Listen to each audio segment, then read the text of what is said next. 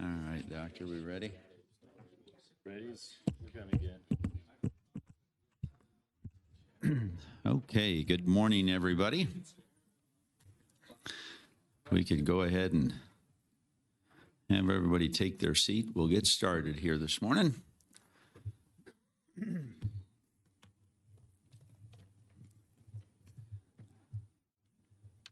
All right, I think we've got everybody. Miss Linda, all good? All right, perfect. So with that, we're at 8:30 this morning, so I'm going to go ahead and call to order today's meeting for the Nevada Board of Wildlife Commissions for Friday, May 8, 2026, and I will go ahead and lead us in the pledge this morning.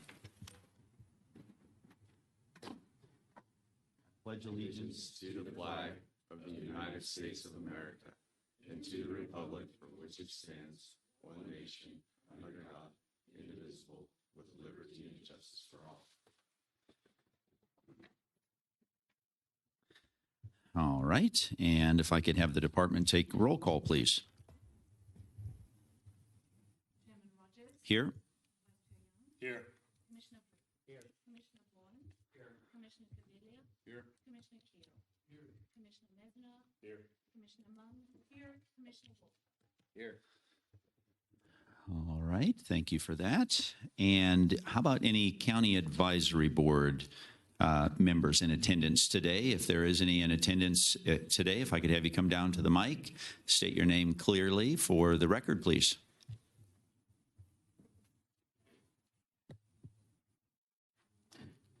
Jim Cooney, Elko.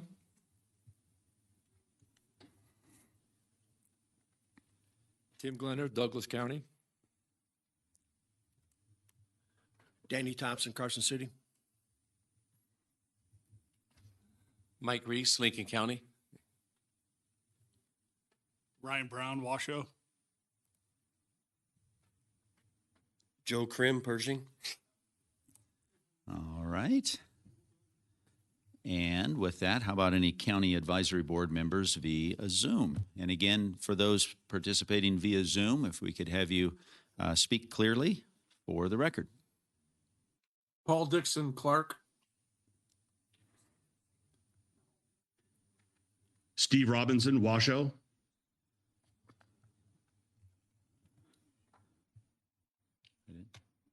All right, that appears to be it for our county advisory board. Appreciate that. And with that, we will close out agenda item 1 there. We will now move on to agenda item number 2, and this is public comment period. Public comment will be limited to 3 minutes. No action can be taken by the commission at this time. Any item requiring commission action may be scheduled on a future commission agenda. Persons making comments are asked to begin by stating their name for the record. So with that, is there any public comment here in Reno today? All right. Seeing no public comment here in Reno, how about any public comment via Zoom? Wow, quiet today. Well,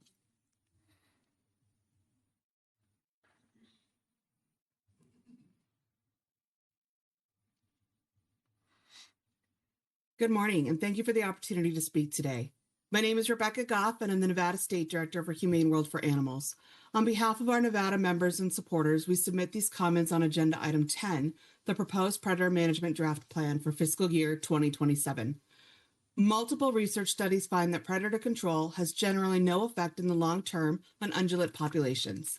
This is because the key to ungulate survival is protecting breeding females and ensuring herds have access to adequate nutrition.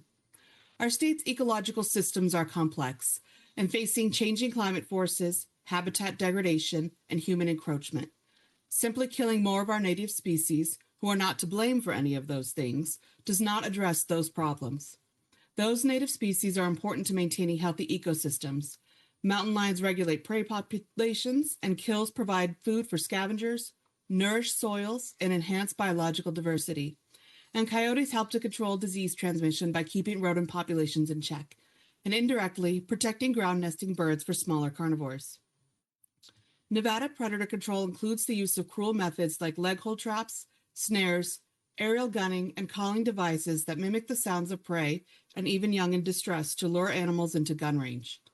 Aerial gunners may not make a clean kill, wounding and leaving the animal to die slowly from blood loss, thirst, predation, or exposure.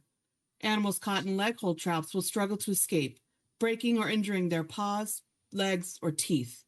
And in neck snares, they may suffer what trappers refer to as jellyhead, where the blood rushes to the animal's head and cannot get back out, thus causing excruciating swelling. I refer you to our substantive written statement, which I sent to you yesterday, which has citations of peer-reviewed scientific studies that support all of my comments today. Thank you for your time. thank you.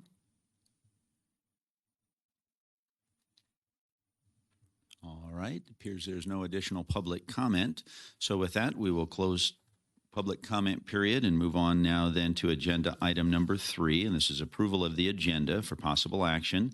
The commission will review the agenda and may take action to approve the agenda for May 8, 2026. The commission may remove items from the agenda, continue items for consideration, or take items out of order. Yes, Director Janae. Thank you. For the record, Alan Janae. So I wanted to give an update relative to the agenda. This will be one of the first opportunities that we're going to take advantage of the rolling agenda, which is items from Saturday that are not regulations, that do not have a set hearing time, can be pulled forward into today's agenda. The likelihood is that given some cancellations by the folks seeking to appeal in agenda items 13 and 14, both of those individuals, Mr. Bilboa and Mr. Padilla, have withdrawn their appeals. And so trying to manage this commission schedule, those kind of changes make it tough, but with this rolling agenda, this does create an opportunity to pull forward at least agenda item 21 and bring that, if there is time and if the chair would so like, there is that opportunity of pulling an item that would normally be heard on Saturday or is on the agenda as such to be heard by doing this rolling agenda that can be brought forward. The Commission General Regulations 517, Commission Regulation 2611, and Commission Regulation 2612 must remain on Saturday because they had a fixed hearing time. But there is some flexibility within that of possibly moving 21 forward. So just wanted to let you know of those cancellations and possible rolling agenda. All right, perfect. Thank you for that. Any questions from the commission with regarding that? I know we've talked about it a little bit as we have juggled schedules in the past and toyed with the idea of a rolling agenda in these situations. So given the fact that we have had not one but 2 items taken off today's agenda, I think it lends itself to potentially, if time permits, allowing the opportunity to move that agenda item 21 from tomorrow up to today. So, yes, Director Janae? Did you? Nope. Oh, okay. Easy enough. Anything else from the commission on that? Seeing none, let me go ahead and take this out then for public comment. So is there any public comment here in Reno today regarding today's agenda? All right, seeing none, how about any public comment via Zoom regarding today's agenda? All right, seeing none, I'll bring it back to the commission for any further discussion or motion. Yes, Vice Chair Young. Thank you, Chair Rogers. Good morning. I'd like to make a motion to approve agenda item number 3, approval of the agenda, with the addition of agenda item 21 being moved to today, Friday, May 8th, if time permits. All right, perfect. All right, so we have a motion from Vice Chair Young, a second from Commissioner Messna. All those in favor with aye. Aye. Any opposed? All right, seeing none, that motion carries. All right, thank you for that. We will now move on to agenda item number 4, and this is approval of minutes for possible action. Commission minutes may be approved from the March 13 and 14, 2026 meeting. So with that, anything from the commission regarding our prior meeting minutes from March 13 and 14? All right. Yeah, I really went through them. And again, as we say it a lot, but hats off to whoever within the department encapsulates all that. That's quite the the undertaking, but I thought they did a fantastic job. Nothing jumped out at me of any significant change or anything. So, all right, seeing no additional comment from the commission, I will go ahead. This is for possible action, so I'll send this out for any public comment on approval of minutes. So any public comment here in Reno today? All right, seeing none, how about any public comment via Zoom? All right, seeing none, I'll bring it back to the commission for any further discussion or motion regarding the approval of minutes. Yes, Vice Chair Young. Chair, I'd like to make a motion to approve agenda item number 4, approval of the minutes as presented. All right. Okay, so we have a motion from Vice Chair Young. We have a second from Commissioner Caviglia. All those in favor with aye? Aye. Any opposed? All right, that motion carries. We are now moving on to agenda item number 5, and this is member announcements and correspondence. This is informational. Commissioners may present emergent items. No action may be taken by the commission. Any item requiring commission action may be scheduled on a future commission agenda. The commission will review and may discuss correspondence sent or received by the commission since the last regular meeting and may provide copies for the exhibit file. Correspondence sent or received by Secretary Janae may also be discussed. So I believe, I know we had received a number of correspondence and items that I think has been duly noted and sent out to everybody. So Director Janae, anything to add to that? No, I believe Linda Barr has sent out all correspondence she has received. Yeah, perfect. Good. All right. Anything else from the commission on correspondence or anything? All right. Seeing none, we will move on then to agenda item number 6, and this is County Advisory Boards to Manage Wildlife. This is informational. County Advisory Board members may present emergent items. No action may be taken by the commission. Any item requiring commission action will be scheduled on a future commission agenda. So with that, how about any community advisory board members here in attendance in Reno today? Any member items? All right, seeing none. How about any community advisory board members via Zoom? Good morning, Commissioners and Chair Rogers. Paul Dixon, Clark County Chair.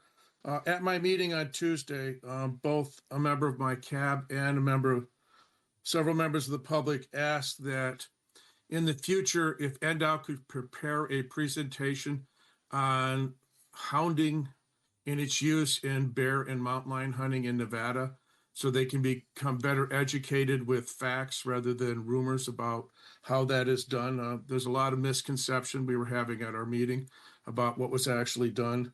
So that was a recommendation that came through. The next thing that was discussed at our meeting, and I wanted to bring this up to the commission and NDOW, is that when we were going over the predation management plan, item 10, agenda item 10, I think it is, one of the things we discussed was raven control. And I was asked, and I didn't know the answer, so I'm bringing it up to this group, whether or not we have worked as a commission or a Department of Wildlife with Nevada Energy to basically raven-proof our transmission lines in areas where we have lecking. And whether or not I know other states do that with their power companies where they put things to keep ravens or hawks off of power lines around, on their poles and stuff for nesting and stuff. And I didn't know if we were doing anything in Nevada or had talked to NV Energy. So I wanted to bring that up as a second topic this morning. Thank you for your time.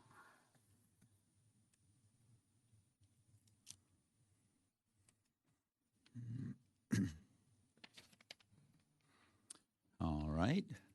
Appears there's no additional CAB member items. So with that, we will close out agenda item number 6 and move on to now agenda item number 7. And this is the department reports. This is informational.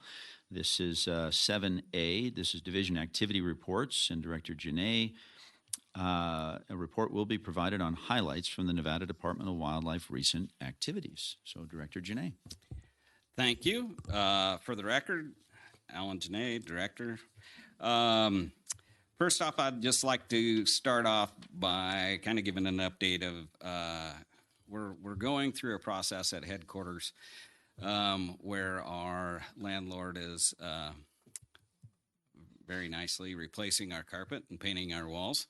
But that means that our staff in headquarters have been literally been playing musical chairs. And so I just wanted to take this opportunity to appreciate and acknowledge everyone, all of the headquarters staff and all of the regional staff that have accommodated these crazy changes and trying to work from various locations and constantly moving to get us to this place where we're now at the commission meeting and everything's hopefully going to run seamlessly. But it has absolutely been testing of all patience and all wills. So, but I just wanted to call out and acknowledge that. Additionally, from the director's office, myself, Deputy Director Jordan Goshert, and Management Analyst Alejandro Medina attended the annual North American Wildlife and Natural Resource Conference. This event serves an annual forum for professionals to learn and exchange ideas. The department participated in committee discussions that have heavily focused on funding and policy. And additionally, many times at the North American is an opportunity where all of the state directors typically try to make it. I think at this last one, I think we had 43 state directors at that meeting. Additionally, Director of Fish and Wildlife Service, Brian Nesbitt, was there. Forest Service was there. There was pretty good federal attendance, and there were some really good discussions with them as far as where they were going with their agencies under this administration and the correlations to state wildlife agencies. And so it was productive conversation. Additionally, Deputy Director Jordan Goshert and Deputy Director Caleb McAdoo recently provided the Legislative Council Bureau and the Governor's Finance Office with a tour in the southern region. The tour focused on law enforcement activities on Lake Mead, the Lake Mead Visitor Center at the hatchery and its operation, as well as drought in the southern region and its effect on bighorn sheep. The intent of the tour was to better educate LCB and GFO of the department's mission, and I know it also incorporated a lot of staff from the southern region, biologists and game wardens, and that effort was greatly appreciated. With that, that is the report from the director's office, and I will pass along to Data and Technology Division Matt Maples, unless there's questions. Any questions for Director Janae from the commission? All right, seeing none. Good morning, Mr. Maples. Good morning, Chair Rogers, members of the commission. Matt Maples, Data and Technology Division Administrator for the record. The big game application period opened on Monday, March 23rd, and will close next Wednesday, May 13th at 11 p.m. The draw results will be released on or before May 29th. Call center and counter staff are busy helping customers with questions, and tag holders for 2026 will notice some revisions to the format of their printed tags. We've updated not only the tag, but also the transportation and taxidermy sections. Hopefully these changes make it easier to understand the process, and then also sets us up for transition to e-tags as some of the language required on those tags changed in that regulation. To assist hunters with their tag application research, the Hunt NV website was updated with data from 2025. And again, the department released proposed quotas to the county advisory boards using our new Seasons and Quotas program that will be used again tomorrow during quota setting. And with that, I'd be happy to answer any questions. All right, thank you, Mr. Excuse me, Mr. Maples. Any questions from the commission at this time? Mr. Maples, before he gets extremely busy here in the next week or so, more busier than you already are. Yes, Commissioner Caviglia. Hey, Matt, I ask you this question every year. So how are we tracking as far as applications this year at this time versus last year at this time? Yes, thank you, Commissioner. It's this year it's a little bit difficult to track compared to previous years because we have extra time allotted during the application period. So I believe there's an extra 6 days this year that didn't exist last year. And what we see in hunter behavior is the last 3 to 4 days is really when most of the applications come in. People naturally procrastinate. I think many of them wait to see what the final quotas are coming out of this meeting.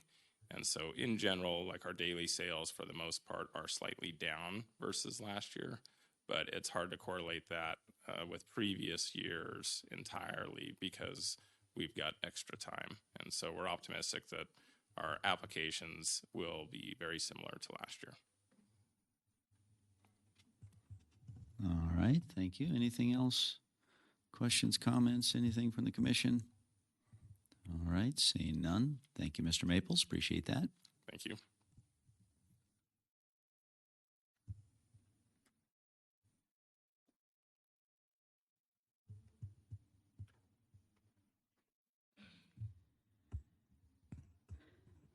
Good morning, Commissioners and Chairman. Good morning. Jasmine Kleiber, Biodiversity Division Administrator, for the record.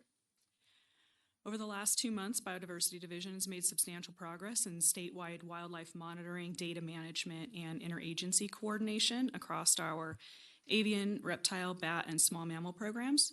Strong emphasis remained on surveillance and response to white nose syndrome, coordination with renewable energy projects, and conservation partnerships for petitioned species. Seasonal fieldwork ramped up significantly, while staff also contributed to national policy discussions and collaborative work groups. Division leadership participated in a Washington, D.C. fly-in hosted by the Association of Fish and Wildlife Agencies to advocate for state and tribal wildlife grants. Meetings with Nevada's congressional delegation highlighted the need for sustained federal funding to support biodiversity, species monitoring, and habitat conservation. These engagements also strengthened partnerships with organizations like Nevada Wildlife Federation and reinforced our collaborations with Nevada Department of Transportation on integrating wildlife considerations into infrastructure planning, most notably on wildlife crossings.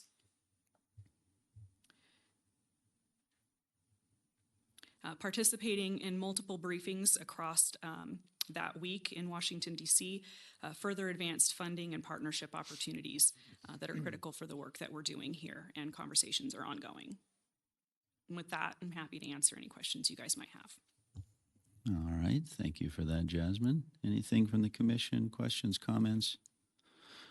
I'm just curious, Jasmine. I just had one thing, and that is kind of an opinion question from you. You mentioned this fly-in, and we've talked a lot about wildlife crossings and what that means and looks like, and the funding and everything else.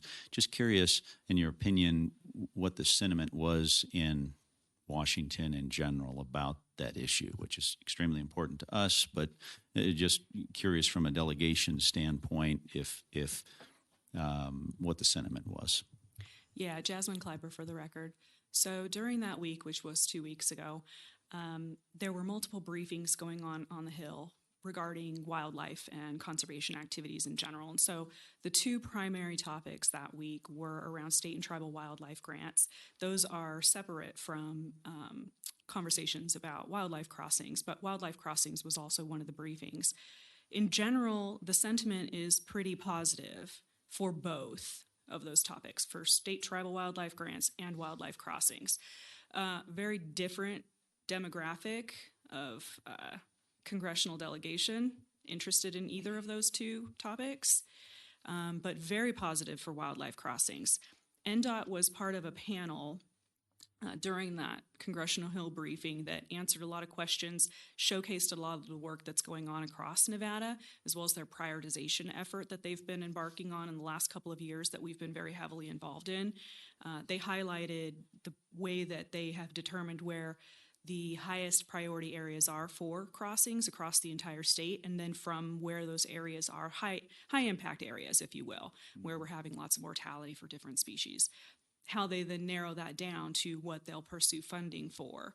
NDOT had secured quite a bit of funding, federal funding previously for these activities, and that funding had been frozen and kind of on hold, and so NDOT was then putting the projects in Nevada on hold temporarily. Now, after that briefing and the panel discussions, the legislators that were there appeared to be very excited about the work and had nothing but very positive feedback on it. So we remain hopeful that we can get those projects moving forward. All right, perfect. Appreciate that. Anything else from the commission? All right, seeing none. Thanks, Jasmine. Appreciate that.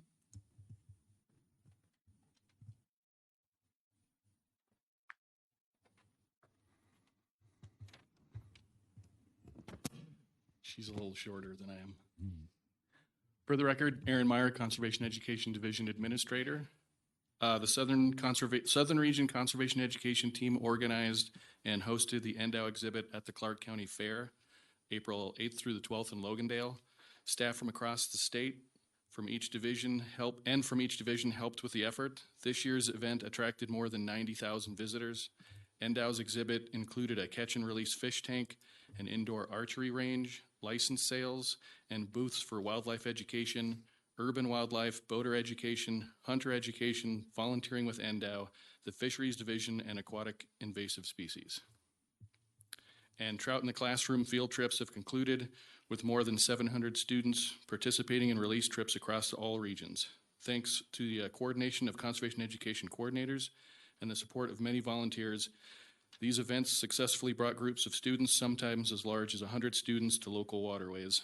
In addition to releasing their trout, students learned about macroinvertebrates, the importance of keeping waterways clean, and the basics of fishing. And with that, I can answer any questions. All right, thank you for that. Any questions from the commission? Comments, concerns? All right. Seeing none, thank you for that. Thank you. Appreciate it.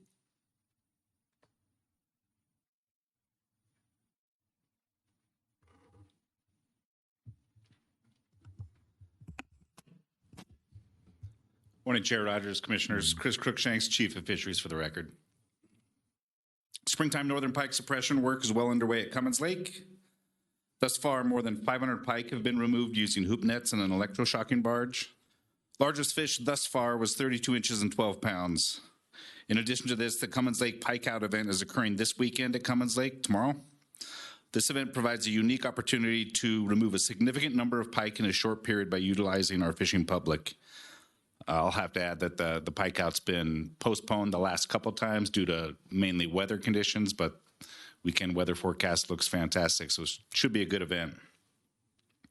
Approximately 300 bluegill sunfish that were utilized at the Clark County Fair Kids Fishing Pond were transported and stocked into Floyd Lamb Park Community Pond. Huge thanks goes out to Wynn for the donation of the fish for this event. And lastly, our annual work at Third Creek, a tributary to Lake Tahoe, is currently underway. The weir and trap are currently installed, and submersible tag readers have been consistently detecting fish entering and exiting the system.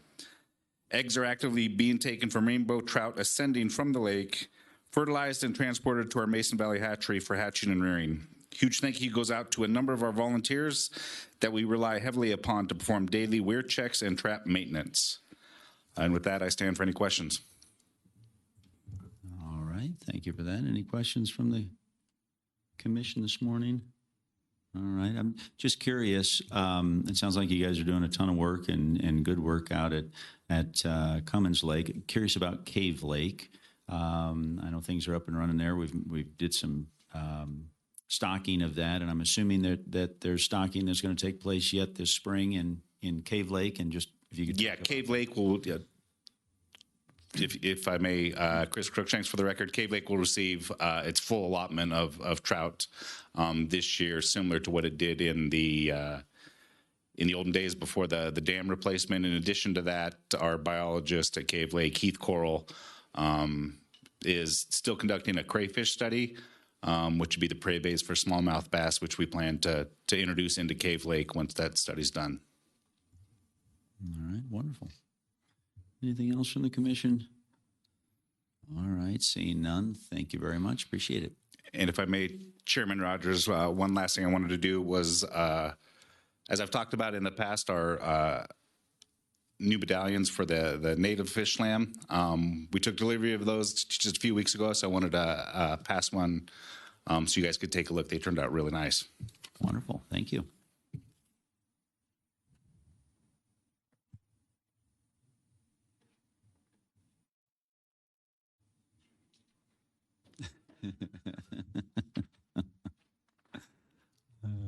All right, thank you for that. Good morning. Good morning, Chief Game Warden Christy Knight for the record. The Law Enforcement Division conducted its annual in-service training in Pioche, Nevada in late April. This year's program focused heavily on interactive scenario-based learning and included moot court exercises, dashboard scenarios, and field-based team building scenarios. Staff also participated in open discussion with representatives from the Attorney General's office and the Director's office and attended a standardized seated field sobriety refresher. A portion of the in-service was dedicated to recognizing outstanding staff achievements through our established commendation awards. This year's awards included One Endow Firearms Expert Course of Fire, Life-Saving Award, Wildlife Officer of the Year, and Boating Officer of the Year. In addition to these awards outlined in this existing policy, we introduced new commendations designed to acknowledge excellence across a broader range of responsibilities within the division. These new awards include Law Enforcement Employee of the Year, Field Training Officer of the Year, and Training Officer of the Year.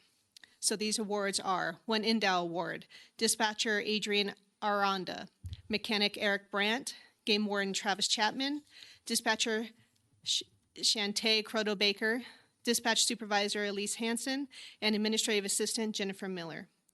Firearms Expert Course of Fire Award, Game Warden Zachary Blackwood and Game Warden Lieutenant Ryan Drew. Life Saving Award, Game Warden Aaliyah Lear and Game Warden Brittany Ryder. Wildlife Officer of the Year, Game Warden Investigator Roma Leiden. Boating Officer of the Year, Game Warden Roy Sparks. Law Enforcement Division Employee of the Year, Dispatch Supervisor Elise Hansen. Field Training Officer of the Year, Game Warden Investigator Thomas Hamblin. Training Officer of the Year award went to two. It's usually only one, but we did two because they were in conjunction with a transition training that we did. Game Warden Lieutenant Ryan Drew and Game Warden Brad Crane. Our divisional integrity, teamwork, and commitment keep the law enforcement division moving forward and help strengthen the department's trusted reputation. With that, I stand for any questions. All right. Thank you for that report. Anything from the commission? Questions, comments? Just a couple of things, Chief Knight, that I had. First off, I wanted to congratulate all of those individuals that you just listed for their awards. That is fantastic and wonderful accomplishments, so I appreciate you making us aware of that. And then also curious, we've talked a lot about obviously shed hunting and whatnot, and that season opened up here a couple of weeks ago, and I understand that it's had heavy use as expected. Just curious from a law enforcement standpoint, if you saw or have seen, or your officers have seen any uptick in violations or anything along those lines now that season is open. Christy Knight for the record. Do you mean any violations since it has opened or prior to opening? Well, how about both? To my knowledge, there hasn't been any for the opening yet since it's open, but they were focused on an investigation that was going on throughout the state. So their focus was on that more than sheds since it opened. All right, perfect. Anything else from the commission? Questions, comments? All right, seeing none. Thank you for that. Thank you.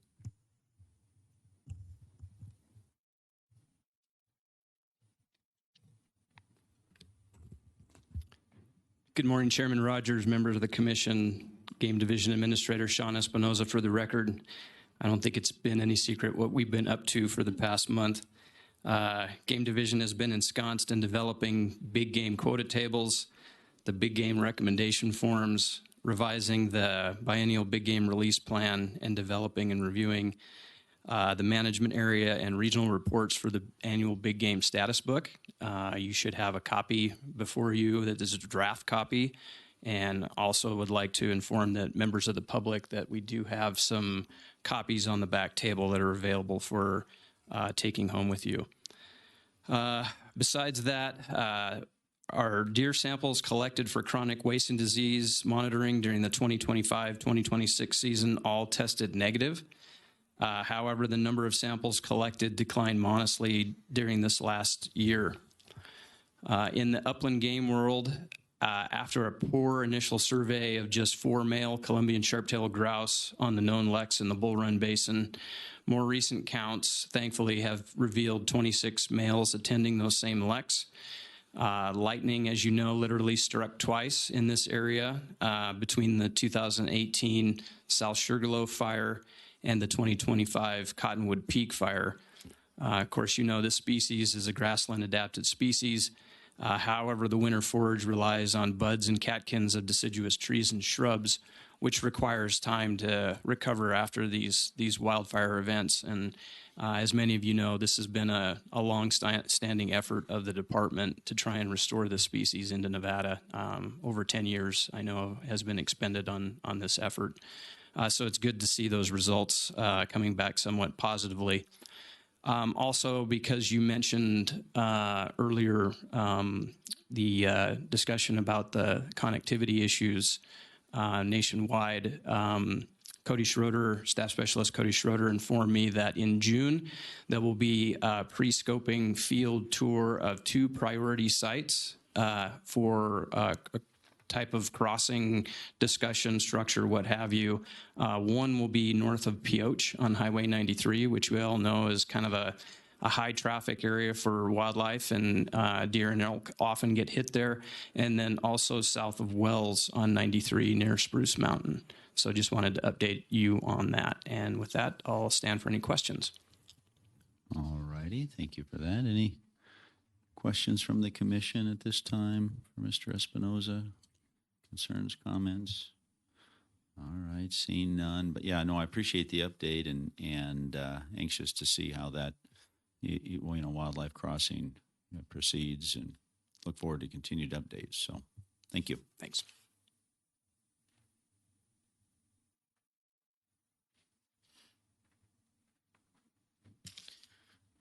Chair Rogers, members of the commission, good morning. Matt Glenn, Wildlife Staff Specialist for the record.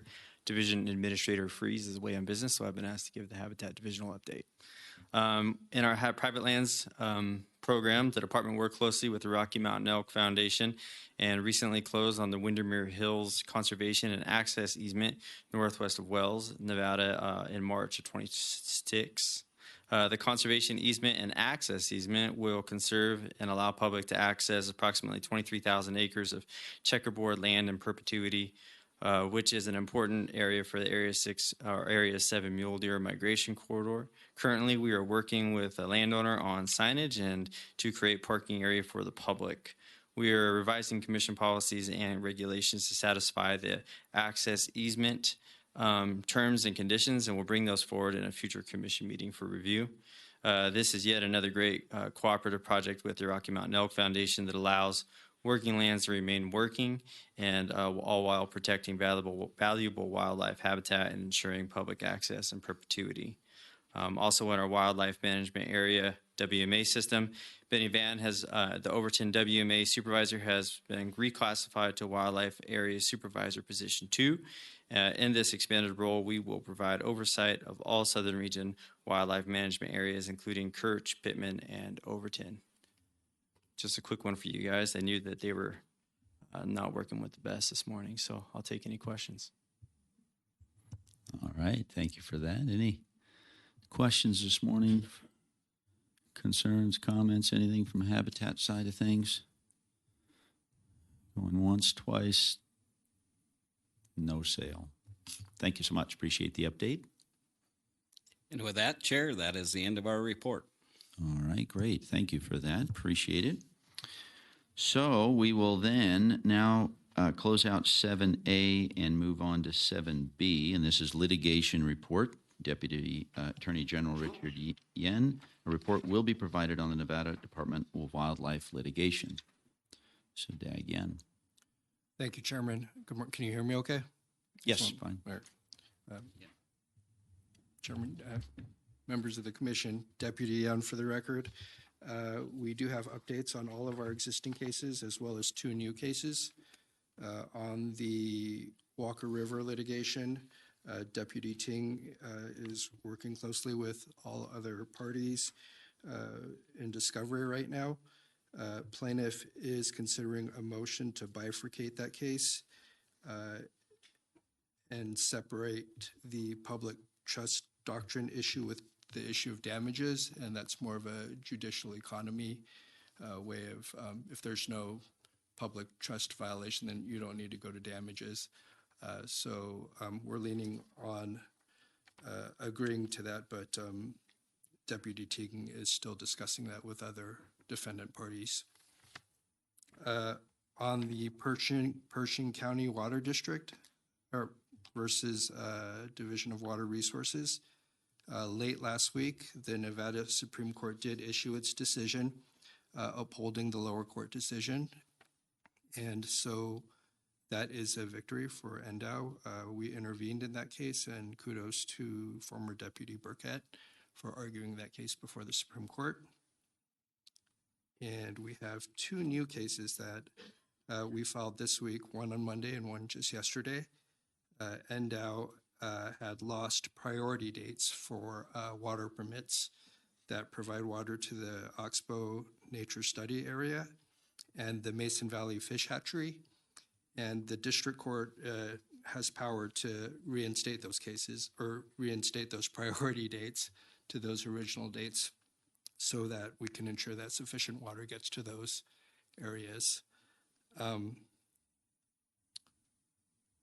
have spoken with the Division of Water Resources, and they did not indicate to me that they would oppose those. So that is, I never want to guarantee a result, but it looks like those should go smoothly. And I also wanted to take this opportunity just to invite and remind the members of the commission that as a result of the last legislative session, you can receive legal advice outside the scope of open meeting laws, and it's been expanded. It used to be only related to ongoing cases, but you can receive legal advice on anything. So I encourage you, if you have legal questions, to reach out to myself or Deputy Ting, and I can take any questions. All right, thank you for that update. Any questions or concerns, comments, anything for the DAG this morning? All right, seeing none, thank you for that update and report. We appreciate that. All right, we will move on to from 7B now on to 7C, and this is Wildlife Heritage Committee report. Committee Chairman Mario Walther. A report will be provided on the recent Wildlife Heritage Committee meeting. So, Commissioner Walther. Thank you, Mr. Chairman. The committee did meet last night. We have, as always, some really fascinating, wonderful projects in front of us. There's 27 this year. I think there were some really good discussions surrounding those projects. One of the, points on the committee's mind, and I'm sure the department's mind as well, is this is would be the biggest ask if we were to fund this in full, dipping into the principal ever. So it's a little shy of $600,000. Like I said, there were a lot of good questions and discussion around those issues. We did send it out for direction to see what additional funding may be available on projects, where some trimming could be done. We're going to meet again in June, which is a discussion we need to have. I don't know if now or tomorrow. We did tentatively set that for June 25th at 5 o'clock. And I now see that conflicts with this wonderful event that Eddie and Peggy are putting on for us in Winnemucca. So we might want to have a discussion about moving that to a Friday morning meeting. We have a new CAB representative on the committee, Justin French out of Elko. We're excited to have him and be working with him. So unless there are further questions, we're going to meet again in June and hopefully figure out where all the money falls and come to the commission with recommendations concerning that. All right, perfect. Thank you for that update. Anything from any of the commissioners regarding heritage? All right. Seeing none. And yeah, just again, we'll work towards some changes on the meeting dates. So in June. So no worries there. All right, moving along this morning, we are going to close that item. We are now on to 7D. This is Habitat Research and Management Report.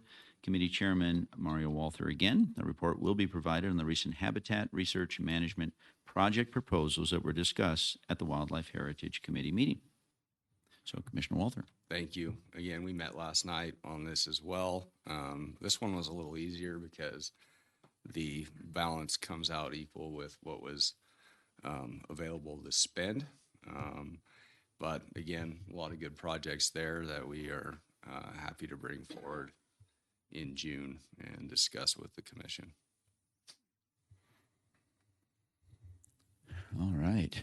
Any questions at all, concerns, comments from the commission regarding the habitat research and management items?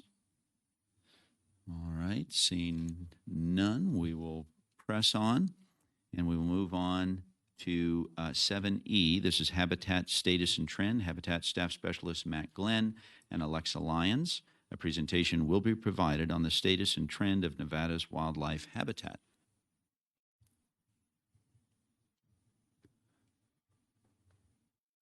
Good morning, Chair Rogers, members of the commission. Matt Glenn, Habitat Staff Specialist for the record again this morning. So I'm going to give the Habitat Status and Trend presentation. And how this is structured is going to be kind of some long-term and short-term habitat status and trend in Nevada, a little bit about this last year in terms of snowpack, wildfire prediction and forecast, which has been provided by Gina Palma, who provides that information and forecast to the BLM, and then land on some habitat restoration positive notes. Let's see if I can. Like I just mentioned, we're going to talk long-term, short-term, Great Basin wildfire season outlook, and then restoration accomplishments, and like I said, end up on that positive note. So most of you have seen this mapping before. I apologize for some of the colors. They never turn out exactly how you hope they will, but this is that EcoState data mapping product. Essentially, these are like ecosystem health scores. That's the easiest way to put this. Your dark greens and your are your good shrub component, and your dark blues are your good grassland components, and then really everything else is somewhere in between. I think the important thing here, though, is that red is bad and dark green is good. You'll also notice a lot of that dark brown or light brown. You'll see kind of transitions to those darker colors from 1986 and the 88 snapshot to the 22 to 25 snapshot, kind of representing those pinyon juniper woodlands transitioning to more phase 3 woodland. Why is this all important? Because in the state of Nevada, we have lost approximately 71% of our core sagebrush habitat. And what that really means is a departure from really good shrub component.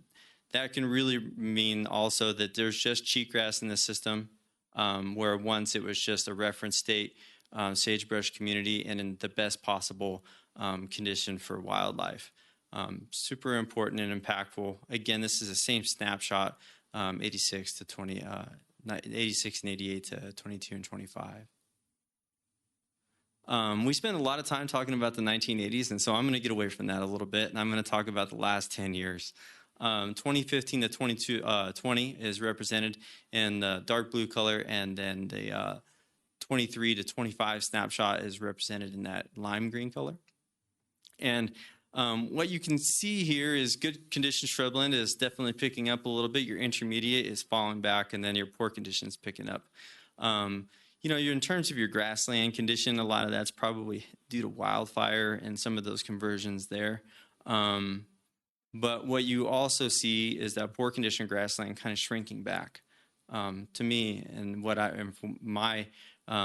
do here at the agency, that's a good thing. That's a really positive thing. You also notice over there on tree low and mid cover and tree high cover, you'll see some kind of trading spaces. And I think some of that has to do with the conversion of low mid cover to, you know, denser tree stands, but then also you might be able to explain some of that away with pinyon juniper treatment.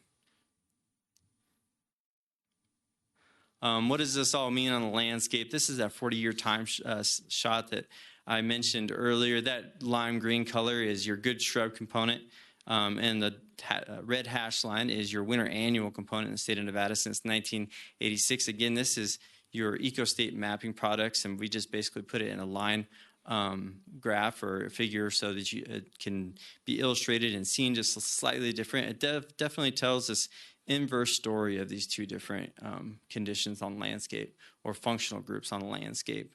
Obviously, in the 1980s, far more shrub component than we have now, and how you see these peaks and valleys of each of these conditions kind of inversely related on the graph. They almost mirror one another.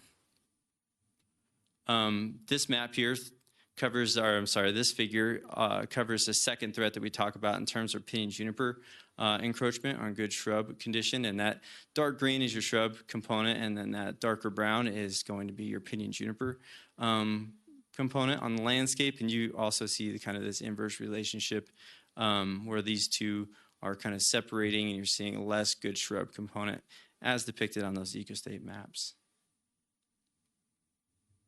What does this all mean for wildlife? Well, we don't track a lot of species super well through time, but we have tracked mule deer pretty well. And so we're going to use mule deer today.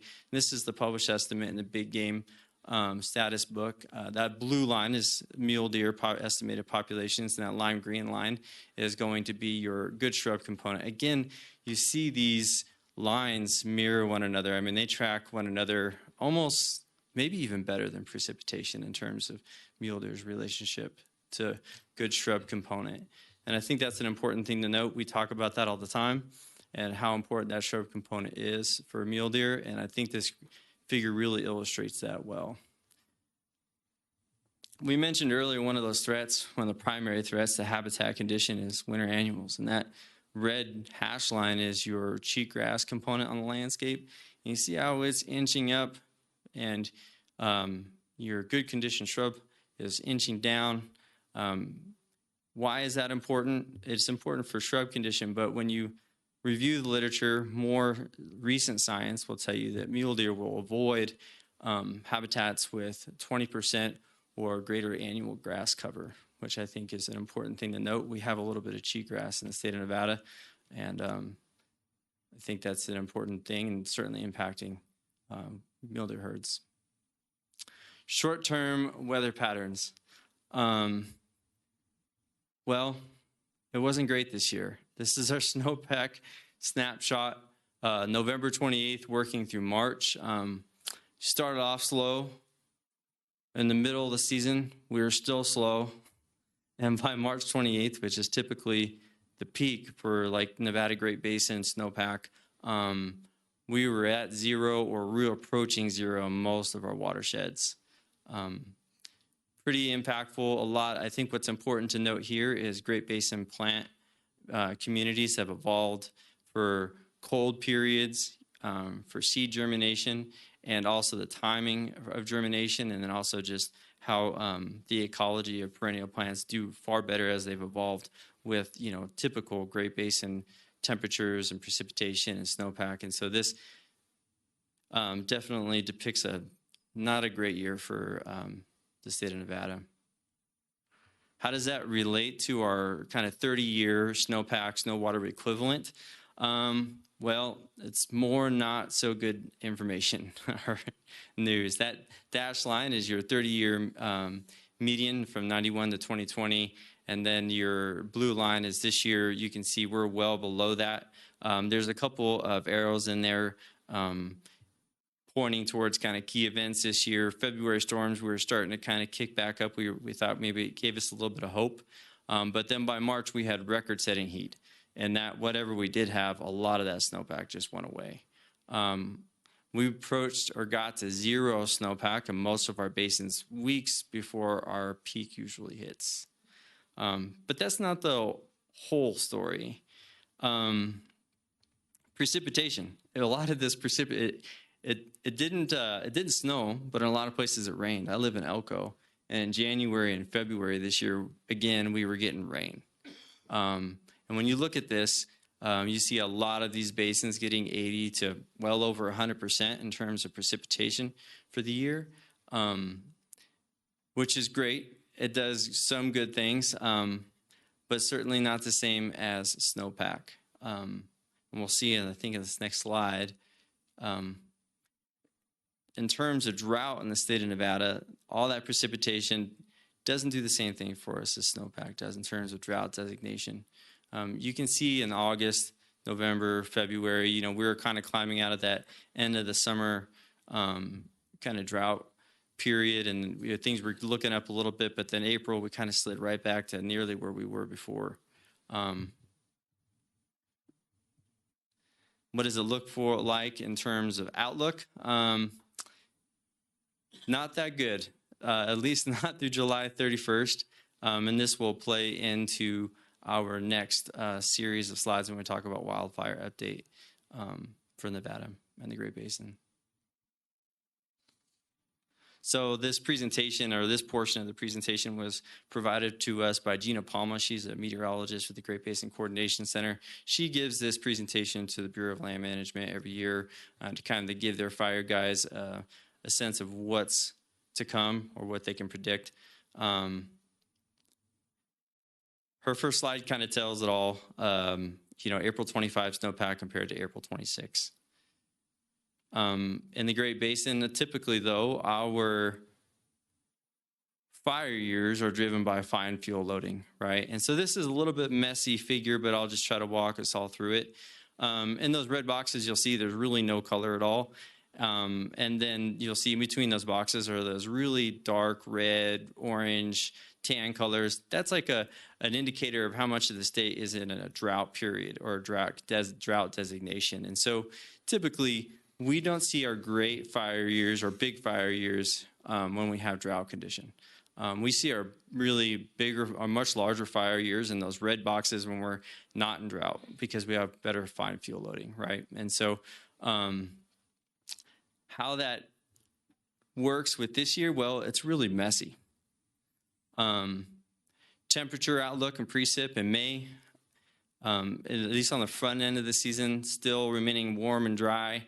Towards the end of the year or end of the summer, things may pick up a little bit as per this forecast.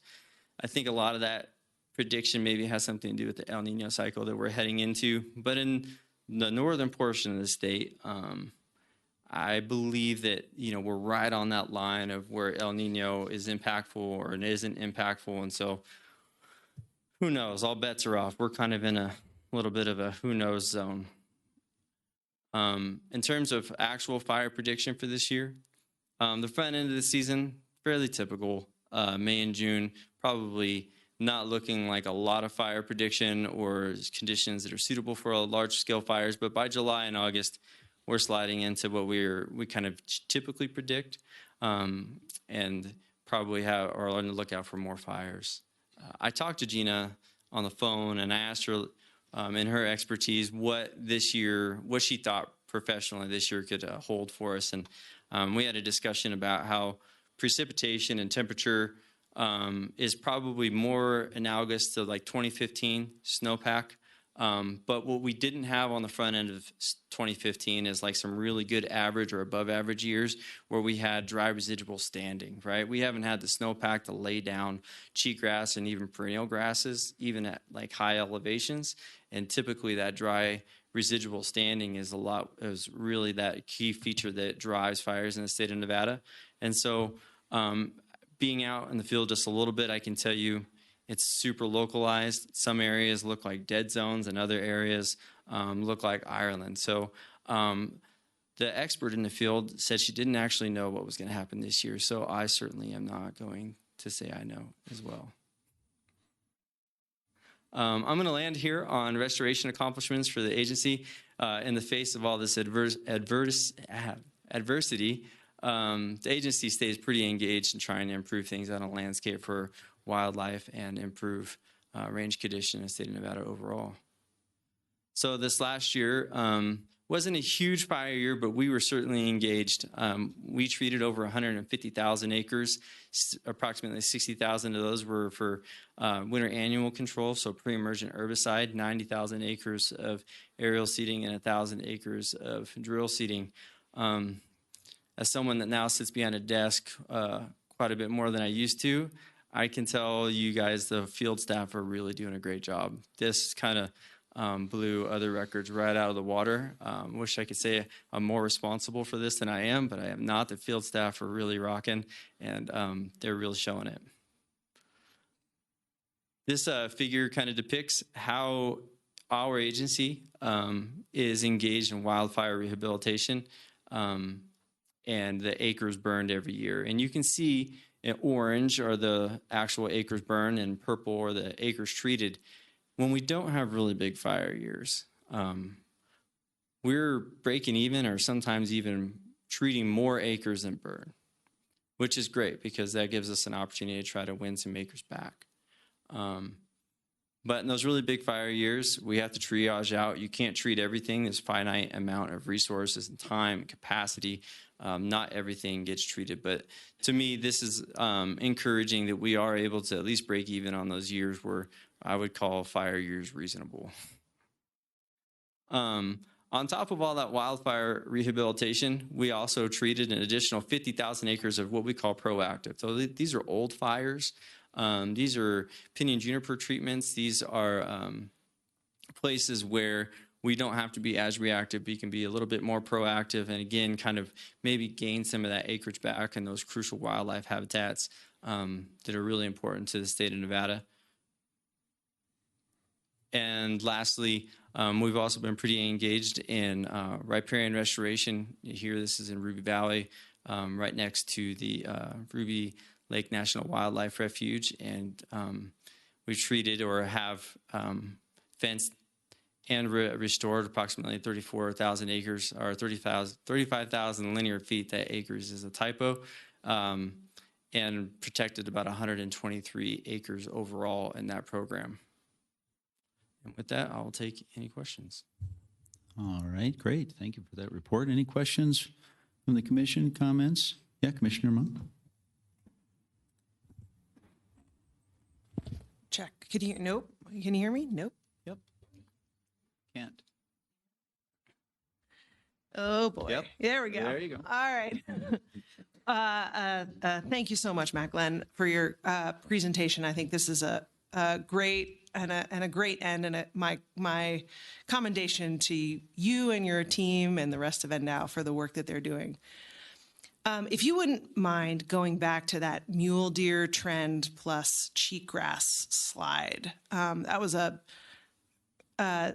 really astonishing and really helpful slide to look at how our mule deer populations have changed over time so closely with the loss of shrublands, I should say. And the sort of statewide estimates that you guys have done on those maps are really helpful. I'm interested in having the department help us as commissioners understand and CABs understand better how these kinds of trends are affecting populations at the hunt unit scale and the management unit scale. Now, I know you guys have just done a lot of writing, and it's here in many ways. But I think that there's a real opportunity to help focus our conversation on what is very clearly a really important driver of wildlife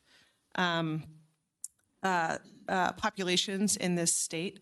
And, you know, as we go into this next couple days and we're thinking about tag quotas and whatnot, which is another driver for population management, I just want us to not miss the point here that these wildlife concerns or these habitat concerns are overarching.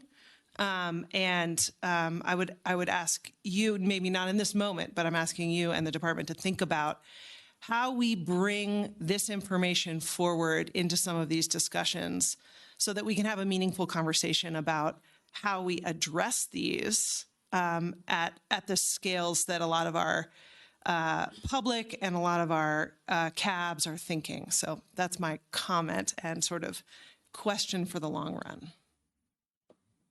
Wonderful. Good. Thank you for that. Anything else from the committee? Yes, Commissioner Walter. Thank you. I just wanted to say, you know, in the face of so much adversity, it's awesome to see you guys year after year move that needle. So I appreciate it. Keep up the good fight. I mean, it's maybe my opinion, but I think if we look at the data and on the ground, you guys are the best in the business. So keep up the work. All right. Yes, Vice Chair Young. Thank you, Chair Rogers. Thank you, Mr. Glenn, for the presentation. On this same slide or graph, looks like around 2018-ish was kind of the low on the good shrub, and then we had an uptick. I'm assuming main factors are precipitation, lack of wildfire, habitat projects, any other factors that went into that. I mean, obviously, a lot of bad news on these slides, unfortunately, but I will take a little good news that we hit a bottom and we came up from that. What are the factors? Yeah, so I think, first off, thank you for the question, Commissioner Young, and also for the comment, Commissioner Munn. I think both of your comments and questions probably are at play here in my response. I think that it's incredibly nuanced across the state, how different areas respond to fire and what areas potentially also transition to winter annuals, and how you see peaks and valleys in both of these kind of vegetation classes. And so what's at play? Potentially wildfire, but then also drought. There is some potential that the Nevada Department of Wildlife and our federal counterparts are doing a good job, and we're restoring lands and kind of capturing some things back. I look at this and this particular figure when I first input all this data, and then out came this figure. I was actually quite surprised as well how tightly mule deer were tracking with this shrub component, but then also just that real inverse relationship with winter annuals. And to tell you that I knew exactly what all the drivers were on every peak and valley of this graph, I couldn't tell you that for certain. Within certain resource areas, like Commissioner Munn referenced earlier, I think we could talk about some of that nuance. But I think that I don't know that I can really answer the drivers. I'm going to say fire primarily when you see these big ups and downs. Martin fire. Thank you, Commissioner Munn. Thank you. And then just one quick follow-up, and I apologize, it's not in the PowerPoint presentation, but while we have you up there, how is the Cottonwood Peak restoration? I know it's very early and just obviously very critical area that was burned last year. And I know it's difficult with all the different weather patterns and you can't predict the future, but do you believe some of that will come back into the sagebrush steep habitat, or is it pretty just difficult to tell at this point? Too early? Matt Glenn, for the record. It is really difficult to tell right now. We're sitting in the month of May. It's hard to keep track of time sometimes. But this is early to say right now. I can say that. I can tell you that some of our treatments, specifically pre-emergent treatments, have been successful, and you can see these in almost immediate improvements just for perennial grass species on the site. But I would also mention the realist in me is that we had a really poor winter. And I don't want to be negative, but I don't know that I have real high hopes in terms of just natural response. I think we seeded probably, NDOW alone seeded over 20,000 acres on that fire. And I don't know that we don't have to adaptively manage and go back and look at it again, being realistic. I think we have some tools in the toolbox. I know that our restoration staff and our federal counterparts are engaged. They're still talking about this. We all recognize the importance of the area, and we're going to keep working on it. But I think for right now, we're on pause, and we're waiting to see exactly what happens out there. And then probably sometime midsummer, we'll have a better sense of how we have to move forward. All right. Yes, Commissioner Keel.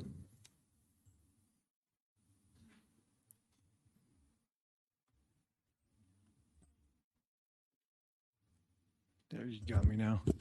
Thanks, Chair Rogers, and thank you for the presentation, Mr. Glenn. I know before you mentioned Medusa head as one of your major threats across the state. Can you give an update on that, or are we holding the line? What's the status on that beast? Commissioner Keel, thank you for yet another really good question. Are we holding the line? I think it's really difficult to say. because there are so many small infestations that kind of pop up that we only find out about, through the grapevine or just every once in a while. It's really hard to keep track exactly of where all these small infestations of Medusa head potentially pop up across the landscape. I would say on those areas that we are known to us, I think we are definitely turning the tide on those.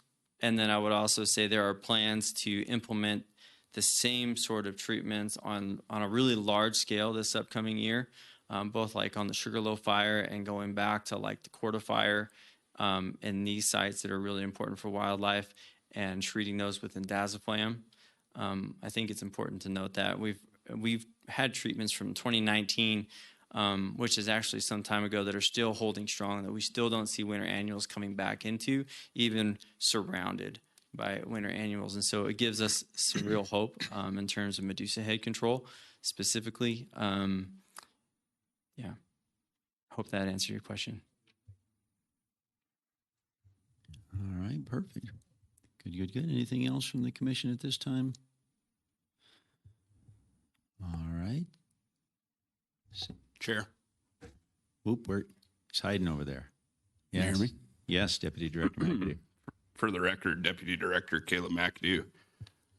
I'm just sitting here thinking about the presentation that Matt just gave and the amount of info in here to really contemplate ahead of the discussions that you all are going to be having tomorrow. There's a lot going on here. And I think we would be remiss if we didn't look into this graph a little bit further and think about obligate species that need sagebrush to survive, like sage grouse, like mule deer, right? And that's what you're seeing here. So this graph is showing Nevada's changing landscape and our species response to that change, right? And so in contemplations of elk in this state and the habitat that's available, so mule deer are following that reduction in shrubland. Meanwhile, species that can respond to grassland like elk have the opportunity to do just the opposite. And so forget which commissioner mentioned Cottonwood Peak. There's been a tremendous discussion around elk numbers in that area. The irony is that these forces here that are pushing against deer, those same forces are pushing towards elk. And so that area that's been impacted is going to become elk habitat, at least in that early succession period. So the next, even if we get shrubs that germinate and start to grow for the next 10 to 15 years, that's going to be prime early succession habitat that benefits antelope and elk. And I think we often start these conversations with the assumption that everybody realizes that, and I don't think that that's necessarily the case. And so again, this is statewide.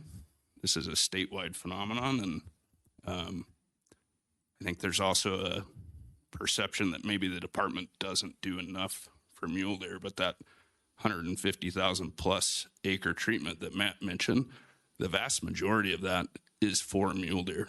That's a big effort towards improving mule deer habitat. So there's a lot going on here, and much more to say, but we go back to Cottonwood Peak itself, the political pressures, the realities on the landscape against rehabilitating rangelands towards sagebrush that benefit mule deer. That's happening, right? So there's other forces that are working kind of against some of that effort towards mule deer. So just wanted to point that out. Yeah, perfect. Thank you for that. Anything else from the commission, given the presentation and comments? Yes, Commissioner Munn. Yeah, one more. And I just want to go, if we could go to the slide, I'm not sure if it was before or after this, but that had the 10-year, the two That one. Yep. Matt, I appreciate you giving a 10-year snapshot. However, one of the things that brought to mind was how much change do we expect to see in 10 years? Certainly conversion into grasslands or into annual species happens overnight or in a matter of days. But that successional change that we were talking about, from grasslands to shrublands, in your opinion, how long does it take, other than to going into that grassland state? How long are you expecting it to take to go from one of these kind of classes to the next? Thank you for that question, Commissioner Munn. Matt Glenn for the record. I think having poured over this EcoState data, what I have noticed, when you go and you look at like single years or 3-year snapshots, there's a tremendous amount of variability. And so, the lifespan of a mule deer or an elk is not that long. And so I think my intent was to show how potentially that variability is looking in the last 10 years and how that's impacting wildlife populations right now. And so, like I said, there's a lot of variability. We use the time slices to normalize, and this is a world you know a lot about. And so really what that means is we're just using averages so that it takes a lot of those peaks and valleys out of the EcoState data and kind of gives you a greater sense over like a 3 or 5 year time stamp. In terms of just using a 10-year, like I said, I'm trying to get away from just always looking at the 1980s because we do that a lot, especially in the Habitat Division. And I think here, just looking at the last 10 years kind of gives us what we're up against and potentially how you could also view how the agency and our federal partners working out on the landscape are potentially also impacting these categories. Sure. And I completely understand it. I don't think we're going back to the 80s. And from a fashion sense, I'm okay with that. But I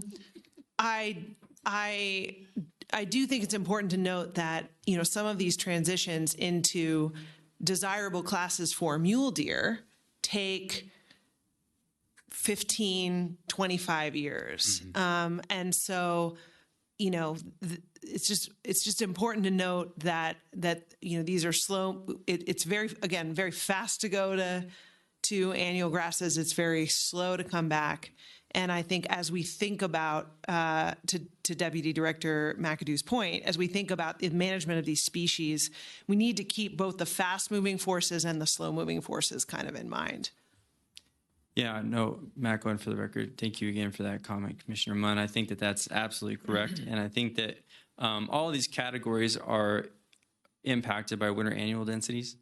And when you look at remote sense data like the Rangeland Analysis Platform, even from one year to the next, you can see huge variability in winter annual densities, and that can impact these scores. And I think this was kind of a reality check for how that EcoState model works and the variability that you can see from one year to the next, and that was the intent. But no, I appreciate the comments. I think they're completely valid. Yes, Director Janae. So there was a question brought up by Commissioner Munn relative to trying to get this information, this EcoState information out. So this has been provided to the mule deer enhancement teams using that EcoState information, kind of that first map, the coloration, to help those groups or sportsmen folks on the ground think about how those changes are occurring and what states, what condition of habitat is out there. But yeah, it's probably something that could be refreshed. Again, it's been a bit. We could probably send out the latest and greatest to help with that, because it's kind of bringing it down to sit here and look at it statewide. It's you can't even contemplate how to fix it. But when you can break it down to those smaller pieces, those smaller units, that's where this information really becomes helpful. in the strategies around it. And that's literally what Matt Glenn and the Habitat team have been doing is trying to take it down to the, from this down to a unit to down to a mountain range, down to a basin. And so I think the success that we've seen through the years, this has been a long and often fraught with failure, process. And I think that we're actually seeing the tools and the technology and the knowledge base to where we're starting to see increased results in our efforts. And it is a little bit nice to see maybe the bottom and maybe a rebound to start turning it around. So appreciate the discussion. Yes, Commissioner Vaughn. Yeah, thank you, Director Janae. And I just want to point out, too, that there are groups in Nevada and around the West that are using these kinds of maps as really valuable communication tools to do collaborative resource management planning in partnership with communities, because they do help us break down the information into sort of manageable buckets that you can then plan management actions around.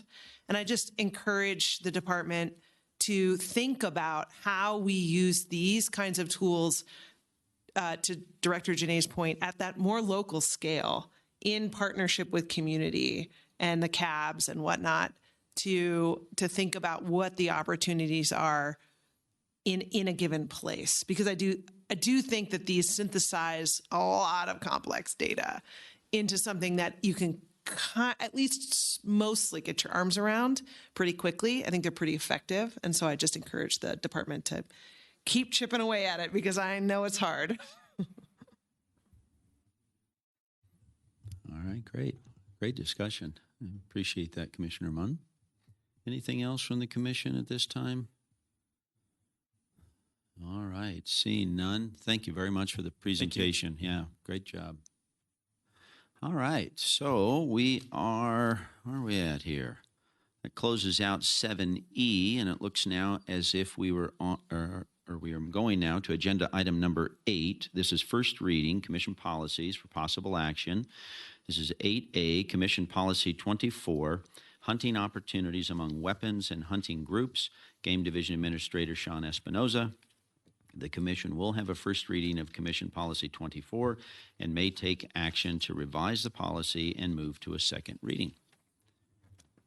So, Mr. Espinoza, good morning. Good morning again, Chairman Rogers, members of the commission. Game Division Administrator Sean Espinoza for the record. Even though I'd rather discuss the last topic for the next hour, alas, we have some policy business to take care of here.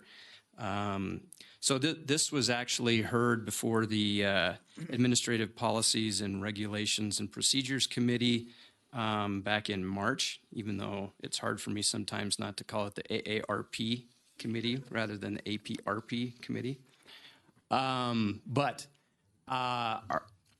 Let's see here.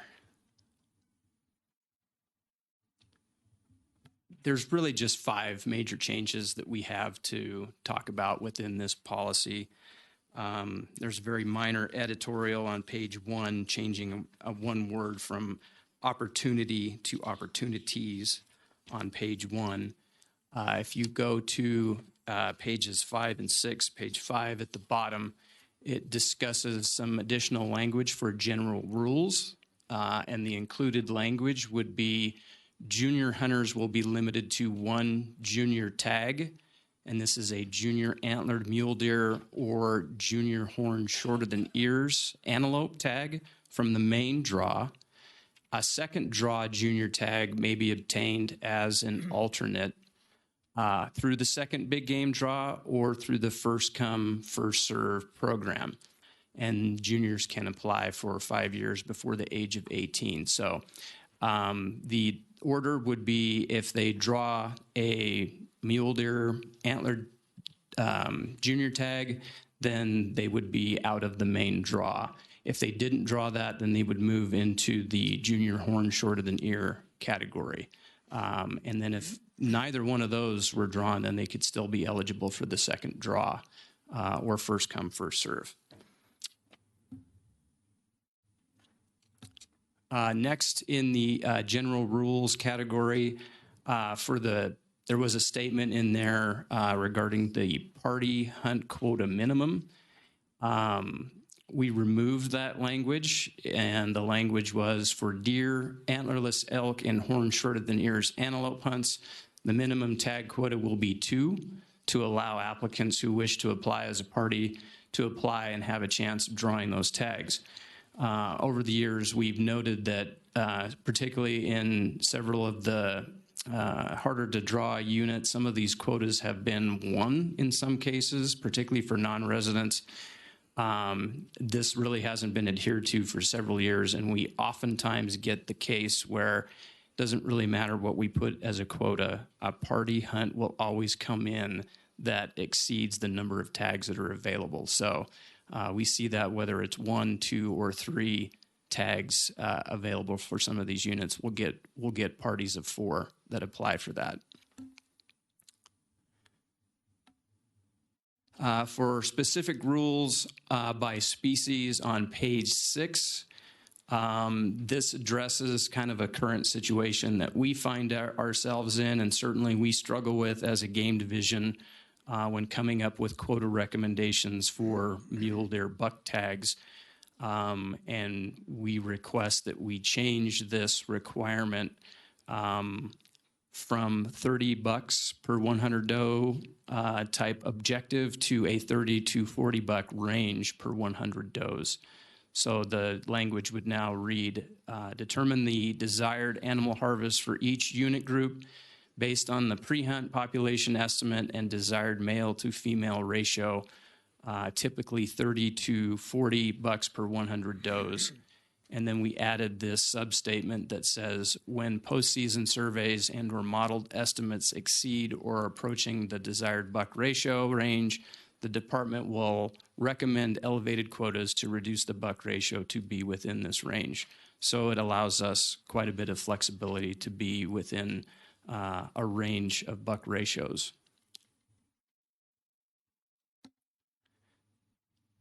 And then lastly, for specific rules by species for mule deer allocation of desired harvest by weapon group,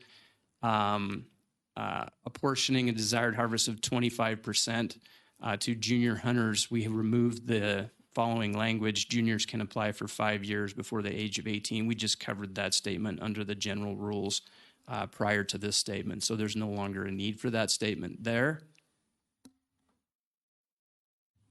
And then also on page 8 for antelope, and this applies to the horn shorter than ears allocation as follow for junior hunters. We want to apportion the desired harvest of 50% to junior hunters for horn shorter than ears, and then the junior horn shorter than ears hunt will be considered for the any legal weapon hunt category. And that covers the main changes within policy 24. So with that, I'll stand for any questions. All right, thank you. Yes, Vice Chair Young. Thank you, Chair Rogers, and thank you, Mr. Espinoza, for the presentation. A quick question on the junior tag limitations. On the second line, it says it will be, it says junior hunters will be limited to 1 junior tag from the main draw, and they draw the antlered mule deer, then the horn shorter. Is it a concern that that's the main draw? Obviously, we're not removing them from the main draw. That's sheep, elk, and everything else. We're removing them from the junior draw. Correct. Yes. Do you think it's necessary to clarify that, or are everyone comfortable with the main draw? I may ask Matt. Mr. Maples, come on down.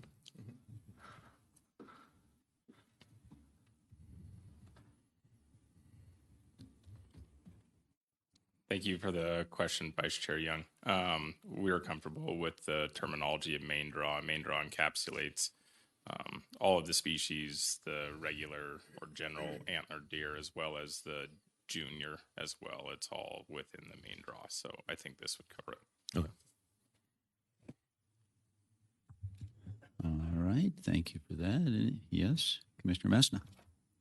Thank you, Chair. Quick question on the buck ratios.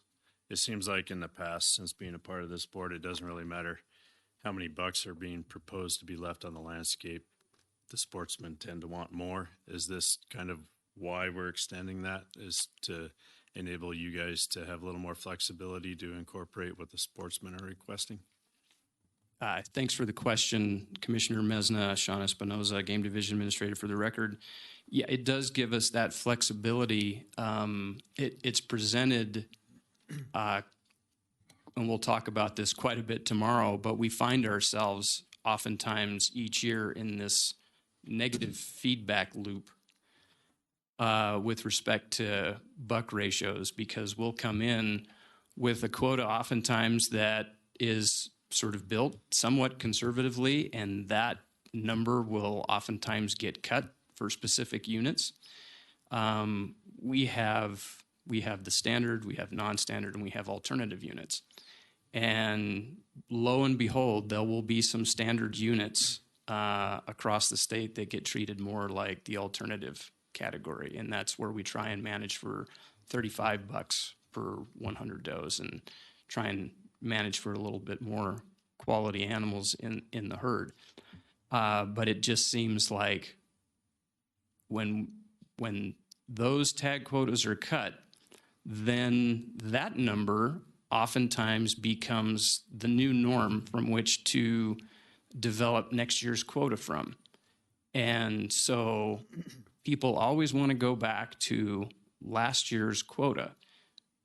But what they don't realize is that that is generating in and of itself a higher buck ratio over time. So we stay oftentimes within last year's recommendation, and it drives that buck ratio up. And that's that negative feedback loop that we find ourselves in. So we figured, why not be somewhere in the 30 to 40 range category?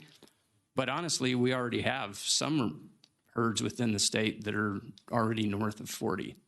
And so trying to get that back, I think, and strive for this, really strive for this, I think would not only be good for sportsmen, but I think it would be good for some of these mule deer herds as well. Eventually, we will find ourselves in a place, if we continue down some of these strategies, we'll be north of 50. We might even be north of $60 per 100 does.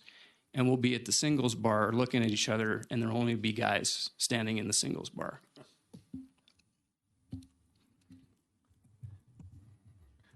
Yes, Commissioner. Just to follow up on that question, by putting this on paper that we're bumping it up, to 40, I guess my concern is that by putting it on paper, is it just going to kick the can down the road to where we're like, well, it says 40 on paper now, so 45 isn't all that bad. Like, are we just not having the right conversation to get it through folks' head about the singles bar?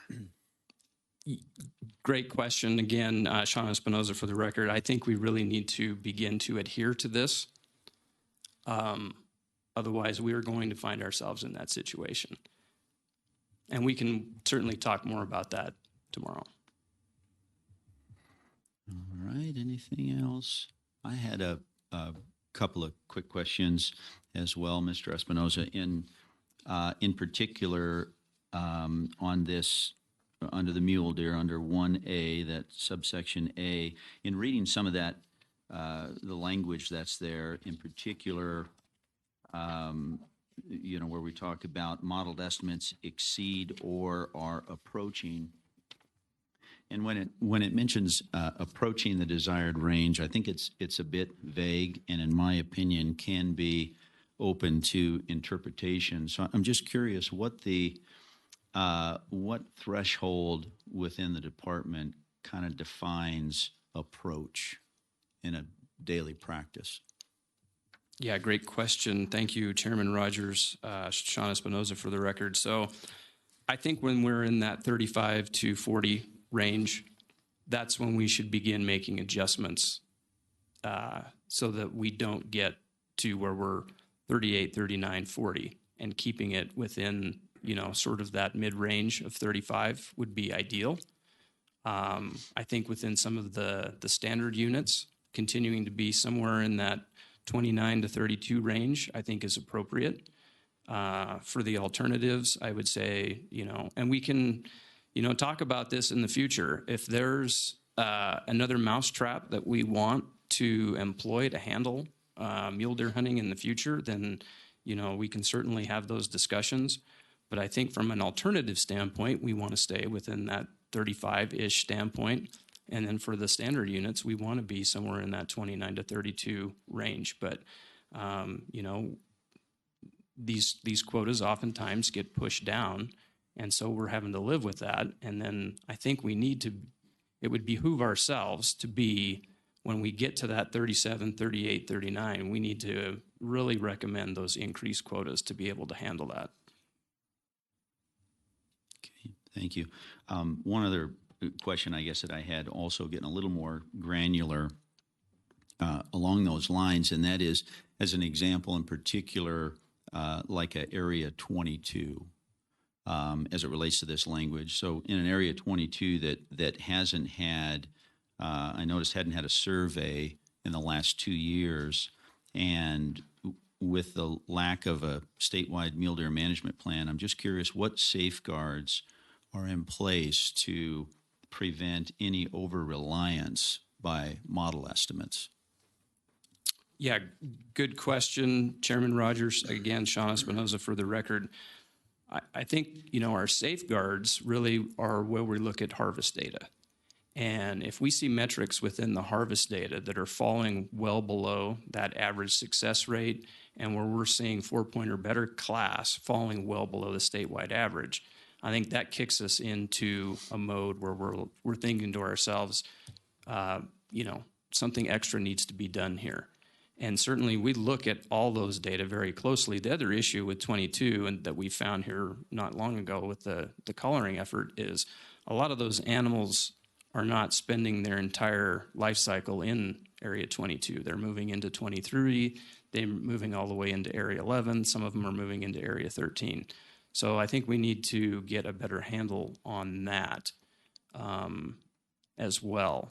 So that's, I think, some of the things that we have to figure out over the next couple of years here. But the harvest metrics really are something that provide that safeguard for us to know that something could be wrong. If we see success rates that fall below, 35% and 4-point or better that fall below 30% for Area 22, we know there's an issue there. All right. The last question that I had real quick, and that is, when I read through the policy and the information here and kind of perused through the other species as well, elk and antelope and different things, I noticed that there was not any similar language in for any of those other species. Just curious why there wasn't any, or why there isn't consideration for those type of ratio numbers for other species. I think we felt comfortable with where we were at with the other species, but just knowing where we were at with mule deer and knowing that some of these changes are necessary. The other thing is that we knew we had to do something to address the situation with junior horn short of the near antelope, because that was not addressed previously. So we've got these other things sort of built in, and we feel pretty comfortable with them. All right, perfect. Thank you. Yes, Deputy Director Scott. Yeah, Mike Scott for the record. So I think it's important to recognize that the 30 to 40 is post-season. We're starting a lot of these at the beginning of the season. A lot of these herds, these units, are probably approaching 60 bucks per 100 does. And so as they're removed through hunting, that's where we end up at the end of the season. And I think a lot of people don't recognize that if we're managing for 30, that's at the end of the season. It's not at the beginning. So while they're hunting, the buck ratios are a lot higher than where we end up at the end. All right. Any other questions? Yes, Commissioner Cavilla. Thank you, Chair. I got a couple. One's just a comment for the commission, on the 50% of the appropriation of the horn short or the near tags at 50%. I mean, I think last year we put it at 75%. I know the department provided some data on, applicants and the total junior applicants we had last year. But me personally, I could see even bumping that to like 60%. I wouldn't have a problem giving juniors, even if it gave the opportunity for a junior to draw, in the second round, a second tag, on the first come, first serve. I wouldn't have a problem at all giving more tags to juniors. Just a thought for the commission. I don't know where everybody else is at. And then back to the mule deer, I do have, Sean, we're talking about like the standard, alternative, and non-standard. And when you were just kind of giving some of the ratios, like on standard, you were, 29 to 32, and then alternative, the higher numbers. I'm curious if within this language we need to define that, standard, this is our target threshold, alternative, this is our target threshold, non-standard, if we need to get that granular on that, define it. What are we going to look, what is the target on the different classifications? Just a thought. And then the last item I've got, and I've kind of chewed on it since the APRP committee, when we had this first discussion, the question came up about a mule deer management plan. And I've been up here 8 years, and shame on me for not knowing it either. We don't have a mule deer management plan. And I don't understand, I guess for me, I don't understand how we don't. We put so much effort into mule deer, all the habitat projects for mule deer. I mean, it's probably out of all our ungulates that we hunt, that's probably the one of most concern in all reality. And I don't know why we don't have a mule deer management plan. And I didn't know we didn't. To be honest with you, and I've talked to a handful of other people that are in the same boat, and I don't know why we don't have one. In my mind, it's such a critical species, and I know that's a gigantic lift for the department. I completely understand that, but we don't have one. So, yeah. Go ahead, Mike. Yes, Deputy Director Scott. Thanks for the question. Mike Scott for the record. So with respect to the standard, non-standard, and alternative, that's in our guidelines. We have a guidelines document that we presented to you a number of years ago, 5 years ago. It probably needs to be updated. And I think we've already started conversations about updating those guidelines. And when they are updated, we can present those to you as well. There's a number of things that have changed. Basically, when the document is complete, it's almost obsolete. And so just because things change constantly. The game division will probably start updating that document at some point and then present that to you, and we can provide the specific information on those hunt strategies, if you will. With respect to a mule deer plan, when I was in Sean's position, we started the mule deer enhancement program. And the one thing that, let me back up a little bit. We did start creating a mule deer plan back in, I think it was, 2007, 2008, somewhere in there.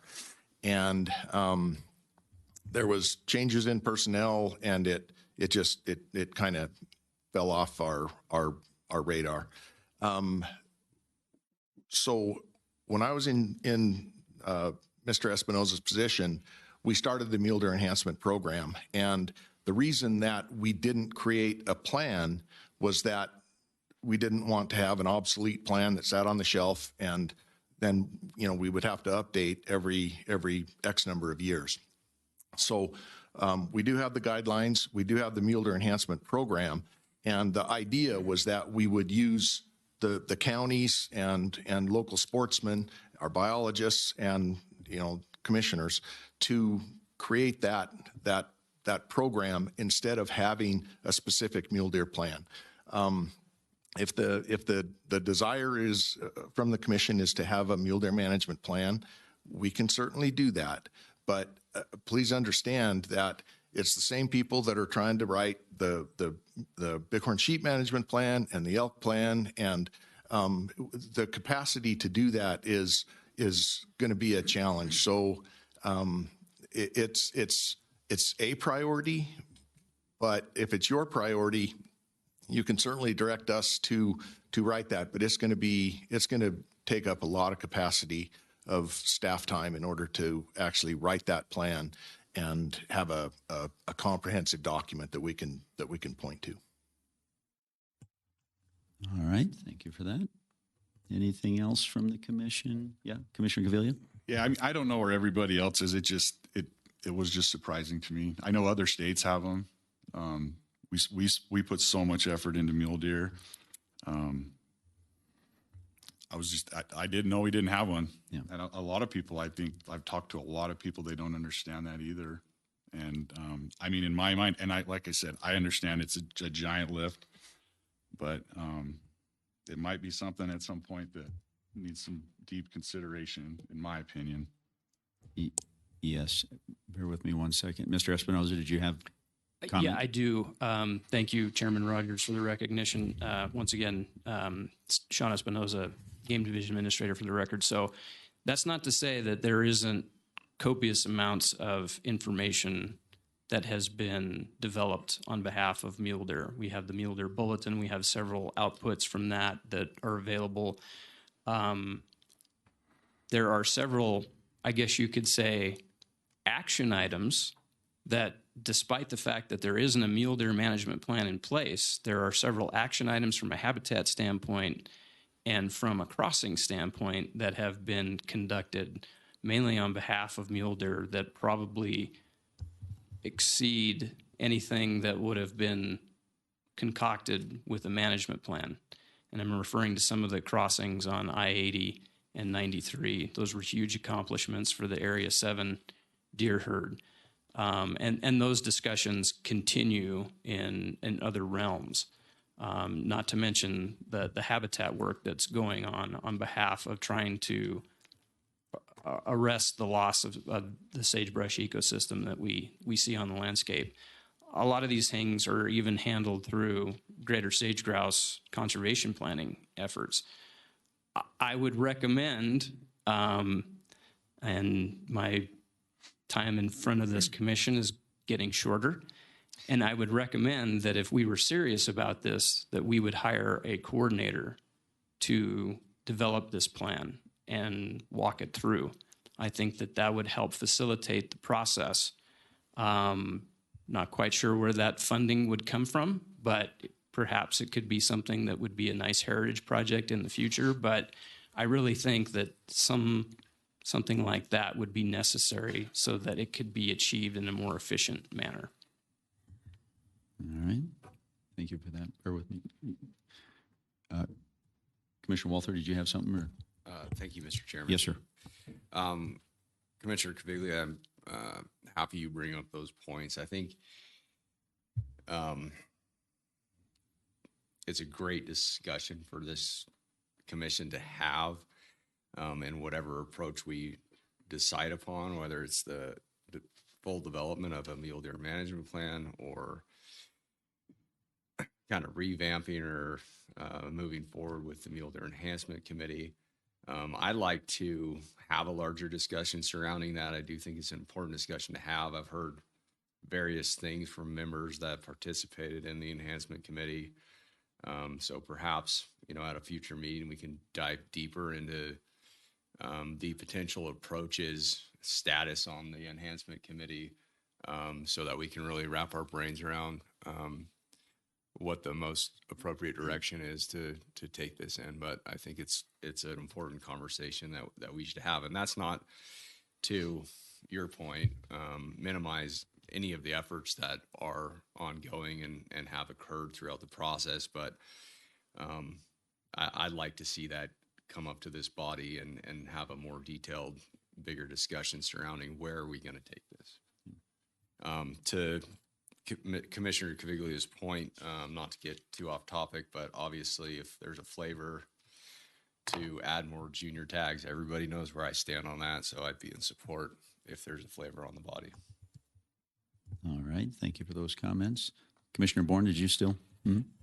Yes, Commissioner Walters just spoke exactly what I was thinking about the Mule Deer Enhancement Plan and the need for, at the very least, a resurrection of that program, sorry, not plan, in lieu of possibilities of a mule deer plan.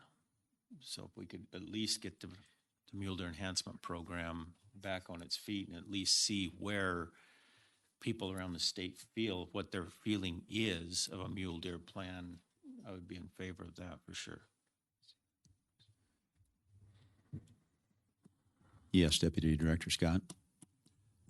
Mike Scott for the record. One other thing with respect to the wording in under the mule deer in A and your comment about I guess the vagueness of or are approaching.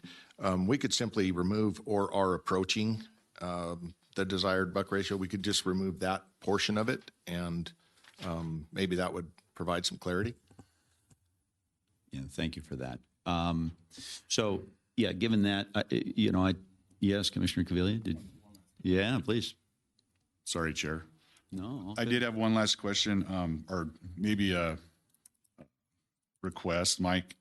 In lieu of the mule deer plan, you reference like and I might not have the document name right, but like the management objectives and that you reference, we haven't looked at it in a while. Maybe that's something in the short term here, relatively soon, maybe even before next May, maybe that's a document maybe we could request that the commission gets to take a look at before next year.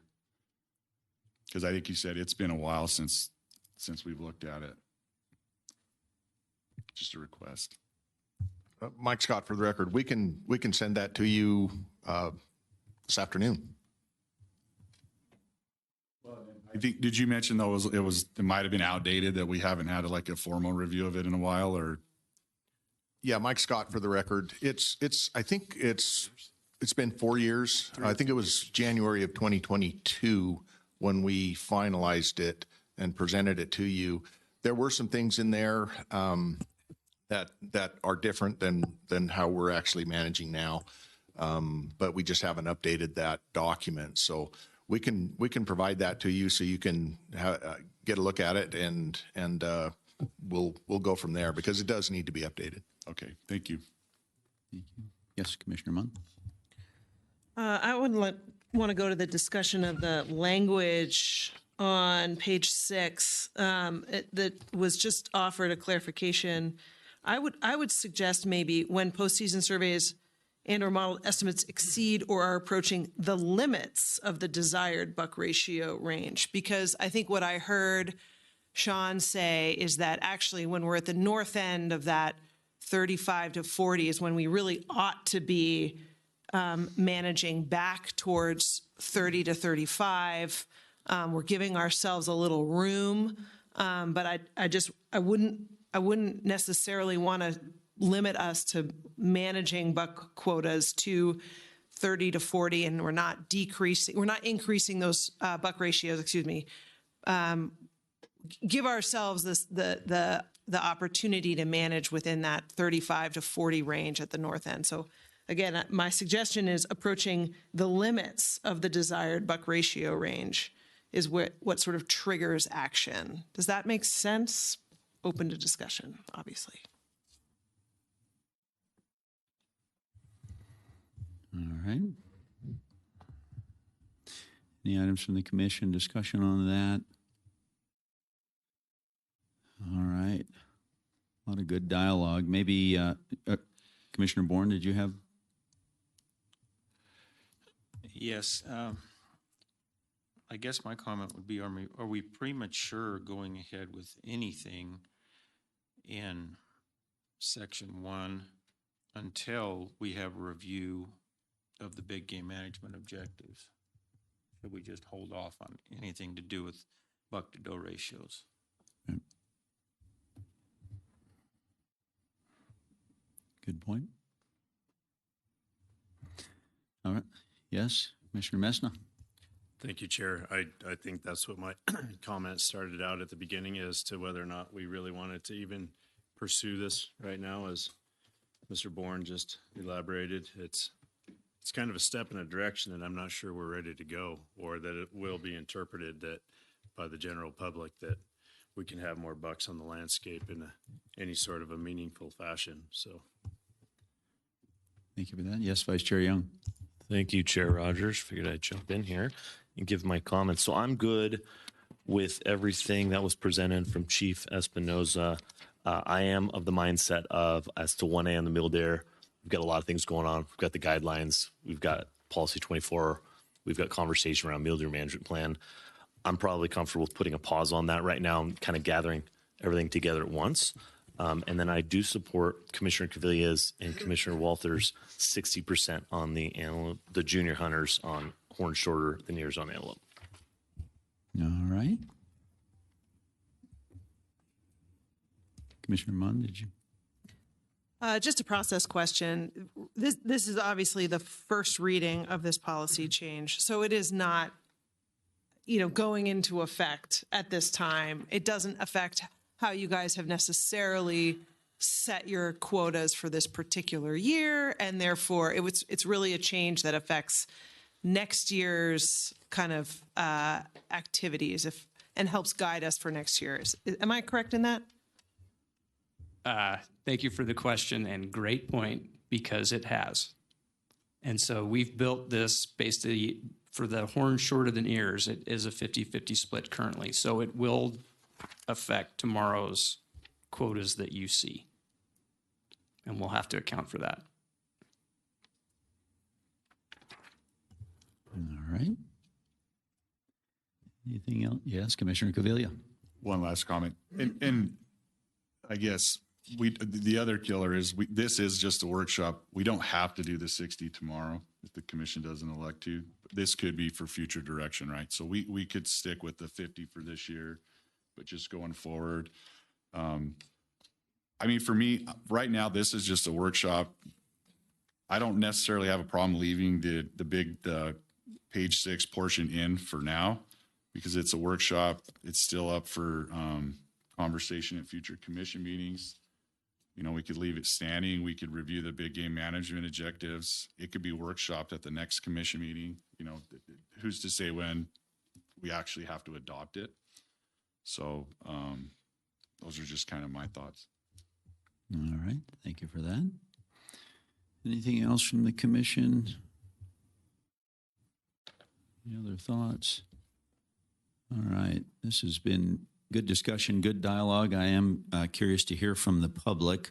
So we'll hear from the public and then bring it back to the commission. So given that, any public comment here in Reno today? Again, this is agenda item 8A.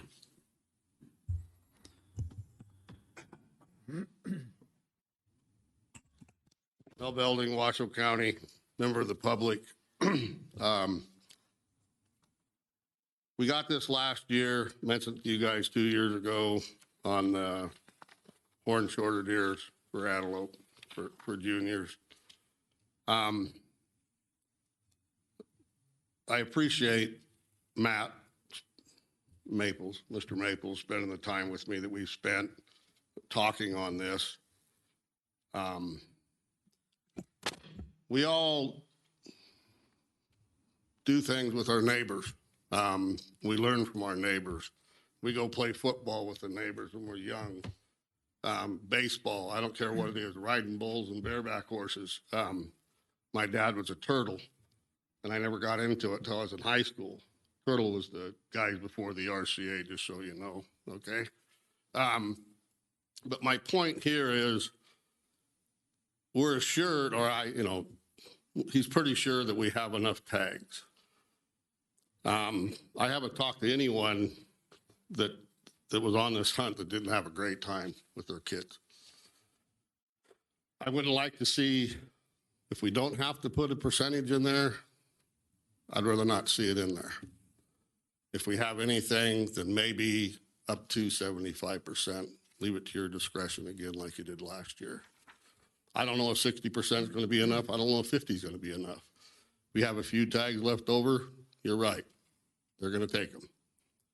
So I'm hoping that this turns some of the trend around of these young kids, 12-year-olds not applying. But if they're hearing the buddy that's throwing the football to them, hey, I went antelope hunting last year. You should try it. I think we should have that opportunity there. That's why I'd like to see it say up to 75%.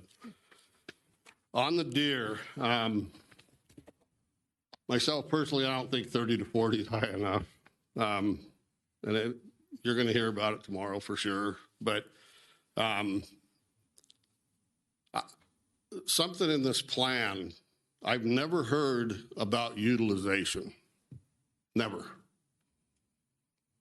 I've heard some guys saying, hey, the elk are doing this, the elk are doing that. But the only guy, and I respect him, he's a professor at the University of Nevada, scientist. And he tells me about utilization in northern Washoe. He's there 4 days, 3-4 days a week. That's the only guy I've ever heard. I think it's important to know what that utilization is. What are these antelope eating? What are these mule deer eating? How much of the available grub are they getting? Another thing that really concerns a lot of us, and we talk about it all the time, are these low samples that we have. I'm done. So the low samples. Well, we say we have a population of 400, but we only see 60. I don't know what the margin of, it is. Thanks. Thank you.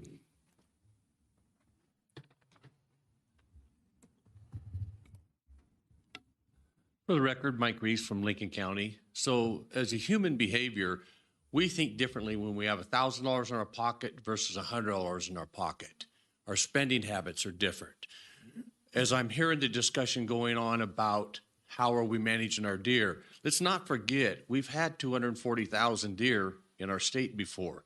We've had down to 60, 70,000. I think it should be implemented in a phase of if we have more than 80,000 deer, we should manage it like this. If we have 130,000 deer, we should manage it like this. I think that needs to be taken into consideration, and because when we had 240,000 deer, we didn't have the elk that we had. That's a contributing factor. So I think all of this, I applaud you guys wanting to have a further discussion on this, but I guess what I'm really asking for you is let's look at the big picture and look at all of this stuff and take some of these considerations in. I would love to have seen a map up there of our habitat, but I'd also like to see our migration corridor overlaid on top of that. So that we know, we got 50,000 acres we rehabilitated. That's great. That is awesome. But when we have as low in numbers as mule deer we have right now, it's sad to say that we damn near have more horses than we have mule deer in the state of Nevada. We're in a sad state of affairs right now. So I'm saying let's have an in-depth conversation on how we're going to manage our mule deer, because now we have horses to contend with and we have elk to contend with. Okay, it didn't used to always be that way. So we need to take some of that stuff into consideration. So I thank you for your time and your efforts. Thank you. Any other public comment here in Reno?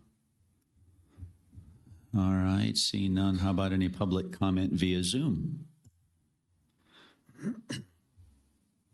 All right, seeing no, whoop, yeah. Yes, for those of you that are participating via Zoom today, if you do wish to make public comment, if you could please make sure you raise your hand in the chat. And again, when called upon, if you could please state your name for the record.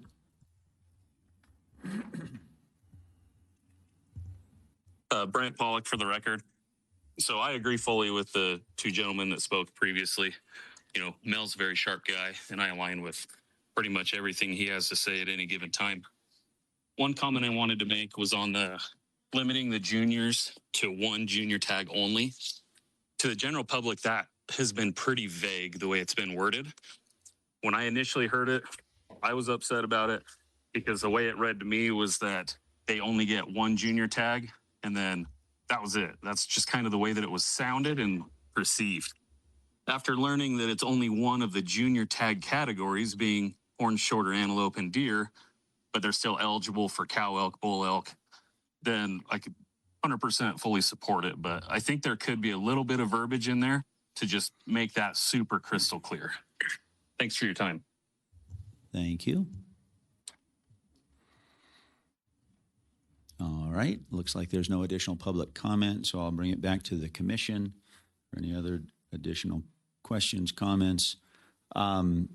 As far as myself, as it relates to policy 24 in this discussion, kind of where I'm at with these various items. As far as the junior tag limitations, I'm good with that, and the opportunity to potentially increase the number of junior tags. I know it's currently at 50, but it's thrown out 60 or maybe even higher. It certainly would be, excuse me, supportive of that as well.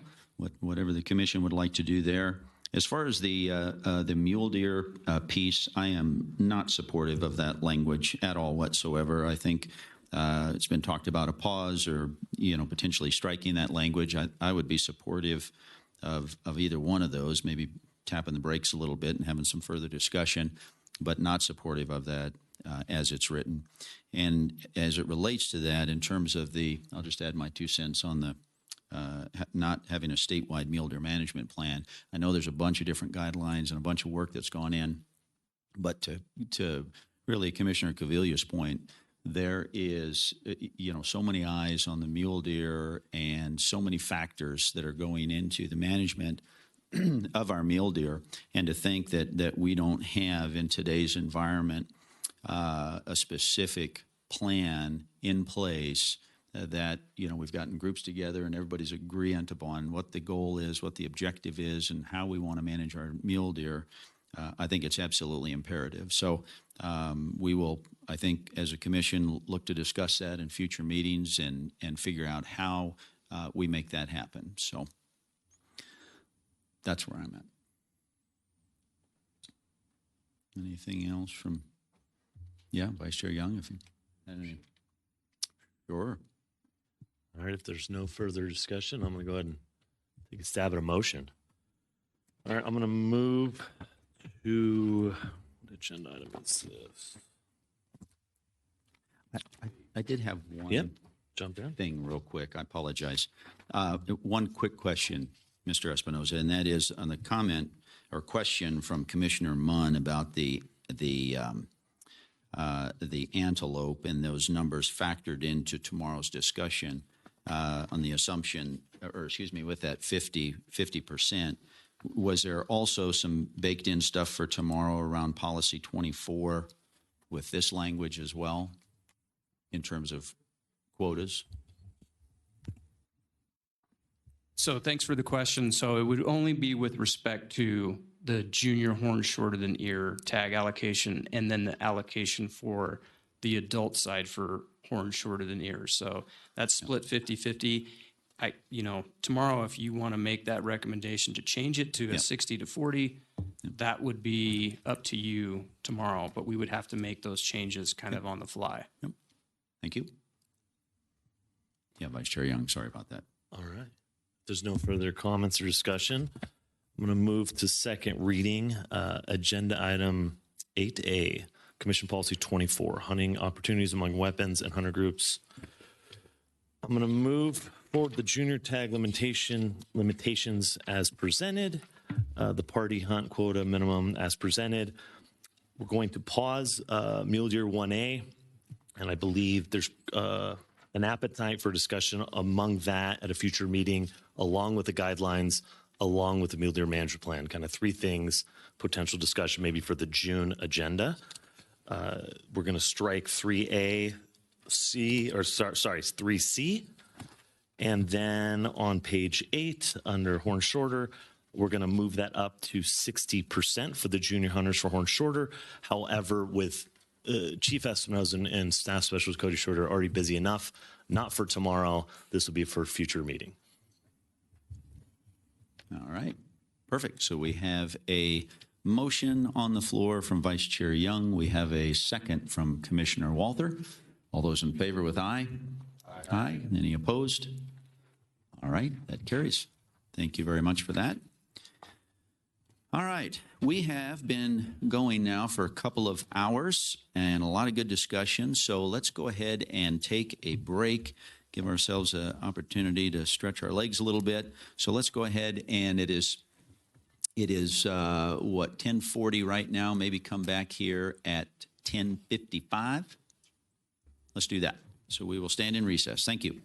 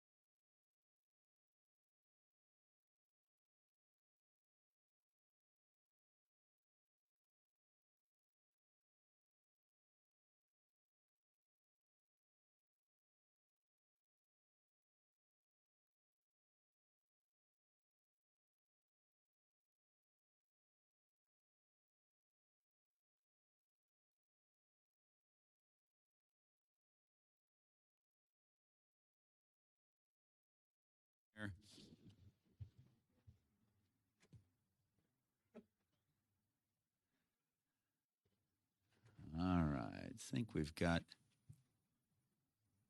Commissioner Walther. Oh, there he is. All right. Miss Linda, we're all good. All right.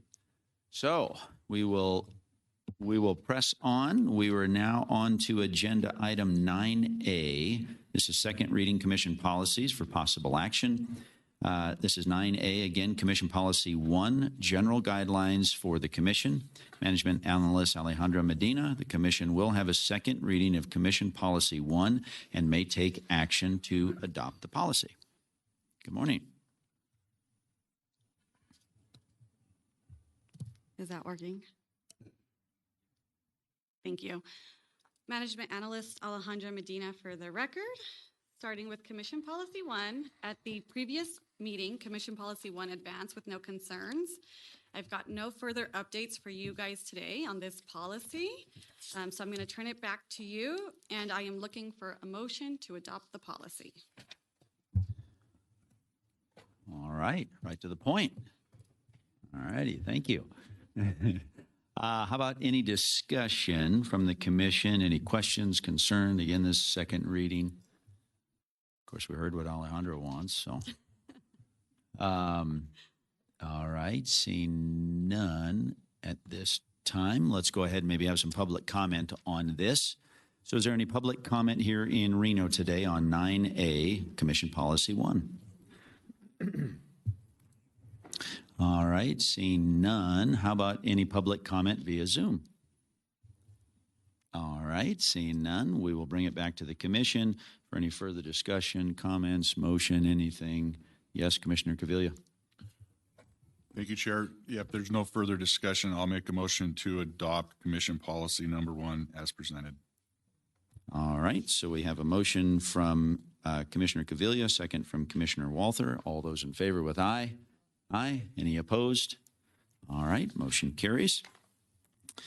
All right, we are now on agenda item 9B. This is Commission Policy 4, Petition Process and Adoption of Regulation.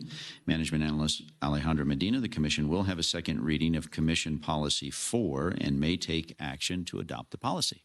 Thank you again, Management Analyst Alejandra Medina for the record. At the previous meeting, we discussed expanding the petition presentation language to include virtual attendance. So if you guys go to page 3, I've updated the language at your request, and that now reads, the petitioner must attend the commission meeting to present their agendized petition and any support material either virtually or physically. Petitioner should note that the commission strongly encourages physical attendance. Requests to reconsider regulations amended within the past 5 years or petitions denied within the past 5 years are generally disfavored absent compelling new information. Withdrawal of an agendized petition does not affect the commission's discretion. The commission may still hear a properly agendized issue and may deny future similar petitions, regardless of whether an agendized petition is withdrawn. And then the last thing I'd like to point out on page 2, while reading the Lincoln CAB action notes, I realized on that second paragraph that I referenced NRS 223B, and it should be 233B, and the rest remains the same.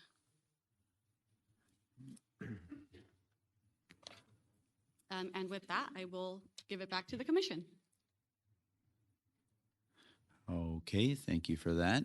Any questions at all from the? Yes, Commissioner Cavilla. Thank you, Chair.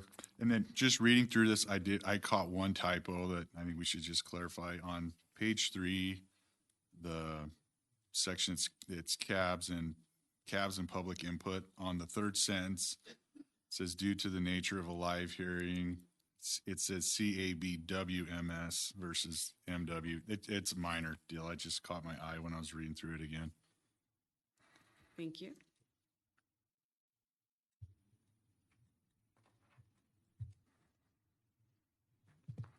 All right, good catch. Anything else from the commission? All right, seeing none, let's go ahead and send this out then for any public comment. How about any public comment here in Reno on agenda item 9B?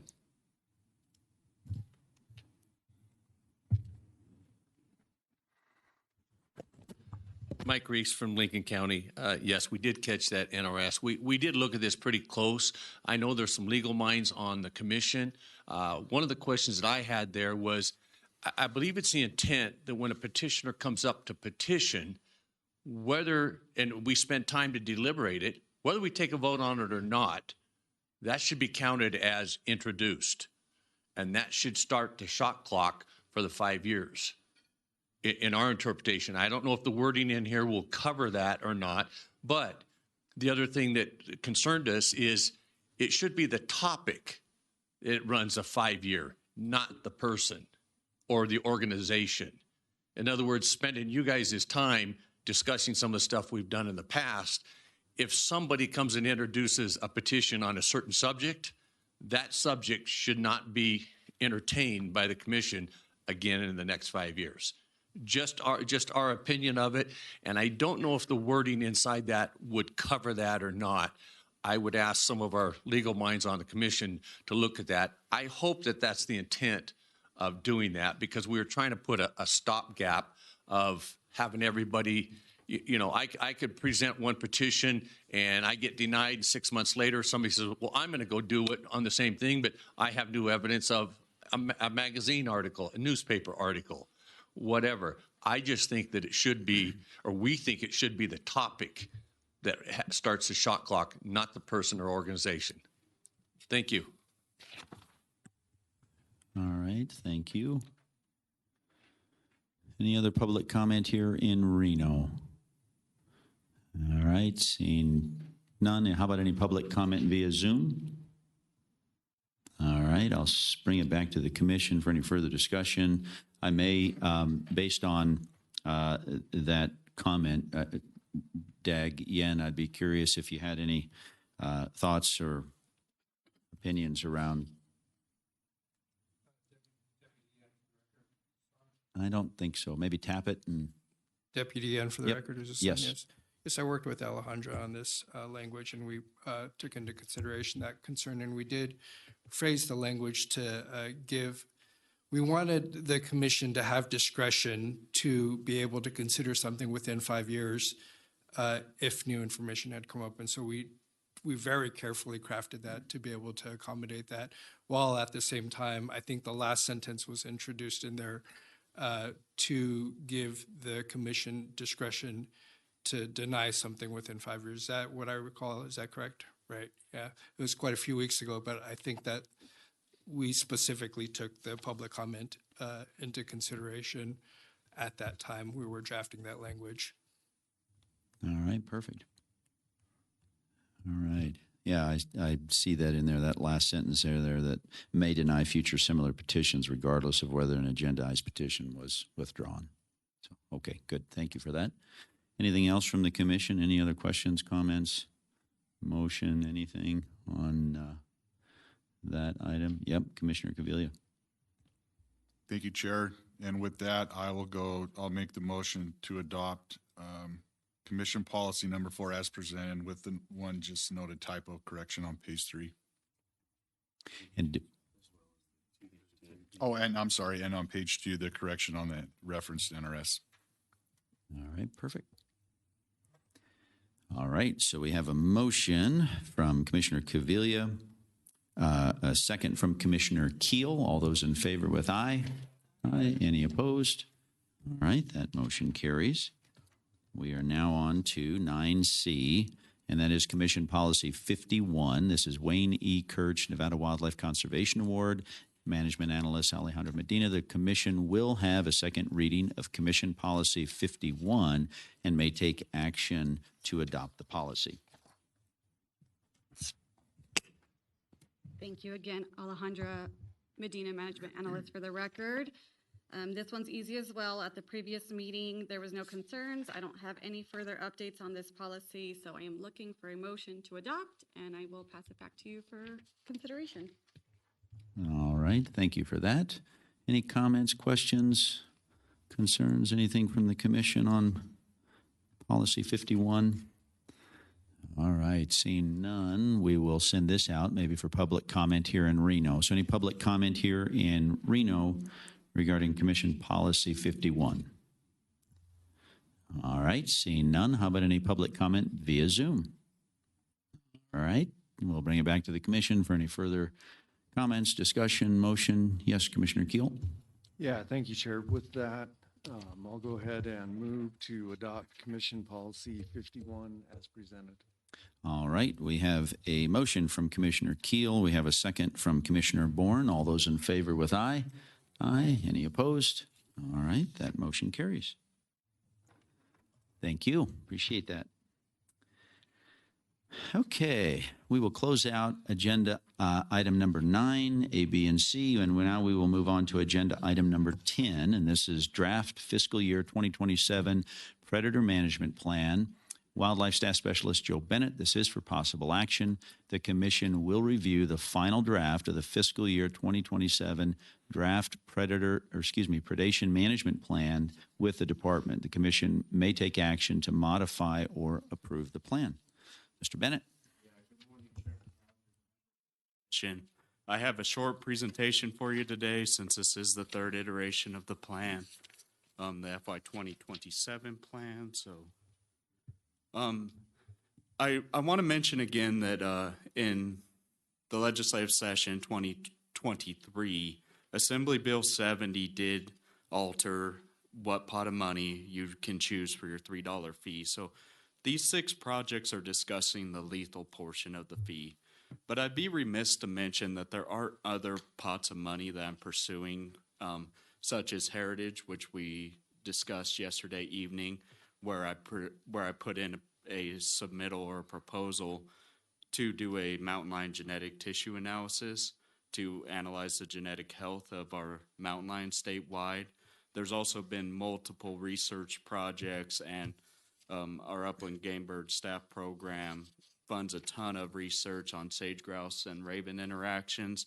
So a lot of these areas where we're conducting this work, there's a lot of data that's inputted into those decisions. And in addition, I work closely with our other big game staff specialists where we utilize collar data, fawn recruitment from survival data, and also work with the biologists. The 6 projects, Project 21, that's greater sage grouse protection through common raven removal. That project is going down from 145 to 40,000, but is being supplemented by Upland Game Bird Stamp funds, as I mentioned in the first iteration of this plan. So that total budget will be about 100,000. And what we found from this year, and I'll get into the realized savings on the next slide, is that 100,000 should be adequate to cover the raven removal needs. And I would also be remiss to mention a lot of our biologists this year have been putting out corvicide eggs. This is the first year we've implemented that strategy, and I want to thank them for their efforts because a lot of that funding we can charge through our Upland Game Bird stamp, or not stamp, but our Upland Game Bird program or our sage grouse program. Project 37, big game protection, mountain lions, you remember that's an increase of about 100,000. I would like to mention that this year I did receive about 100,000 in NGO funds to supplement some of the augmentation and release work that we did, and there are still some of those funds available that I'm going to be able to use into FY 27 for some of the pre and post treatment that we'll discuss in the release plan coming up at a later agenda item. So between Project 37 and those realized NGO funds, we should have that covered, and that'll be discussed at a later time. Project 38, game protection, coyote removal, that's statewide. And what we found this year, and we've been doing it completely via fixed wing, which is about 1/3 of the cost of helicopter work. So you'll see that in the when I report in November that I won't be utilizing all of those funds. I'll be utilizing about 50%.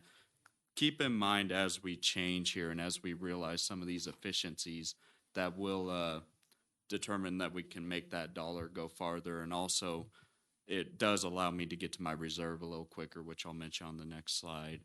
And then Project 40, Area 13, Commissioner Bourne would appreciate that. We did expend those full funds on mountain lion and coyote removal, or will by the end of the fiscal year. Project 43's mesopredator work for the protection of turkeys, waterfowl, and other species. And that 30,000 is a $10,000 reduction, but that's in line with what we've spent about the last 10 years on average. And then Project 47, I try to use Project 47, 37, 40, kind of in conjunction with one another, not as like very distinct projects, because there's a lot of different boxes that could be checked under each of these projects. So I utilize them all together, but obviously this is for the protection of mule deer, but that's not to say Project 37 won't cover some of our mule deer work as well. And then, so the total proposed budget is 614,000 of the 722,000 and some change that was obtained from the 2025 draw cycle. So this next slide, I pared it down from what I presented in the previous meetings because I understand it could be a little confusing with the columns, but really where I want you to focus is last year's plan on that second column in the FY 2026 projected. The planned budget was 634,000 with those NGO funds, with those upland game bird stamp funds. I'm really going to only spend about 534,000 this year with some of those realized savings, which the benefit to that is the ending balance, instead of being 486, is now, it's going to be at a minimum 100 grand higher. I may be a little conservative, but at the end of FY 27, where I'm going with this is we should realize that reserve budget and be able to then spend previous year's money on the following work. So that should stabilize at about 722,000. So I'm going to have to actually figure out ways to spend more money on some of these projects moving forward. And with that, I will take any questions.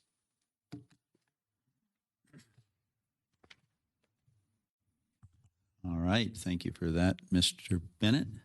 How about questions, comments, anything? Yes, Commissioner Munn?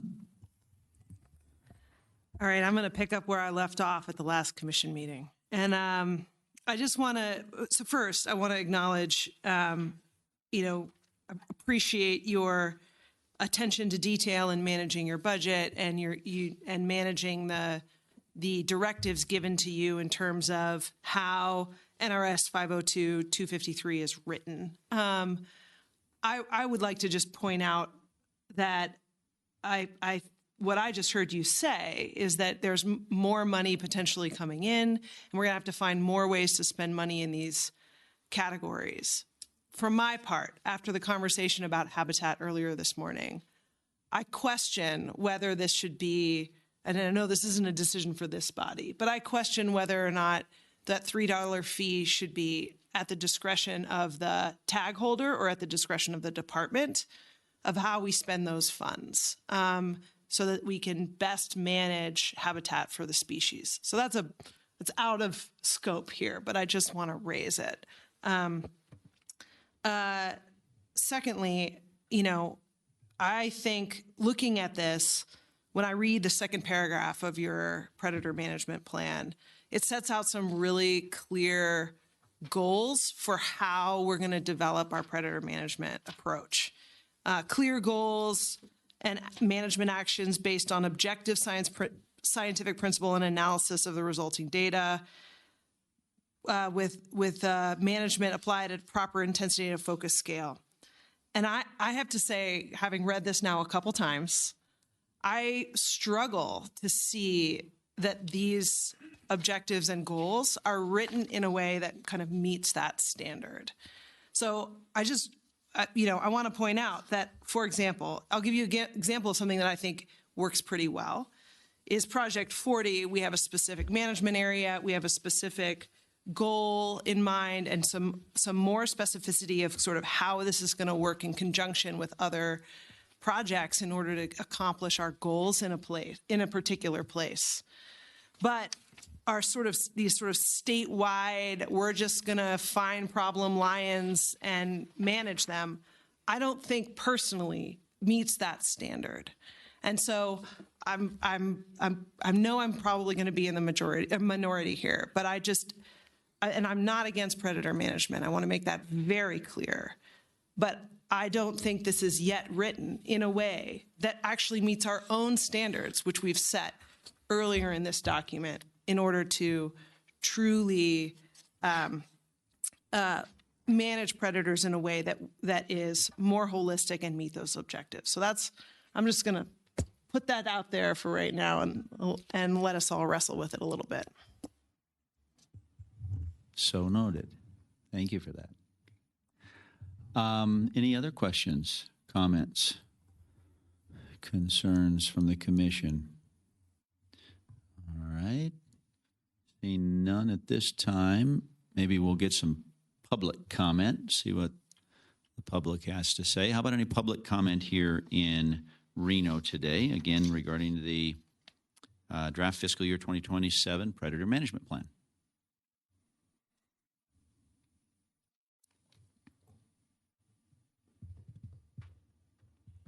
Mel Belding, Washoe County, member of the public. I would like to comment on the job that's being done now with the Predator plan, Predator management.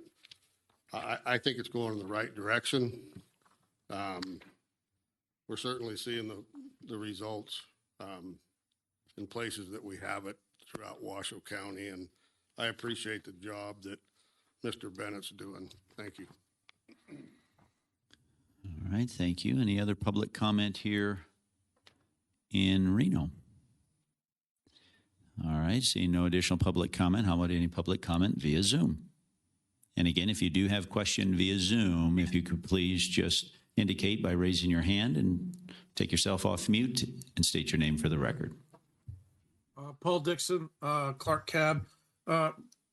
When we were talking, when I heard Joe talk just now, it brought up something. The last time we had asked a question similar to Liz, which was, can we get more quantitative in our assessment of how these plans are working when we're doing removal, so that when you do just kind of a statewide, mountain lion controller thing, it's very hard to get quantitative results of how impactful that removal is in the system.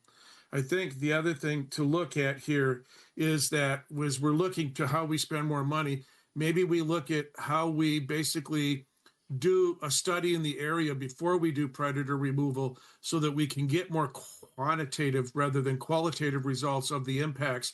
And I think that would go a long way to addressing the concerns that Commissioner Munes had and others have raised it by CAB about how we're spending our lethal funds rather than giving qualitative results. Thank you.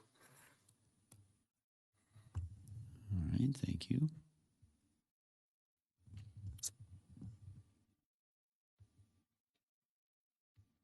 Commissioners, Jana Wright, Clark County. I just wanted to say thank you, Commissioner Munn, for your comments. Forever, or the 15, 16 years I've been following the CAB and Commission, it's just that kill predators, kill predators, kill predators. And it used to be a mandate of 80% had to be used for lethal. Now sportsmen have a choice, and it's running about 34, 35% want this money going to habitat. I think that the $3 fee should be under the direction of the department and the commission and take the sportsman out of it. So thank you. Thank you.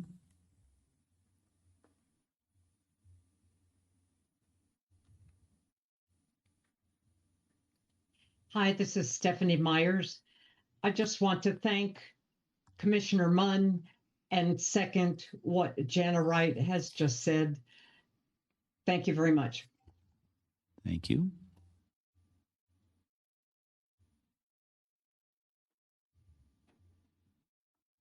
All right, that appears to be all the public comments, so we'll bring it back to the commission.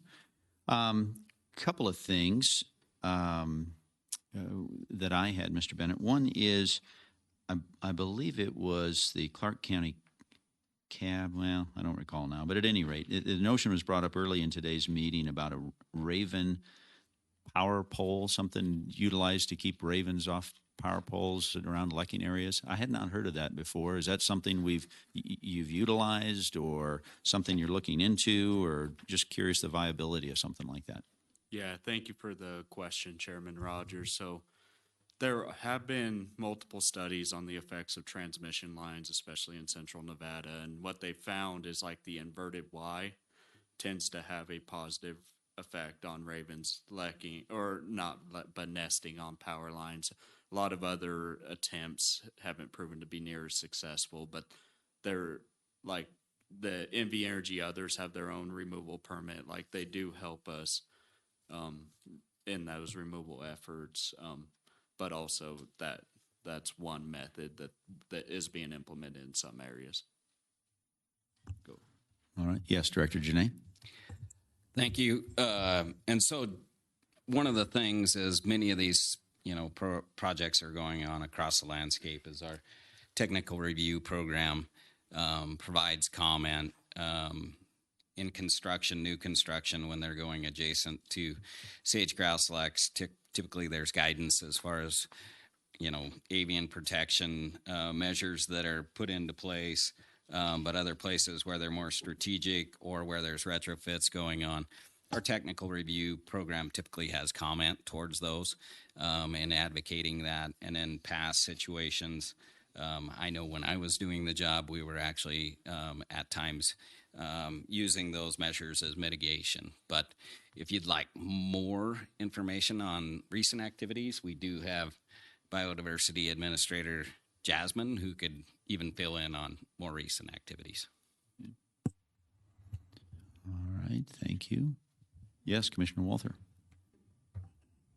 Mr. Bennett, just so to the point on the discussion of having some better data, I recognize we're not necessarily, or your proposal in the Heritage Project isn't necessarily addressing all predator species, but I would assume that part of your goals with the Mountain Lion Project proposed is to do just that. Is that correct?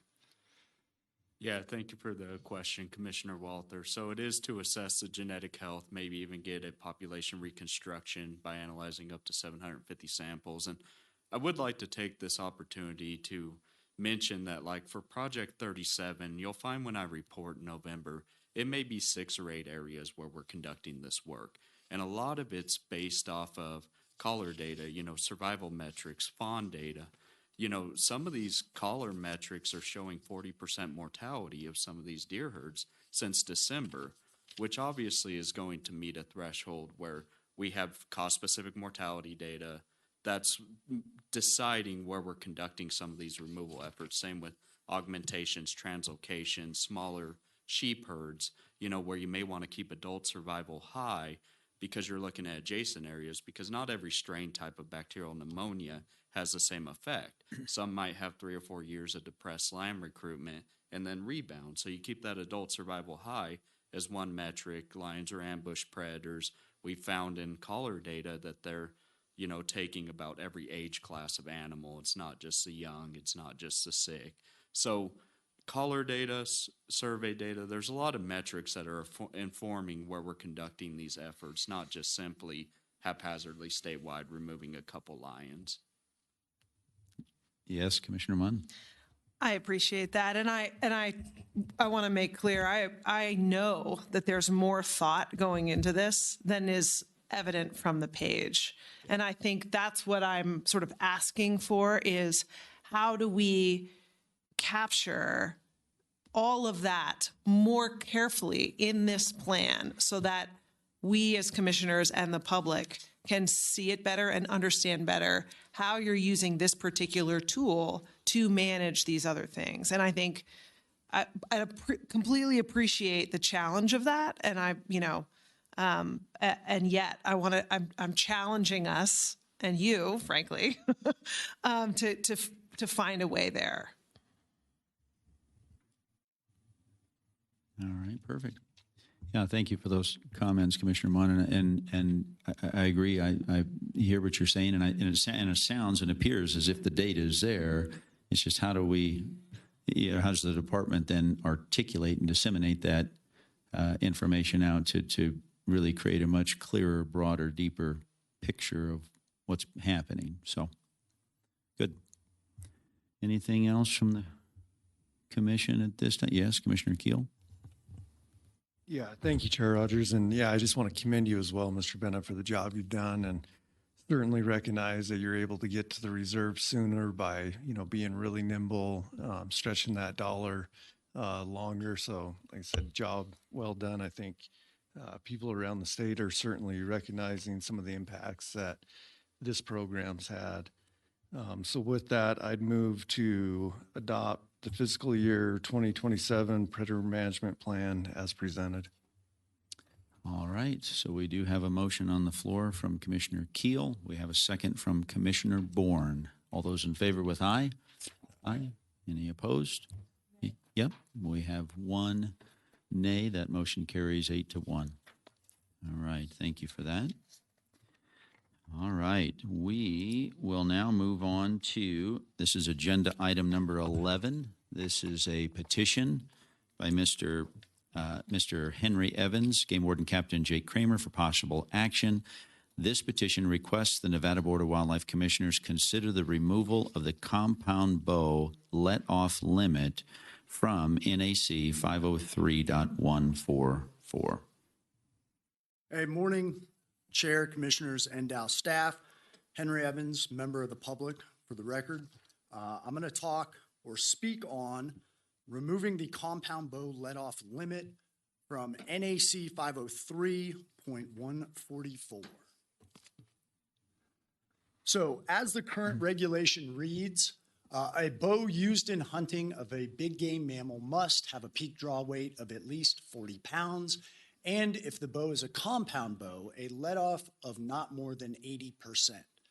Arrows used in hunting big game mammals must be at least 24 inches long, weigh at least 300 grains, and have fixed broadheads that are at least 7/8 of an inch wide at the widest point, or expandable mechanical broadheads that are at least 7/8 of an inch wide at the widest point when the broadhead is in the open position.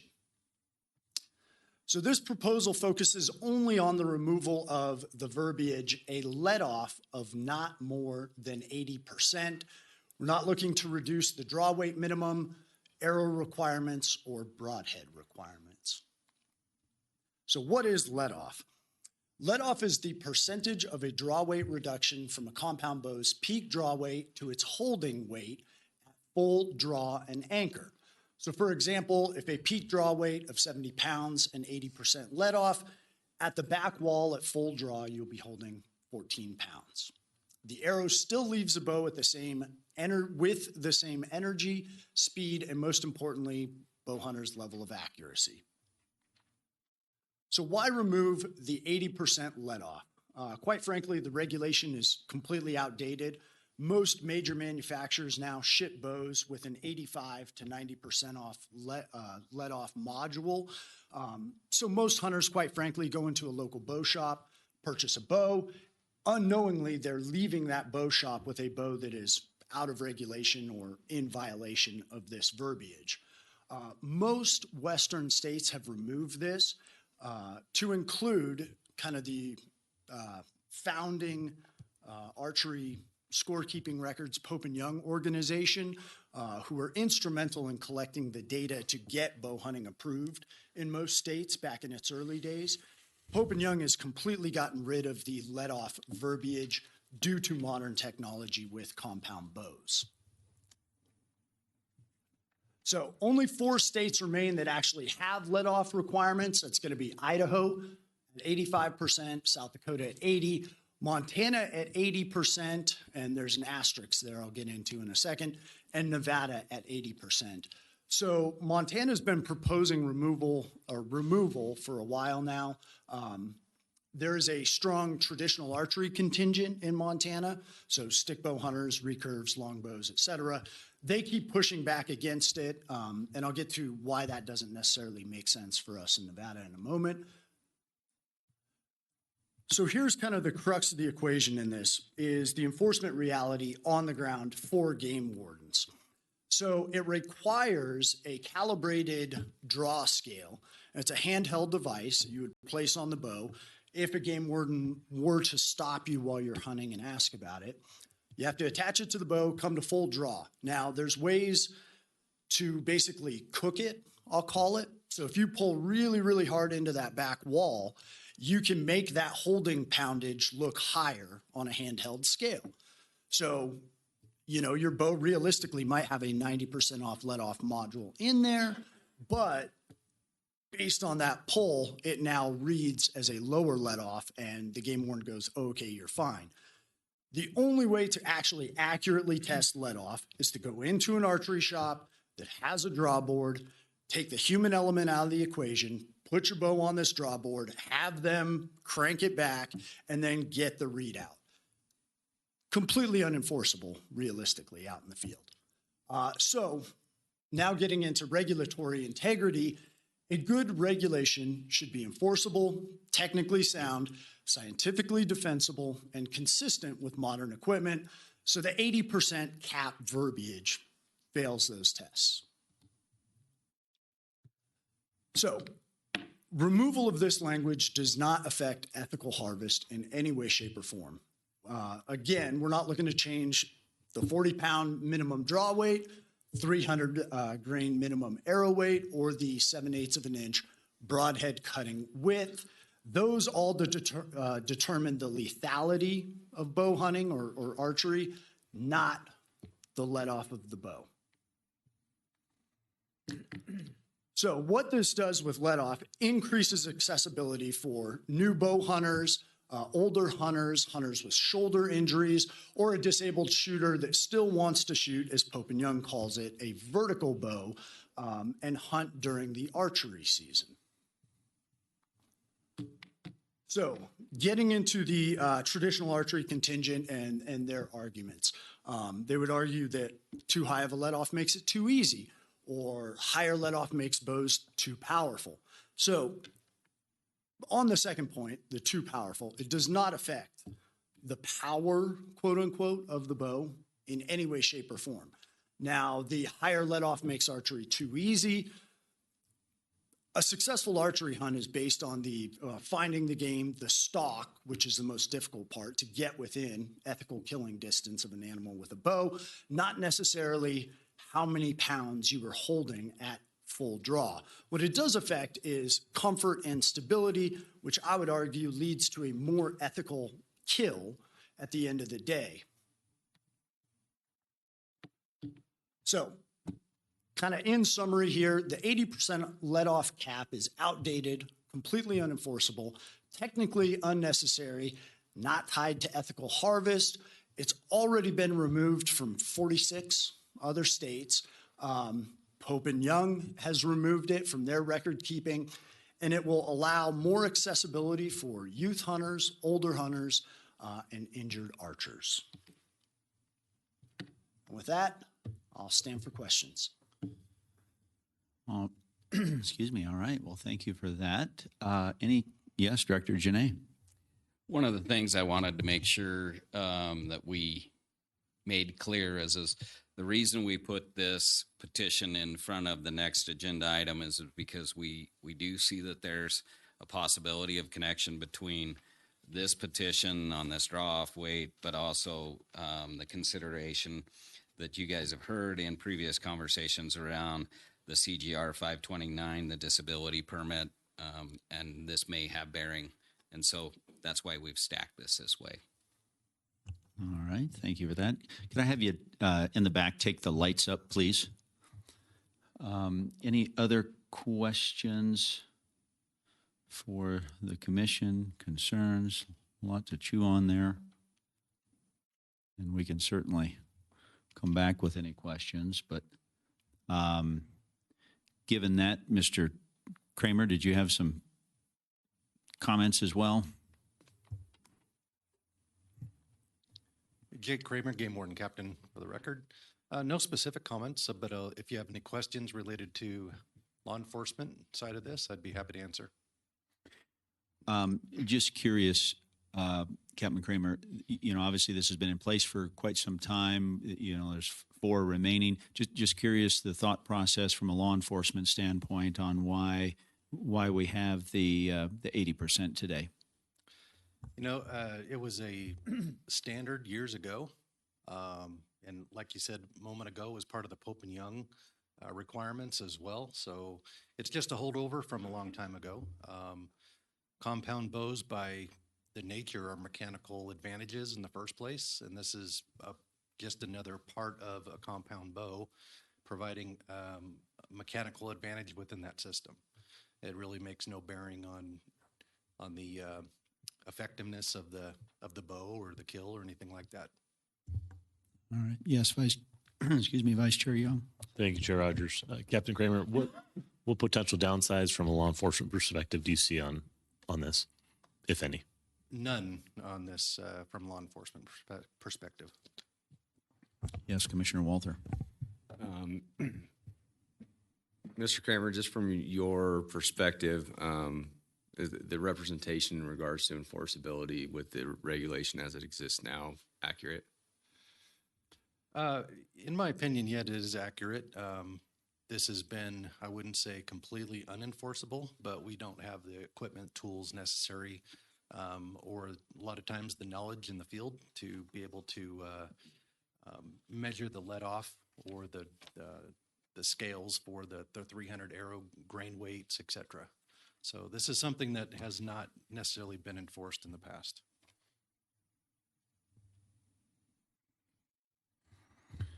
All right. Yes, Commissioner Messna. Thank you, Chair Rogers. Mr. Kramer, just a quick question. If this really hasn't been an issue in the past, how much of a workload would this be to try and amend just that little portion of this NAC? And yeah, I guess just that whether we move forward or not, it doesn't sound like it's much of an issue. Anyway. Yeah, thank you for the question. Again, Jake Kramer for the record. As far as the workload, this is a very simple modification to that regulation. Wouldn't take much at all.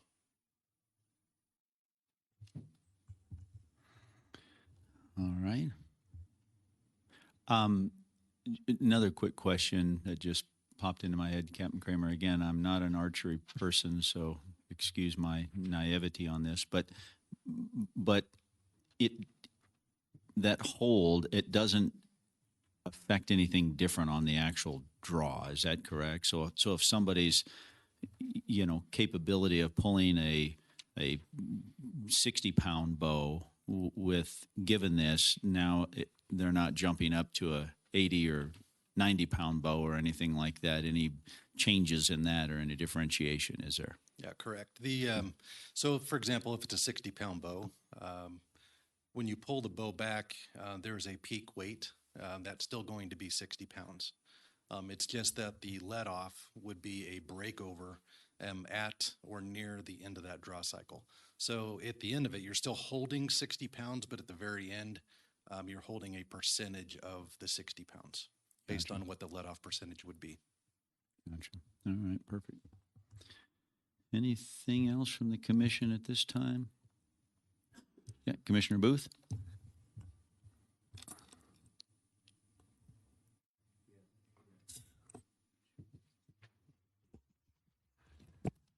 If the commission were to accept this change, would it have an adverse effect on the definition of our primitive hunts?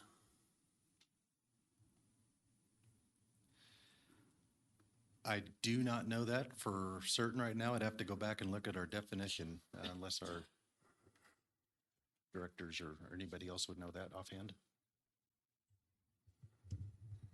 I don't know. I could get back with you on that. Okay, thank you. Commissioner Booth with the brain teaser question today. Yes, Commissioner Messna. Thank you, Chair.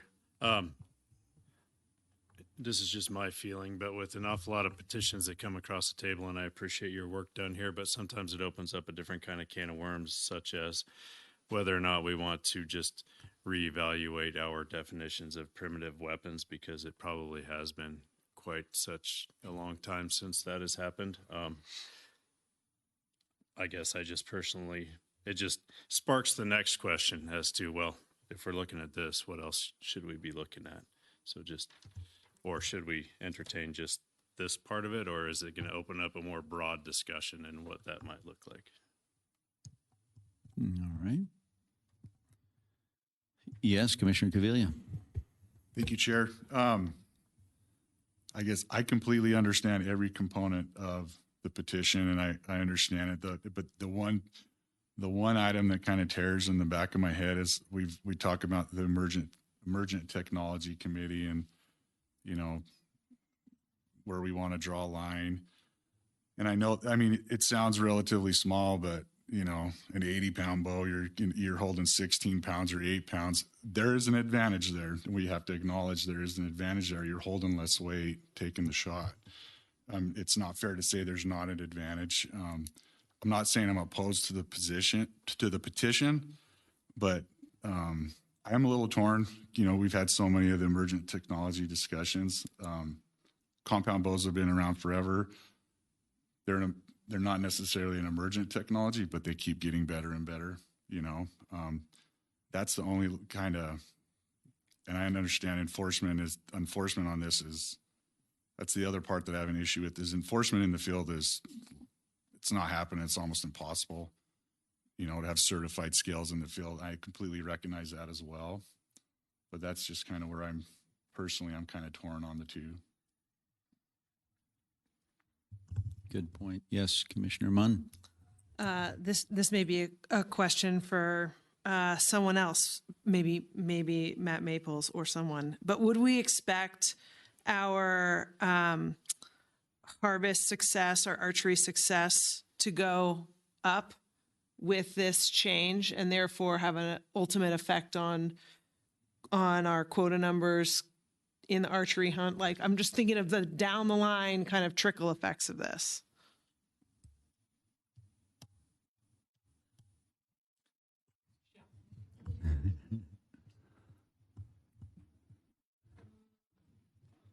And while you walk up, is there any data from any of those states that have changed this that would help us understand that? Thank you for the question, Commissioner Munn. Sean Espinoza, Game Division Administrator, for the record. And I'm going to go out totally on a limb here. I don't have any data, but it doesn't change the fact that you still have to get within a range of an animal to make this device effective. So somewhere within that 50 to 60 yard realm, I know there are folks out there that shoot bows 70, 80, 90 yards, but most archery hunters are you want to be within 40 yards. That's the main issue here is that distance. So I'm going to say that that's probably not going to change archery success all that much at all. All right. One other, Captain Kramer, question that I had real quick was, it made me think of it with Commissioner Munn's statement, and that is with the other states that have similar a similar law in place that we do. Just curious if you're aware of or have any knowledge of what their justification is for keeping that on their books and why they maybe haven't made a change. And I think the gentleman mentioned Montana has a large contingent of archery hunters and whatnot, and they still have this in place. So just curious if you have any knowledge of the other states that still have it. I don't have any knowledge of their specific intent of keeping that to this date. Yeah. Well, Vice Chair Young. Thank you, Chair Rogers. And Captain Kramer, another probably difficult question you might have the answer for. In the 46 states that this is allowed, have they distinguished between a disability or regular, or is it just, for the most part, from your understanding, 100% allowed across the board? I don't know the details of the specific states, but from my understanding, just in general of the laws and the equipment, it's just a generality. It's not. It's just allowed across the board for the most part. Yes. Yeah. Commissioner Walther. Mr. Espinoza, sorry to bring you back up, but just in the context of the line of questioning that you're presented with,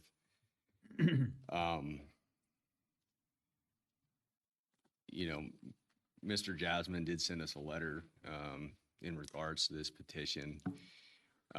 So with the knowledge of the answer you've given, in his characterization that pre-compound bows, and even during the era of low let-off compound bows, 60% or less, success rates on the Nevada mule deer hunts have gone from the 10 to 15% range to current 30 to 50 in some units.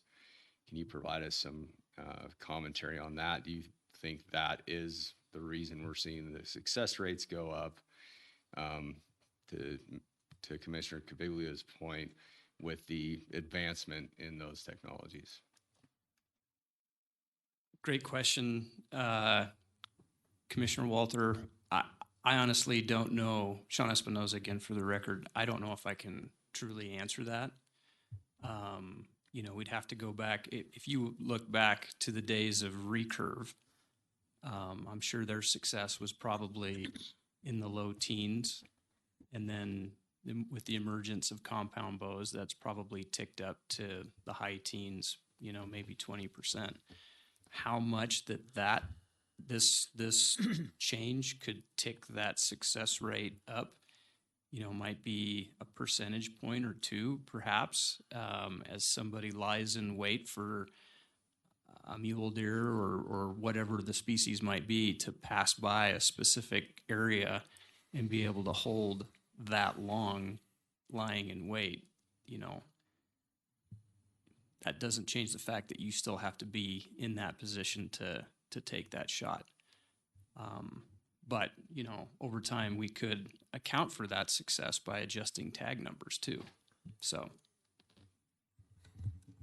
Mm-hmm.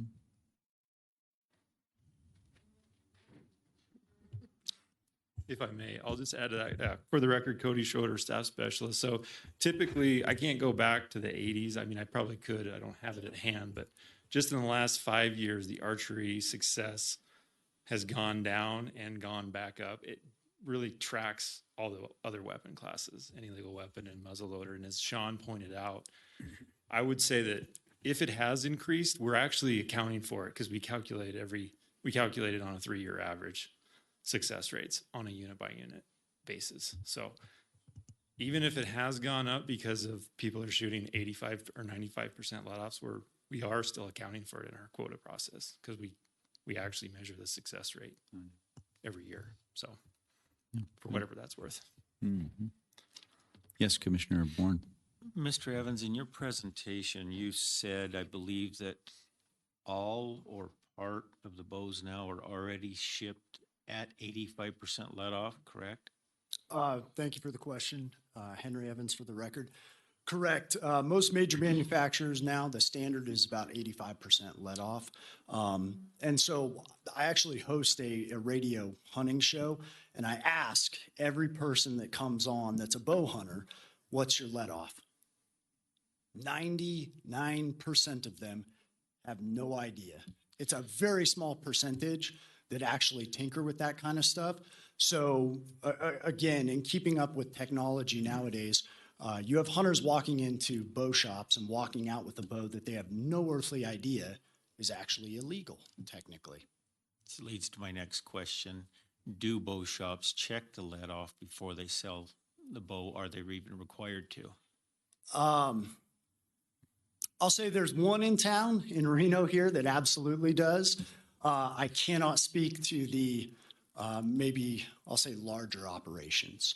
However, again, with some of the bows now and the cams, that requires an additional order, additional parts to basically call it dumb the bow down to get it back to this legal let-off percentage.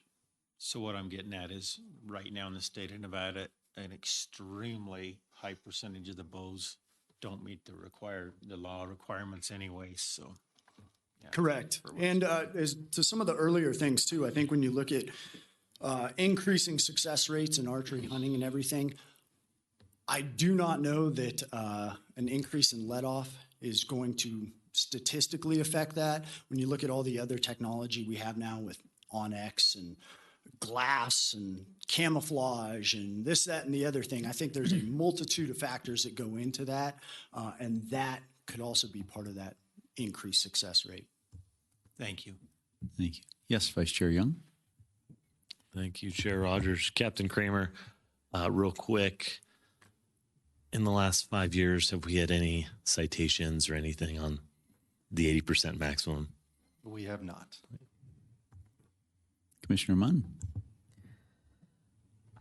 The notion that many bow shops are knowingly selling illegal instruments is really troubling. And I question whether or not we need to fix that at this level, or if that is really more of an ethical and problem at these stores that are selling these shops. So I question where that solution needs to be. I'm not an expert in the field, but that I just have to comment that is extremely troubling. Captain Kramer, Well, if I may, on Yeah. that, there's a very large percentage of archers that don't necessarily hunt with these bows, but are into 3D target shooting and other events like that they might use those items for. Fair. Thank you. Yeah. Yes, Commissioner Messna. Just a quick comment. I really don't have a problem one way or the other on this. It doesn't seem like it was an issue in the past, nor will it be an issue in the future. But I also recognize, after reaching out just to a couple of folks that bow hunt, because I don't do it, that there probably are an awful lot of bows out there being hunted with that are in non-compliance. So whether we move forward with this or not really doesn't matter to me. However, I do want to say that just because a manufacturer makes something doesn't mean that we should automatically adopt that it's sufficient for Nevada. That is not the right mentality to go here, that just because it's made, that we should accept it. I do want that pointed out. Good call. Commissioner Walther. I agree with your commentary there, particularly surrounding the manufacturers. As well as Commissioner Munn, yours on the sellers. I guess my rub with this is I have some friends that are probably going to sling some trad arrows at me for this comment, but I have a really hard time having a regulation on the books that we can't enforce, don't enforce. I struggle with that. So I'm kind of weighing towards this petition, or we need to have bigger discussions about equipping in the ways we can have regulations enforceable.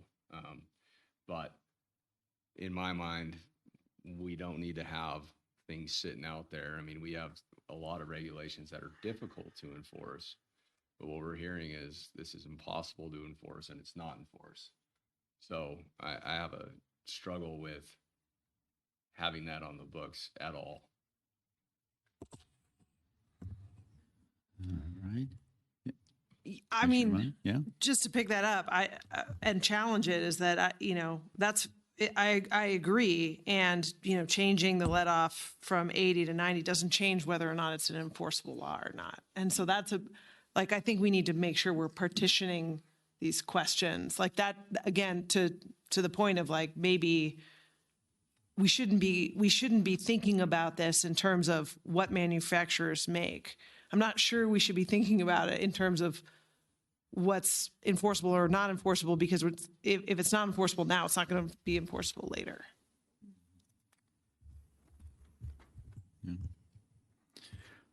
One item that I had for the DAG, and that is a question that was brought up earlier by Commissioner Booth on whether it possibly would redefine primitive. Just curious if you had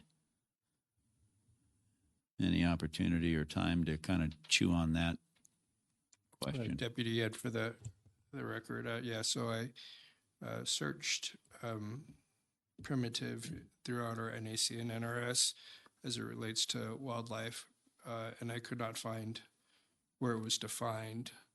And Aled kind of reaffirm the same in a little sidebar here. So if the commissioner could clarify what that definition or where it's from, perhaps we can try to answer the question. But I don't see it as a statutory definition anywhere. Yep. All right. Director Janay? Yeah, thank you. If I may add on, I think it's just a generalized categorization of bow is defined, muzzleloader is defined, but when we talk about primitive, we typically pull those two together. And it is not, we can't find it currently in NAC or NRS. Okay. Deputy, again, for the record again, so I just did a Google search and it just talks about, traditional ways of hunting outside of using guns. Mm-hmm. All right. Yep. All right. All right. Good stuff. Anything else? Yes, Commissioner Cavilion? Yeah, and I mean, I myself, just kind of like Commissioner Walter said, being that it's not enforceable, I really don't have a problem with it, with the petition. I don't myself, it's my opinion, in the field, I don't think it's going to make a major difference. I think when we look back at, the really old harvest success rates versus now, I think the biggest contributor to that is the rangefinder when it comes to archery hunting. I don't believe it's the weapon itself. The rangefinder changed the game, and they got better and they got a lot smaller. So for me, like looking at the old data versus new, the archery equipment itself's not the driver there. It's the rangefinder that drove that. Again, my opinion, but that's what I believe. So I don't have a problem with the petition. Again, kind of torn on it, but I don't have a problem proceeding with it today. Commissioner Walter? Yeah. And then, kind of arguing against myself, I think. No, I'm okay with accepting it. I'm just saying I think we need to be careful as we approach the regulation on definitions and where the line is drawn. We've heard about vertical crossbows, different things of that nature, right? So at what point are we still hunting with a bow? So on and so forth. So I know that sounds silly, but gets kind of back to the technological point and, the different weapon classes being developed. So I think we need to just make sure we're mindful of that. Yeah, good point. And that's kind of, as I've listened to the discussion today, that's kind of where I've landed a little bit as well, Commissioner Walther.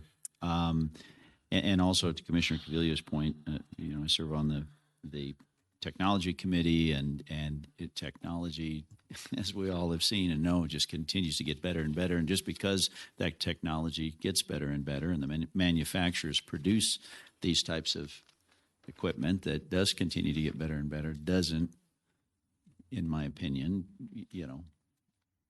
mean that it's right for everybody and for our state. So I think we just got to continue to keep a real super tight leash and close line of sight on technologies. My opinion, Commissioner Messna. Thank you. Just for clarification, if we were to accept this petition and start workshopping it, it could come out in some other form or fashion out the other end of the hopper, correct? We would just start workshopping this and see where it winds up, correct? We would not be just approving this exact verbiage, correct? Yes. Mm-hmm. All right. Good discussion. Yes, Commissioner Caviglia. One last thought to you, that we do get the letter from Mr. Jasmine, like regarding, like 100% let off bow. I don't even know if they make one yet, but I mean, that's something where if we accept the petition, you could set the limit at 95. It sounds like that's common available, but you would set kind of the threshold at 95% let off is max. We don't have to completely get rid of the let off requirement, but you could set 95% as the top end. Just a thought if we were to proceed with it versus just completely eliminating it. Mm-hmm. All right. Okay. Yes, sir. Henry Evans for the record. So like 100% off let off bow, you're talking about like crossbow territory at that point. just from a physics standpoint, mechanical advantage of the cams and everything, as long as there's a human drawing it and actually holding the bow back, you can't get to a point of 100% let off until you introduce a locking mechanism or something a la a crossbow. I think there was a question rattling around on me, and maybe it'll come back to me. Anything else from the commission at this time before we look for some public comment on this? All right, good discussion. So yeah, given that, maybe let's hear from the public. So if there's any public comment here in Reno today, and again, this is regarding agenda item number 11.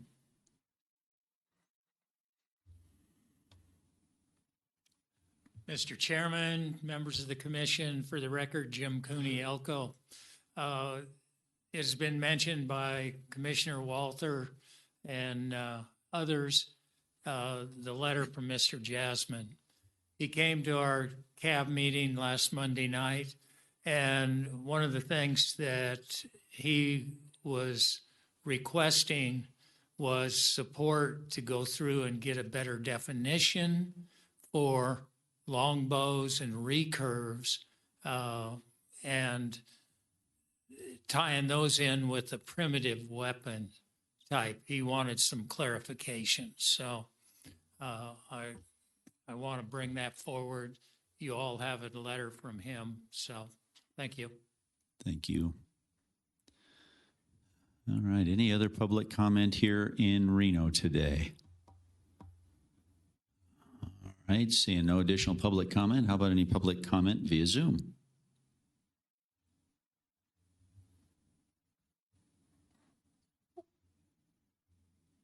Good afternoon, Commissioner. This is Chris Jasmine, Elko County resident. How are you?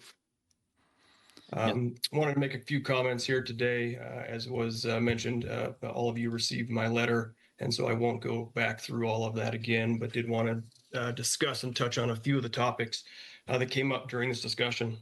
You know, one of the biggest points that's been made throughout this is just that, well, manufacturers are making these bows with these amounts of let off, so we should allow them.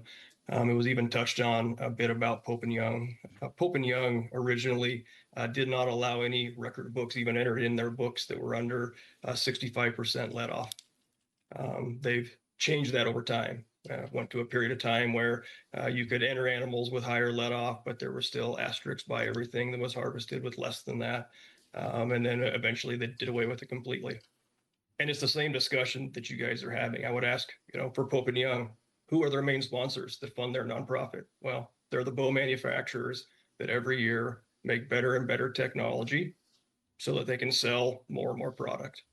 And so for this state to be considering changing our regulations based on what manufacturers want to sell, because they will always come out with more technology to make it easier to sell more bows, I just don't think that's an appropriate direction for this board to go. You know, I will go back to saying, you know, what was the original intent of archery seasons? They were to give hunters opportunity to go to the field and have lower success rates, but get out and enjoy our great state and our resources. Every time we introduce more and more technology, we just increase success rates and limit those opportunities.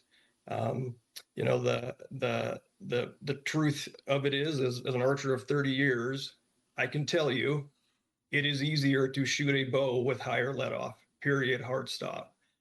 I can hold a recurve back for a total of 15 seconds. I can hold my 65% let off bow back for a minute or two. And if you start getting to 99% let off, so I'm holding a pound of weight, you can wait for animals to move, for conditions to change for a long, long time. To say that this will not increase success rates in the state in archery is incorrect. Mr. Caviglia is correct, however, that I do believe rangefinders have helped out a lot. However, even in some states that have traditional only hunts that allow rangefinders, but traditional bows, those success rates are still only around 10%. You can look at that data from the state of Oregon. So with that, I encourage this commission to not support this petition. This is not a change that's needed. and all we're doing is playing to the hands of the manufacturers. And then I ask, what's next if we pass this? If you do pass this, which I recommend you don't, please define definitions around legal bows. Thank you. Thank you.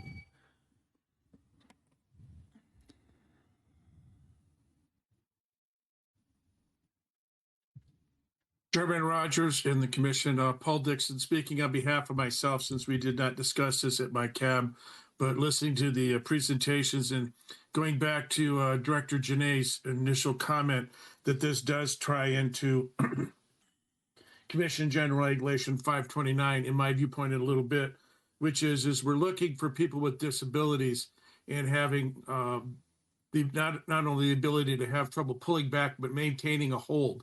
There's going to be a lot of people that claim that they can't hold a certain percentage bow. And so having a higher number there that allows you a lighter hold may in fact change how you look at disability permits coming up. So, and finally, I would agree with Commissioner Cavilla and Walther that at the end of the day, having a regulation that we do not enforce, if we did it in any other thing, if we said we're not for shed collecting or any of the other regulations we had, if we didn't enforce those regulations, then why have them? We either take this totally off the books or we change it. In my viewpoint, it's ridiculous to have a regulation that we don't enforce. Thank you.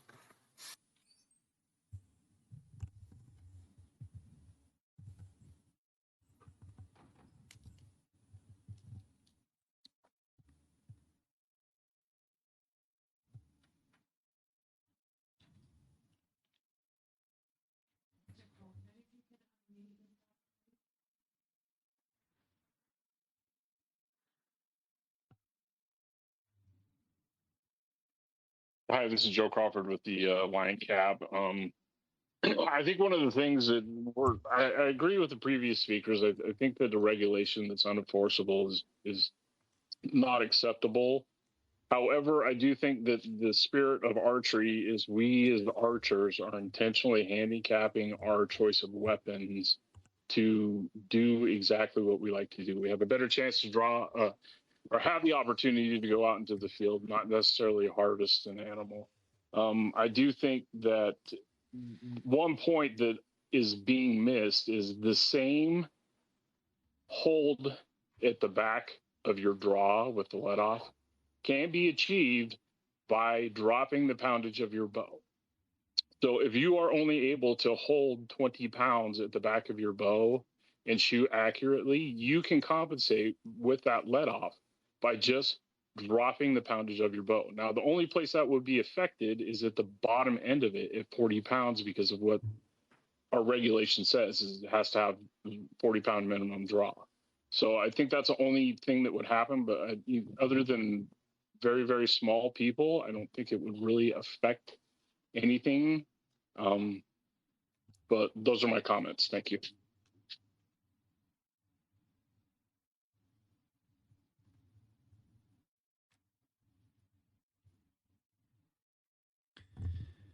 All right, that appears to be all of the public comment on that. I'll bring it back to the commission for any further discussion.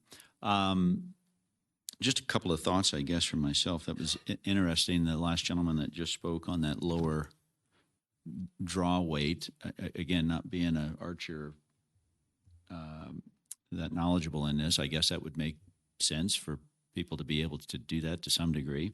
And then the other gentleman that spoke that sent us the letter, I do agree with what he's saying. And again, this ties back into the whole technology thing that I was talking about.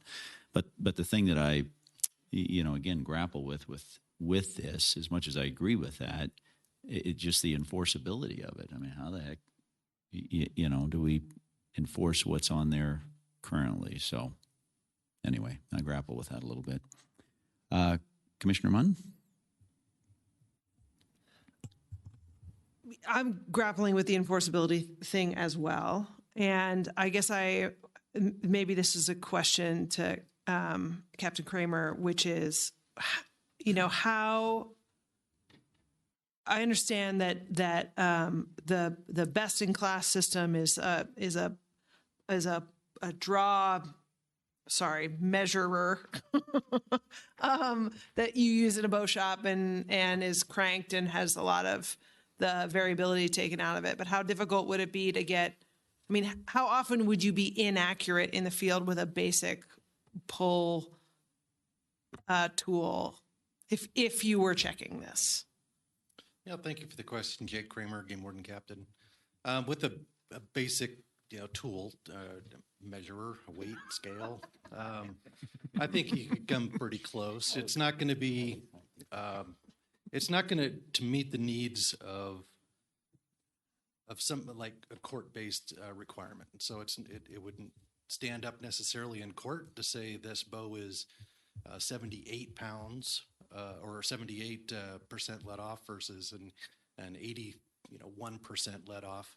So we would have to be measured on an actual scale if that was to be contested in court, of course. I don't know how else to answer that one exactly. There's tools, there's just, when we enforce something, it has to be measurable and pretty definite. Has to be a line there. Mm-hmm. Current tools on the market don't really do that for us. Yes, Commissioner Messna. Sorry, just a procedural question as to how this ties to the disabilities. I see it in here, this 503-144, as we're going to talk about down the road. But if we amend 503-144, does it become a different numerical number associated with the NAC, or how would it actually affect what we're going to talk about next? Because, I mean, I understand that, there is a little bit of overlap here, but I'm asking for a little clarification as to, I don't see this as being a hang-up for moving forward with the disability. I guess I'm just asking for a little clarification there, how they're tied together in such a fashion that we can't. I guess maybe I'm just missing the point here. Sorry. Thank you for that. Dagian, any comments on that? Deputy Ed, for the record. So I believe the proposal is just to remove the let-off portion of NAC 503-144 sub 2. So it wouldn't, to directly answer the question, it wouldn't change the category or the numerical system that the legislature uses to. It wouldn't create a new section, is what I'm saying, to answer your question. And going back, I know part of this discussion had to do with the sales of possibly non-compliant bows. And it does not occur to me that it's within the jurisdiction of HENDAO to regulate the sale of it. I think it's limited to how people hunt with them. Yes, Director Janae. Yeah, thank you. I'd like to go up Administrator Maples. We've had some discussions and we can kind of elaborate on what we were thinking and trying to make sure that these two are closely related to facilitate discussion. All right, thank you. Yes, thanks for the question. Matt Maples, Data and Technology Division Administrator, for the record. We felt it was important for the commission to hear this petition so that any potential changes to the definition of a legal bow could be considered, not necessarily adopted by the commission in a manner of like holding up progress on the disability regs, but at least understand the discussion that was out there surrounding definition of legal bow and how that may play into your consideration on use of technology for disability permits, specifically crossbows or draw locks.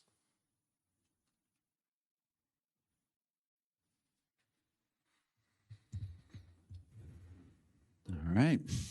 Thank you for that. Any other questions, comments, flavor?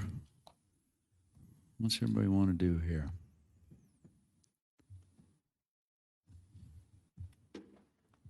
Yeah, Commissioner Caviglia. I mean, I'll make a motion and we'll see what everybody thinks, but I'm gonna make a motion to accept the petition in relation to the removal of the, not necessarily the removal, but the discussion of the compound bow let off limit from NAC 503-144. All right. So we have a motion from Commissioner Cavilla. We do have a second from Commissioner Walther. All those in favor with aye? Aye. Any opposed? Nay. All right. So we have one nay. That motion does carry 8-1. All right. Thank you for that. Given that, we will press on, and we will move on now to agenda item number 12. This is 12A for possible action. This is Commission General Regulation Public Workshop. This is 12A, Commission General Regulation 529, Disability Permit Program Revisions. Data Technology Services Division Administrator Matt Maples. The Commission will hold a workshop to consider regulation language amending Nevada Administrative Code, or NAC, that would update business rules and requirements related to the archery, visual, and special assistance disability permits. Mr. Maples. Yes, thank you, Chairman, members of the Commission. Matt Maples, Data and Technology Division Administrator for the record. I believe this is the third workshop conducted for CGR 529. And so we'll get into kind of the next iteration of the regulation language that we're bringing to you for consideration. NAC 502-42903, the Special Assistance Permit, we have no proposed changes since the March 2026 Commission meeting. For NAC 503-146, which is the scope permit for those with a visual disability, I understand that the March meeting, the Commission chose to move forward with this. We would like to bring in one more kind of small consideration to this based on CGR 517, which is on tomorrow's agenda, that could impact the definition of a site. And so we have some minor adjustments to that regulation, more as conforming language, more than any actual change in the intent of the regulation. There are some changes we brought forward for discussion in 503-1465, which is the archery disability permit. We've had a number of discussions with interested public as well as NGOs, specifically outdoorsmen in wheelchair, on how this regulation fit into their programs. And some of the things that we've brought forward for consideration are some small adjustments to the medical criteria an individual would have in order to qualify for the permit.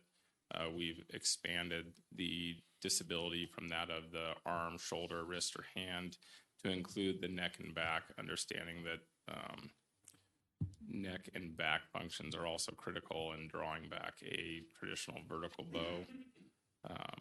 We have also included an additional medical criteria that would qualify an individual for this permit, and that is spinal stenosis graded as severe or extreme. We did hear about this in the public survey that we conducted, and then we also heard about it through public comment as well. We did a little bit of additional research on this. It does appear that spinal stenosis can be graded pretty objectively through medical imaging by a medical professional, and also has a dramatic impact on one's ability to draw and hold a vertical bow. And so we thought it also reasonable to include that as a qualifying medical condition. That's kind of a summary. I've also got the specifics of the regulation language up here, which is identical to what you have in the support material. As you'll see here, I apologize for the rainbow of colors. We were trying to track the changes since the original regulation, as well as the changes made since the March 2026 Commission meeting. So the green text is a new addition. The blue text is what you've seen previously, and the red text is what we would be stricken from the existing regulation. For the visual disability permits, as I stated before, this is more conforming language to match the proposed definition in CGR 517, which is on tomorrow's agenda, which would add a definition of site to the NAC. No other changes to visual disability. This is all existing language that we've considered previously. For the archery disability permit, we have added 2 options, one being permitting the use of a crossbow for those qualifying for this permit. However, we have put forward language for consideration that would restrict the sights or the scope that could be placed on that crossbow. Much of the technology that we presented earlier in the process, we provide an example of a crossbow that had a variable power scope on it with external turrets, which provides the user the opportunity to correct for drop at extended ranges. We feel that by removing the opportunity to use that type of technology and limiting the legal sights that could be placed on a crossbow, we would achieve kind of a reasonable happy medium, still allowing crossbows for those individuals with severe disabilities that cannot practically use a vertical bow, even with some of the draw lock technology, but then still providing a little bit of a technological limit by removing the ability to use variable power scopes and limiting sights to open or peep sights, which, admittedly are probably not common on crossbows. However, the use of the electronic sight or a red dot sight is far more common, and their availability seems to be really, really good. And so that technology would kind of strike a balance between limiting the effectiveness of a crossbow while still permitting its use for certain individuals. This is all existing language that we've reviewed at past workshops. It would change from just a licensed physician to permitting the permit to be, or the verification by the medical professional, specifically defining what types of medical professionals could sign off on that verification that the permittee would submit with their application. And then finally, the changes to the qualifying medical conditions, the inclusion of disability to the neck or back, as well as previously discussed shoulder, arm, wrist, or hand as kind of the general qualifying criteria, again, relying upon 80% disability of, one of those areas. And then in green text, again, letter D, addition of spinal stenosis graded as severe or extreme and confirmed through medical imaging. We did hear about that in the public survey as a condition that should be considered for inclusion. Upon further research, we found various members of the public reaching out that wish to see that included. It does appear by all accounts to be an objective decision that's confirmed through imaging.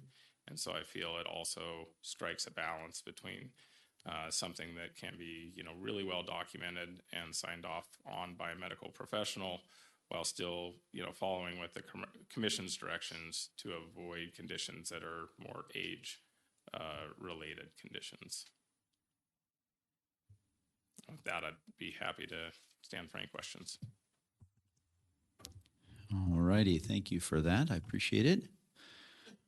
How about questions from the commission on General Regulation 529? Yes, Vice Chair Young. Thank you, Chair. And I just got a quick one, Mr. Maples. And you briefly touched on it, but the NGO, Nevada Outdoorsmen and Wheelchairs, has signed off on this language? You've worked with them and they've kind of signed off on approving it? Yes, that's correct. Perfect. Thank you. All right. Thank you. Anything else from it? Yes, Commissioner Cavilla.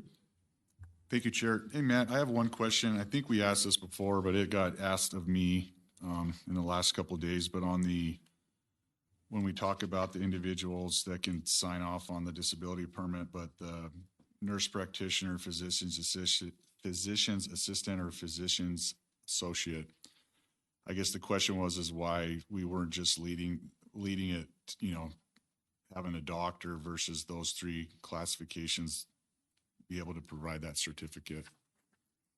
Yeah, thanks for the question, Matt Maple, for the record. I think it's a very good question and worth discussing.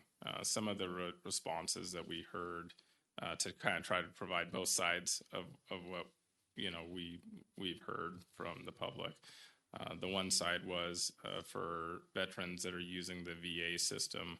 Oftentimes, when they make their appointments, it is difficult for them to always request an MD, and so they may get one of the other medical professionals for their appointment. I think we can all recognize some of the challenges that those individuals face when using the VA, and so we expanded the definition from the current language, which was just a licensed physician, which is more broad than what we have listed.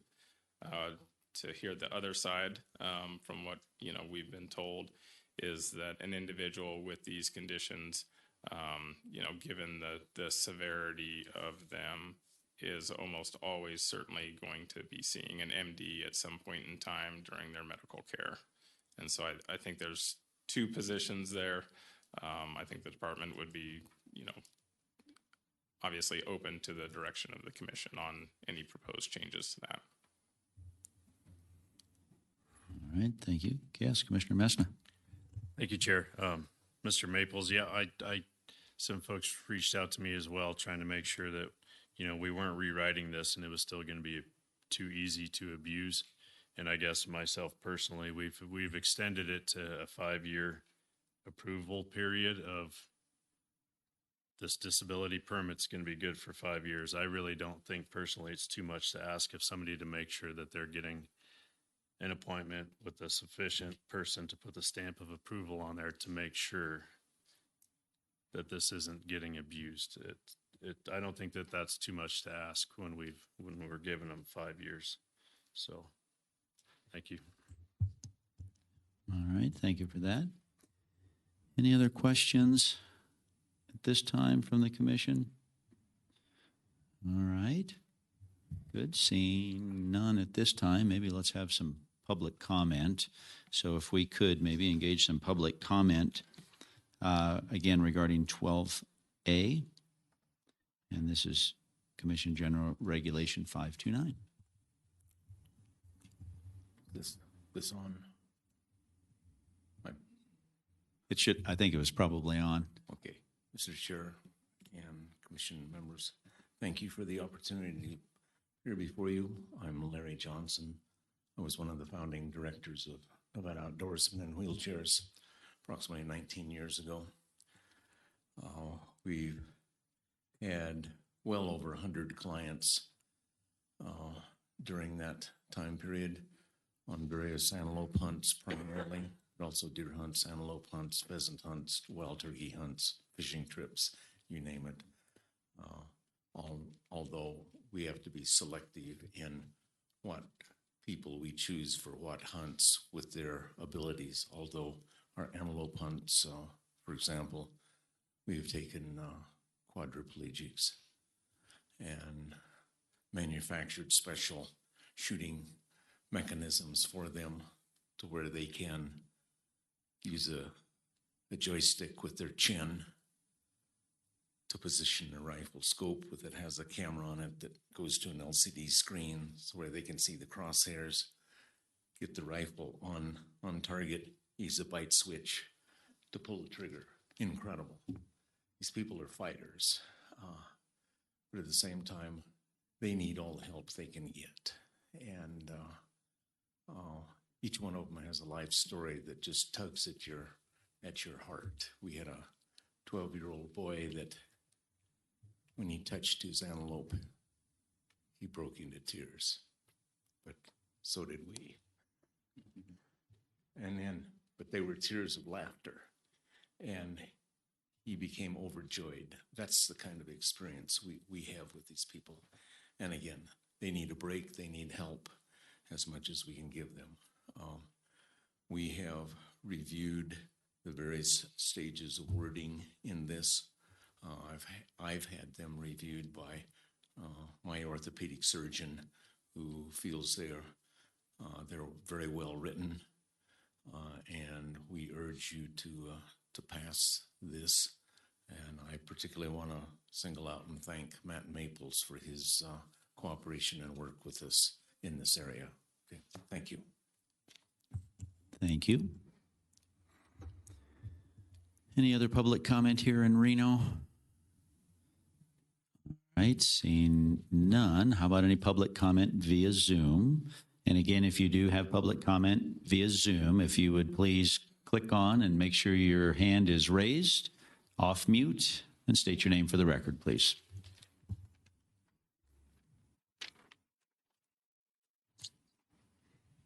Hi, good morning. This is Robin Titus, if you can hear me. Yes, go ahead.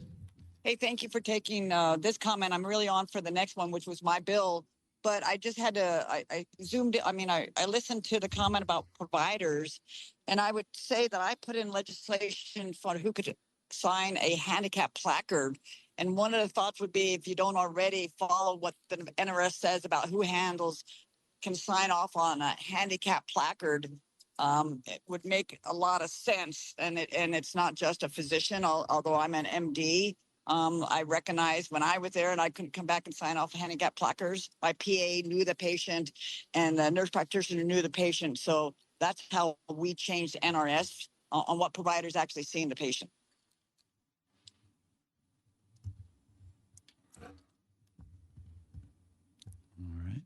Thank you.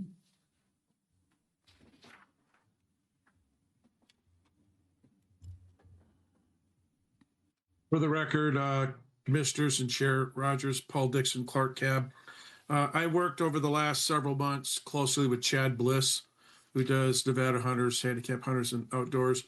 And we had comments for the last commission meeting on this regulation, and those to large part, as far as I could tell, and Chad could tell, had been addressed. I just want to tell you thank you for making those changes and putting this forward. I think it's important that we allow disability hunters the ability to get in the field and that we support that. Thank you. Thank you.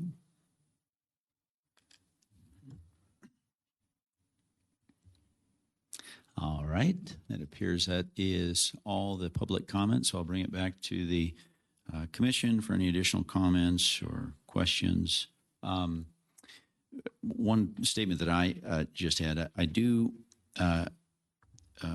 approve of this. I think there's been a lot of work put into this. I think it makes all kinds of sense. I do appreciate and kind of tend to lean with Commissioner Messna on who can sign off on it, given the extended period of time. But anyway, I'm supportive of it, I guess, either way. But I do kind of lean more towards having a medical MD. But that's just me. Commissioner Munn? It's a question to my fellow commissioners, especially folks who are in more rural areas of our state. If there's any need to keep some of these additional practitioners in to serve folks in rural parts of the state, which I know are getting medical care is always increasingly challenging. All right. Yeah, Vice Chair Young, did you? Thank you, Chair Rogers. I'm of the mindset. I believe it was Senator Titus that made the comment of trying to see what the NRS has as the disability placards. I don't know if I'll go there, but I think at least seeing what they've done in the NRS would be good for me to kind of make a decision in the future. All right. Commissioner Walther, I'm sorry, did you? No, okay. Yeah, Commissioner Caviglia. Yeah, and I'm gonna echo Commissioner Young. What I like maybe we could keep the languages today. This is going to go to another reading, but maybe at that one we could have the department do a little homework on that, and then we can make our decision at that point. That's kind of where I'm at. Yeah, good. I like that. I like that. Anything else? I mean, if with that, if there's nothing else, I'll make a motion. You got it. Thank you. All right, I'm going to make a motion to forward to another commission for further review to the next commission meeting, Commission General Regulation 529 as presented. All right, so we have a motion on the table from Commissioner Caviglia. We have a second from Commissioner Messna. All those in favor with aye? Aye. Any opposed? All right, seeing none, that motion does carry. We are looking to press on. However, we've been going for a couple hours again here. So maybe if we could maybe take another quick, maybe a 15-minute break. Maybe it's close to 12:40. Maybe come back here in 15 minutes at 12:55, if that would be okay. All right. So we will stand adjourned. Thank you.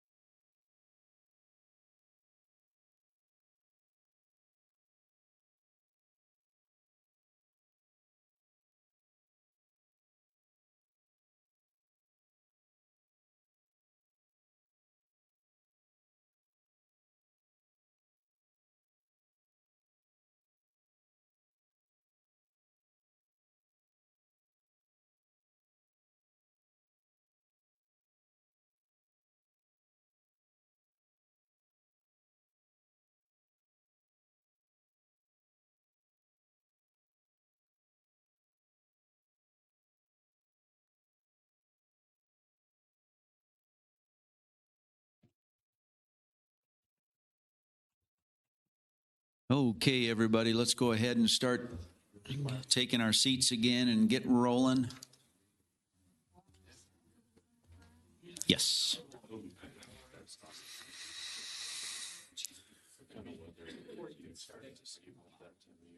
Yep.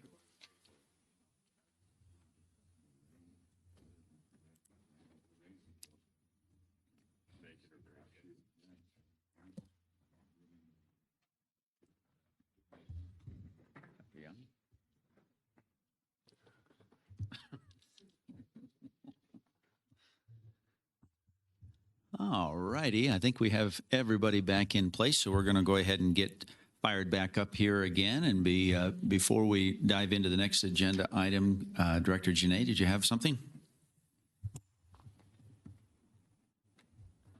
Thank you. I wanted to put this up. We were going to put it up at lunch. We'll put it up at lunch again tomorrow. Just wanted to call this out. Is coming July 23rd and 25th, or through the 25th of 2026. We'll be having the Mule Deer Enhancement Summit out in Ely, Nevada. If you remember, back in 2023, we did this in Winnemucca. It was a really good event. We're looking to duplicate that, bringing in a lot of expert speakers, presenting a lot of mule deer science. So absolutely just wanted to call this out, make sure folks were aware. I know there's been a lot of conversation about mule deer at this meeting, and there will be again tomorrow, but just wanted to highlight this as an opportunity for folks. There is a registration fee, but you can go to we'll be sending that out in the future, but if anybody's interested in sponsorships, Aaron Meyer, we've got his email address on there. Folks can follow up with that, and we'll have additional details coming out on registration. All right, perfect. Thank you. All right, save the date, July 23 through 25. Perfect. All right, with that, we will press on again. As I mentioned, we are on 12B. This is Commission General Regulation 527, and this is a wildlife salvage permit. Game Warden Captain Jake Kramer, the Commission will consider adopting a regulation amending Chapter 501 of the Nevada Administrative Code, or NAC, to create a salvage process and salvage permits for certain wildlife species through the direction of Senate Bill 215. Captain Kramer. Thank you. I'm going to just jump in right quick, just to give a little bit of history before we step into this. I don't know. I know Senator Titus was on earlier. She may join us later in public comment. But the history of this Commission General Regulation and why this came about was, if you remember back to the 2025 session, there was this Senate Bill 215 that was eventually passed, and it is, the language within it says, the Commission shall adopt regulations requiring the Department to issue salvage permits that authorize a person to salvage and collect any wildlife killed as a result of a vehicle collision or any other incidental event. The regulations adopted by the Commission pursuant to this section may prohibit the Department from issuing salvage permits if any wildlife in this state is confirmed to have tested positive for chronic wasting disease. And so there's some other particulars within there that are relevant to this regulation, but I just wanted to give a little bit of history. And Senator Titus is on. If we can pull her up, she wanted to just have an introductory comment. Yeah, thank you. Can you hear me, Alan? You can give me a Yes, thumbs up. you're on, Senator. Great, thank you. So I apologize, I'm not there today. You folks have really worked around my schedule, and unfortunately I'm in Las Vegas at some meetings. Thank you for hearing this regulation. It's a passion of mine. I've been working on for multiple years, living in rural Nevada, seeing dead animals that are going to waste on the side of the road. I've worked hard in conjunction to get this bill passed. Wanted to make sure we work closely with all of you, obviously, and with the director. And thank you for having it on your agenda.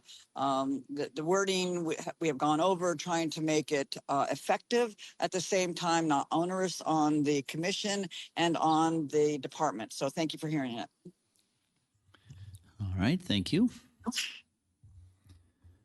All right. All right, Captain With Kramer. that, Game Warden Captain Jake Kramer for the record. So I was going to give a little introduction to that, but we have the author of it in the first place. So thank you, Senator Titus. So this is a long regulation. After drafting this and others, I realized that I kind of write novels sometimes when I'm writing these, but the purpose of this is to be as non-ambiguous as possible and just be very clear on what the intent and what can and can't do through a regulation. So we're going to go through it one by one, line by line, and during or after, just feel free to stop and ask questions. So the following definitions are for the purpose of administering wildlife salvage permits. Let me stop right there real quick. So in Senate Bill 215, we need to do it right there. It needed to establish a definition system because it referenced vehicle collisions and it also referenced incidental. So this is where we do this. So a vehicle collision in 1A is involving wildlife refers to as an incident in which motorized vehicles make physical contact with any wildlife resulting in mortal injury or death to the animal. A vehicle collision which results in mortal injury to wildlife must be euthanized by a sworn peace officer by the state of Nevada. The purpose of that was to obviously for public safety, so there's no discharge of firearms on roadways, which would be in violation of other Title 45 statutes and regulations. Section B, incidental events involving wildlife refer to unintentional occurrences that result in death to the animal, to include natural death from non-human related causes, including disease, wildlife predation, old age, starvation, exposure to severe weather, and environmental disasters, including wildfires, floods, and habitat shift. Mortal injury or death sustained due to structures such as property, fencing, or injuries. Incidental events involving suspected mortal injury of wildlife must be determined by a representative of the department before euthanizing the wildlife. And each incidental event will be evaluated by the department to determine if a wildlife salvage permit may be issued. So again, this whole section of incidental, it's because there's more to wildlife mortality or salvage than a vehicle incident. So urban wildlife issues, deer getting caught in fences, broken legs, dying like that, will now be included in this. Non-incidental events needed to be defined, and those are events involving wildlife referred to in intentional, reckless, or negligent human behavior that directly or indirectly causes injury or death to an animal. For the purpose of Senate Bill 215, any individual may apply for a wildlife salvage permit for any game mammal as defined in NAC 503.020, except for a black bear, or any game bird as defined in NAC 503.045, except for crow. That was killed as a result of a vehicle collision or an incidental event not involving negligence of any unlawful act or of any individual. So non-incidental events, which are the intentional, unlawful, are exempt from the salvage, basically. Section 3, salvaged wildlife may be transported from the location the salvaged wildlife was found, provided the salvaging individual physically documents the possession of the following information prior to leaving the salvaging location. The photograph or a photograph of the entire salvaged animal, including the head. The photograph must contain location metadata information, which means the location information turned on during the photos on the phone. The name and address of the individual salvaging the wildlife, a description of the salvaged wildlife, including the species, gender, and the number of antler points on either side if applicable, the date and time on which the salvaged wildlife was taken and possessed, a description of the motorized vehicle involved in the collision, if applicable, the destination where the salvage wildlife carcass will be transported. Section 4, the individual salvaging the wildlife must surrender to the department the skull, including any associated horns or antlers, if applicable, within 48 hours from the time the wildlife was salvaged, and present to the department all information required as outlined in subsection, and this is changed. It used to say section 2, that was an error. It is section 3 of this regulation, after which the department will issue a wildlife salvage permit. Section 5, the department may deny possession of any salvage wildlife based on suspicion of disease or suspicion the wildlife being killed was due to negligence or an unlawful act. Section 6, an individual who is issued a wildlife salvage permit is prohibited from using any portion of the carcass to sell, trade, or barter. Section 7, any wildlife taken for salvage must be removed in its entirety from the site of collection. Cleaning, field dressing, and quartering is permitted at the site of collection, provided that all unsalvaged parts, including internal organs, entrails, be removed and placed out of view from the roadway at a minimum of 200 feet from a roadway or easement. Processing of meat or parts is not permitted at the site of collection. It must not impede the movement of any vehicular traffic on the roadway at any time. It is not permitted with any active travel lane. It is not permitted along any portion of any roadway with a speed limit of 75 miles an hour or greater. And wildlife salvage is not permitted within any construction zone or an active emergency responder scene. Some of that was common sense. Some of that was at the direction of Department of Transportation as well, in collaboration. Section 8, salvage permits are not transferable and do not authorize the pickup and possession of a threatened or endangered species carcass or its parts. Section 9, hunting license or game tags are not required for the purpose of issuing a wildlife salvage permit. Section 10, the issuance of salvage permit may be prohibited if chronic wasting disease, or CWD, is detected in the state pursuant to Senate Bill 215. Section 11, any individual who possesses a salvage wildlife ungulate within the area under a state quarantine order must comply with the restrictions of the carcass as provided by the provisions of the quarantine order. And Section 12, no person shall salvage wildlife except in accordance with this regulation.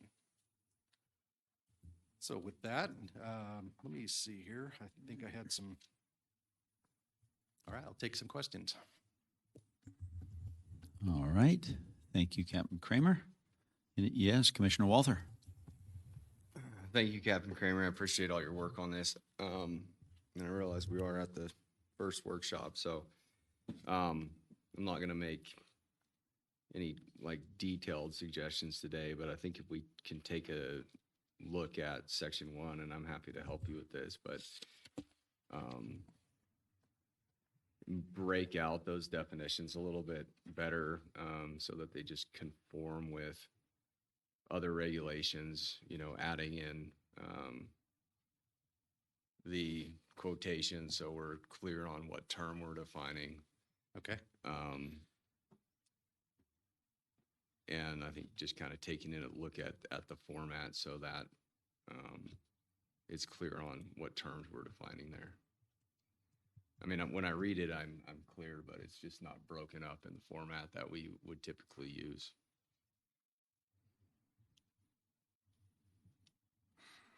All right, perfect. Anything? Yes, Commissioner Caviglia. Thank you, Chair. Thank you, Mr. Kramer. I actually have just a few thoughts reading through this the first go around. On section 3, I'm just curious, just a question for the department. Would it be beneficial to make them provide multiple photographs in lieu of one, kind of from different directions or different sides of the animal, or I don't know if there's a benefit to that or not. And then the second component of that question is the photo must contain location metadata, like prime example of this is my father. He would be all over this regulation, but he literally uses a phone that's, I mean, beyond antiquated. I don't know if his phone has the capabilities for metadata, so I don't know if that's something we can potentially look at. I think he's on like the iPhone 2. I give him crap about it all the time. He's not going to change. So, just another thought I had there to maybe look at that. And then I had another on section 4, we talk about surrendering to the department the skull and horns and antlers within 48 hours.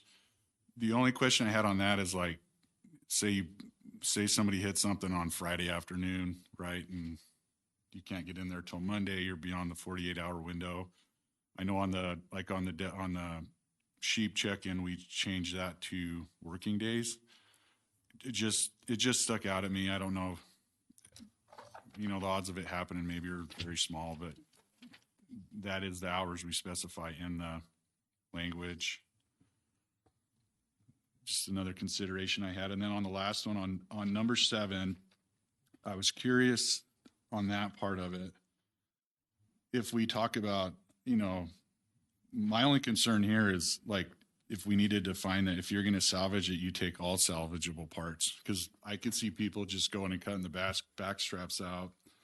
And people are going to find a carcass of an elk laying on the side of the road and the back straps are gone and everything else is still there, And I don't know if we could direct individuals to take it all, but just a thought I had for consideration that if you're going to salvage it, you're going to take all salvageable parts. Because I could see that rubbing some people wrong. You should, peel the back straps out and leave the rest of it laying there. Those were my thoughts just reading through it. I mean, I like it. I think this is a great starting point. All right. Thank you for that. Commissioner Messna, did you have a?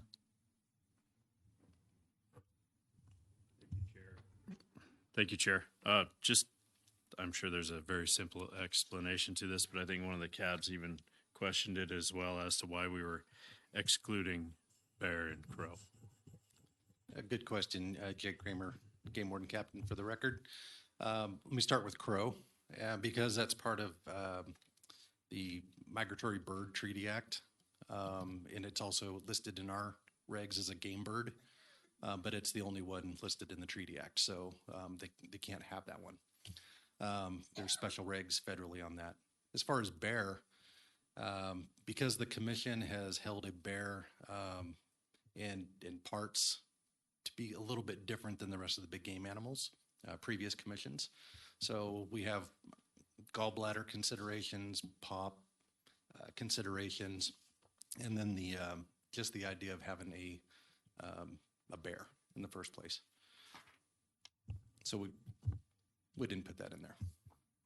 All right. All right. Anything else from any other? Yes, Vice Chair Young. Thank you. Thank you, Captain Kramer, for the presentation. On section 10 as to CWD, so that language is essentially if CWD, which let's hope it never comes to Nevada, but if it does that shut down this entire regulation and SB 215? Yeah, thank you for the question. So the state would have or the commission at that point would have the option of shutting it down completely throughout the state if that were to be found in the state of Nevada. All right. And if you don't mind me asking, Captain Kramer, which I know you don't mind, but I can talk. I'm going to ask anyway. Who am I kidding? Oh, terrible. Anyway, just curious, do other states, again, hopefully CWD doesn't find its way to Nevada, but nonetheless, do you find, as you've reviewed this and maybe collaborated with other states, that they have something similar in there, that if they've salvage permits and if they've detected CWD, how they've handled that? Well, thank you for the question. Other surrounding states have already had CWD within their state. So Utah, Idaho, California now. I didn't collaborate with the states that already have existing CWD. And anywhere in the Midwest and throughout there is already going to have it anyway. We're one of the few states remaining that does not have CWD detected so far. But I think Nate can answer that. I don't know the exact, so Nate Hugh, wildlife veterinarian for the record. I don't know the specifics about every state, but there are certainly states that are CWD positive that still allow roadkill salvage. So I think my understanding is the way this is written is you may get rid of that. You may do it in part. That's why we had the quarantine order also, is so that people aren't restricting that. So if that expands, then that would be, my understanding is that would be up to you. But there are states that do that. It can be a very useful tool for CWD surveillance because of that requirement in other states to turn in the head. My conversations with Oregon, which again, they haven't detected it either, but they've found it to be useful for acquiring additional CWD samples. And with the weighted sampling scheme we use, then roadkill animals that give you more kind of points. But it varies, but there are certainly, especially as we go back east, that states that have detected it that do still allow salvage. But I can't comment on like what their testing requirements, if it's still option, but that's generally up to the person. Yeah, perfect. Thank you for that. Yeah, Commissioner Cavilion. Thank you, Chair. And Mr. Kramer, I had one other comment I forgot to mention when I was running through mine. I'm curious if you had any consideration or thoughts on also, we're going to request that they return the skull. But what about like the cape or the hide? You know, if that's a consideration too, like it's a lion or a bobcat or even a deer, a deer cape or elk cape. If we're going to want to let those individuals retain that, or if we're going to want that turned into the department as well. Yeah, good question. Thank you. So fur bearers are not part of this. This is game mammals and game birds. So bobcats, things of value that can be sold. Of course, you can't sell this anyway. It's already written in there. So that hide would be of zero value at that point in time if that were the case.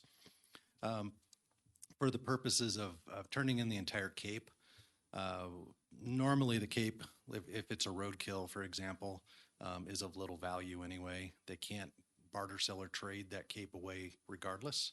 So you can't sell it on to a taxidermist or anything. And generally, it's going to be during the process of quickly on the side of the road, cutting it up to get into ice chest or the cooler or something like that is going to be destroyed anyway.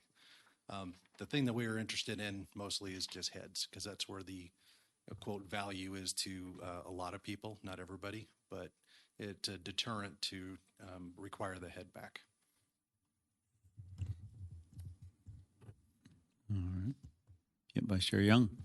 Just one comment. I think the value, there's some good amount of value on a California bighorn cape and like a Rocky Mountain bighorn cape. Just a comment. Correct, right. The way this that reads currently, though, is you cannot barter, sell, or trade any part of any salvaged animal.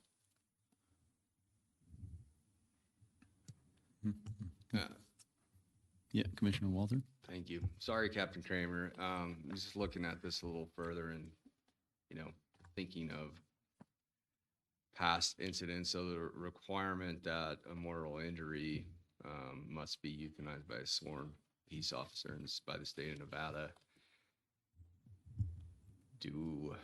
I'm just thinking about scenarios where it could take a while, right, for someone to get there.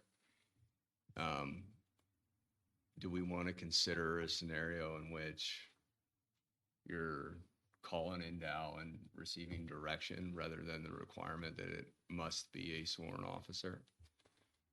Thank you for the question. We did consider that. Where we kind of landed on this is transfer liability. Liability, as it's written right now, rests on the officer, and it could be any officer, county deputy, could even be a corrections officer. It's a sworn peace officer of the state. Where we didn't want to get into is just giving direction over the phone and transferring our liability to somebody else who is untrained, unknowing. We don't know what their skill level is, and to discharge a weapon on site on a roadway or in a neighborhood. because some of these aren't vehicle collisions, some of these are neighborhoods within town, deer caught in fences, et cetera. And us given permission to discharge a weapon, specifically, let's say a gun, to put that animal down would be also in violation of a lot of county ordinances as well. All right.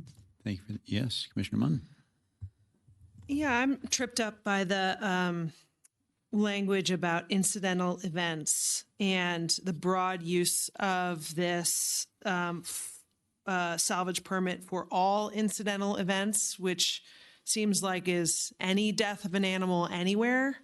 And I'm concerned that kind of allows for people to salvage animals that probably do need to stay on this landscape as part of kind of a natural cycle. So I'm curious if there's been thought about that and narrowing that definition of when it's appropriate to remove a wildlife carcass after an incidental event or not. All right, thank you for the question. So on 1B, number 3, first of all, if it's a mortal injury, for example, and not fatal yet, this would need to be determined by a representative of the department before being euthanized. So this would be an evaluation from a wildlife professional previous to euthanizing an animal. So Commissioner Munn, hopefully that would satisfy your concern that it's being evaluated by a trained wildlife professional previous, and maybe not having to put an animal down, or maybe evaluating, because I know that, for example, there's a lot of three-legged deer running around in towns that have got hit by a car and they're fully functional.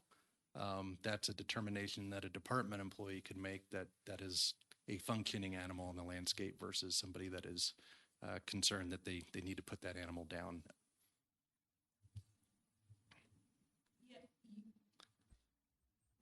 Yep. I guess, and maybe I'm reading this wrong. But incidental events also include natural death, right? Correct. That's number one. And we're saying that you could, anywhere where you found an animal that has died, you could then go and get a salvage permit for. Is that, am I misreading this? No, that's correct. That seems like a pretty broad brushstroke, I think is what I'm saying. And I would like to explore whether or not that needs to be narrowed so that we're not removing animals off the landscape that would naturally be used by, species that use carrion and whatnot. Okay.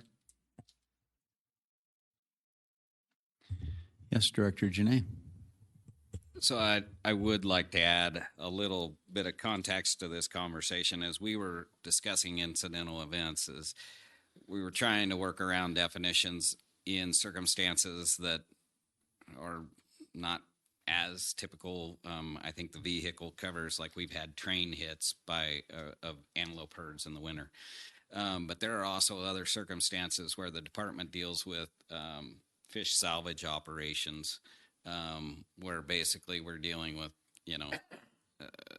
something that we're trying to remove, or it's in a condition where it's passing or recently passing, and we're there and dealing with it in this incidental manner, and we're trying to create that opportunity. And so I understand your trying to get into the specificity on incidental there. We're also trying to create that opportunity to the department to cover more than just vehicle strikes. That was part of the conversation with the senator as she was contemplating the bill as well, and that we tried to work with her to get that incidental language in there for consideration of other circumstances where the department may end up with passing or recently passed, wildlife that could be taken for more useful purpose.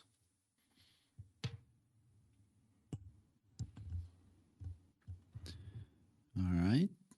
Any other questions at this time from the committee? Yes, Commissioner Cavilla.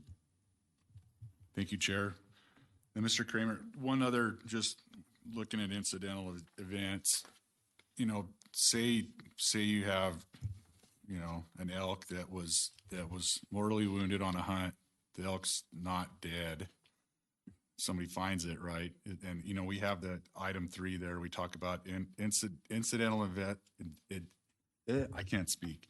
Incidental events involving suspected mortal injury. What if that mortal injury was human caused? Are we gonna, at that point, are we gonna allow salvage? Or if it's a human caused mortal injury, I mean, I guess the vehicle collision falls under that too. But if it's like a hunting related human caused mortal injury, are we gonna allow the salvage at that point? I'm just thinking about it's gonna happen. Yeah, you know? great question. Oh, let's see. I know we went there. I might have to tap Director Janae on refreshing my memory. From my recollection, I believe that if it was a mortal injury, of course, it needs to be evaluated by a representative of the department first to make that determination. And I believe it was acceptable, if I remember right, that the finder of that salvaged animal, that elk at that point, would be allowed to take that. Am I correct in that?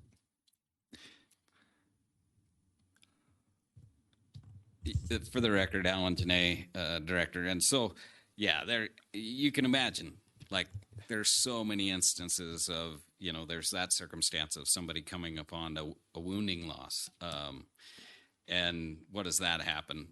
There's a process by which right now, basically we don't allow somebody to take that animal. We basically can take it and then allow it to be processed, and then we can give that to institutions that can use it.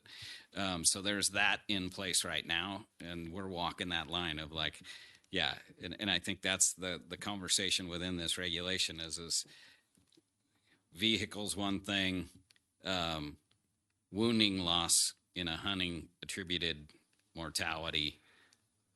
Where do we draw that line? And I think that's some guidance from the commission and some thought around that would be helpful, because we do have methods by which we deal with that currently, and that may be more explicitly called out in this, like how we deal with that, or it could be that scenario of offering that opportunity. But I think it does lead to a certain degree, a higher degree of investigation and evaluation by the department. Yeah. And to that extent, if I'm reading that right, you know, given this scenario that we're talking about, that an individual would still not have the ability to euthanize that animal, it would still require a department person. Yeah. Yeah. Thank you for the question. Yeah, because we want to be able to, again, evaluate. So it'd be essentially an investigation by a department employee, whether that be a game warden or biologist that gets called out to that. The frequency of that happening is not likely to be very high in the first place, but it would require an investigation and then a determination to verify, you know, is it mortally wounded or can it survive on its own before we grant this permit. Yeah, Commissioner Gavita. And just a follow-up, I'm not opposed to it. I'd rather see it salvaged one way or the other. I just reading through it, that question came to my head. If it's a hunting related, you know, mortal injury, because I know now how we deal with it. How are we going to deal with it within this? So I think it just warrants conversation. Yeah, good call. Yes, Commissioner Messna. Thank you, Chair Rogers. Just a quick comment. I applaud this process, and I know a lot of other states have, and I think it will be of benefit. However, even through this process as written right now, I think this is going to prevent many animals from being viable by the time this process goes through its steps, to the point where Commissioner Munn was worried that, you know, there are some animals that should remain on the landscape for various reasons. I'd hate to throw a number at it, but this process still, I don't believe, is going to allow that many animals to be salvaged before the meat goes bad with the current steps that are involved right now. So I applaud the effort, and I think it's very, very good. But this almost becomes so cumbersome at some point that people aren't going to use it, or that by the time you are able to contact an officer of any sort and have them come out, it could be too late. Or that only a portion of the animal would be salvageable by the time this comes around. So I applaud this effort, but I have a feeling this isn't going to take all that many animals off the landscape and put them in people's freezers. It's just more of a comment. That's all. Yep. All right. Thank you for that. Anything else? All right. Good discussion. Good comments. Seeing no additional from the commission at this time, maybe let's get some public input on this. So if I could send it out for public comment. Any public comment now on on agenda item 12B? Any public comment here in Reno? All right, seeing no public comment here in Reno, how about any public comment via Zoom? Hey folks, this is Senator Titus again. Hopefully you can still hear me. I appreciate all the wonderful conversations, and at the end of the day, I think this will be a better bill because of your thoughtful involvement. Even if we can save one animal from being wasted, I think it will be a success. And I appreciate that Expedition as a hunter and having quartered out many an animal, although not lately because I can't seem to draw any tags. But I will say, I think this is a step forward, moving in the right direction. All comments are welcomed, and we will make it a better bill because of it. All right, thank you for that.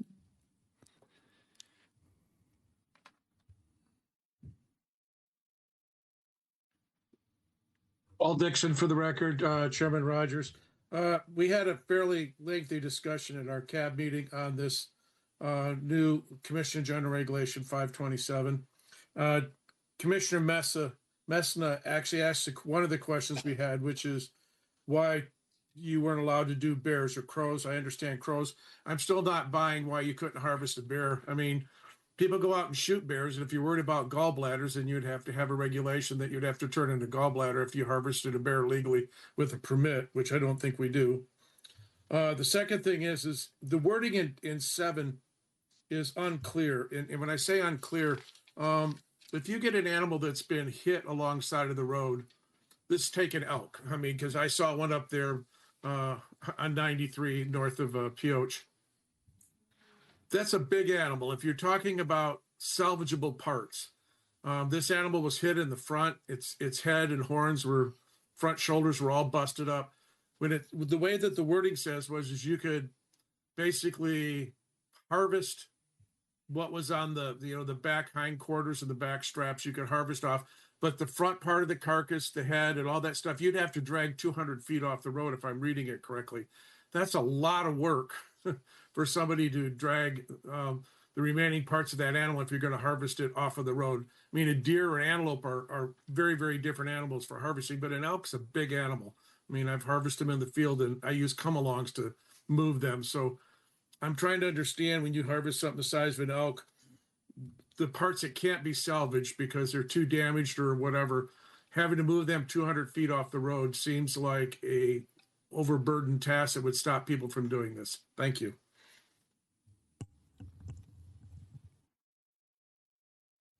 All right, thank you for that. It appears that is all of the public comments, so I'll bring it back to the commission.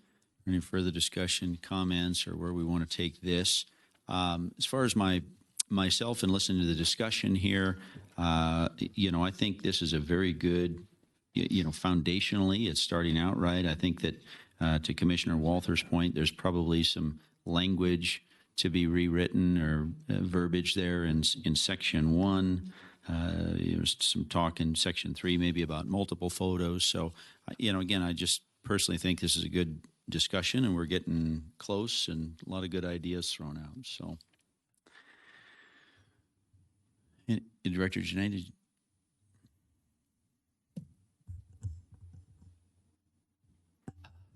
Thank you. For the record, Alan Janae.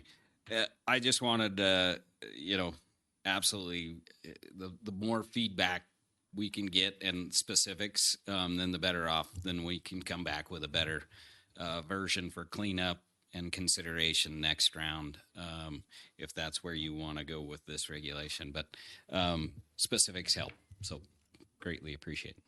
Yes. All right. Anything else from the commission? Questions, concerns, comments, motion, where we want to go with this? Yes, Commissioner Cavilla.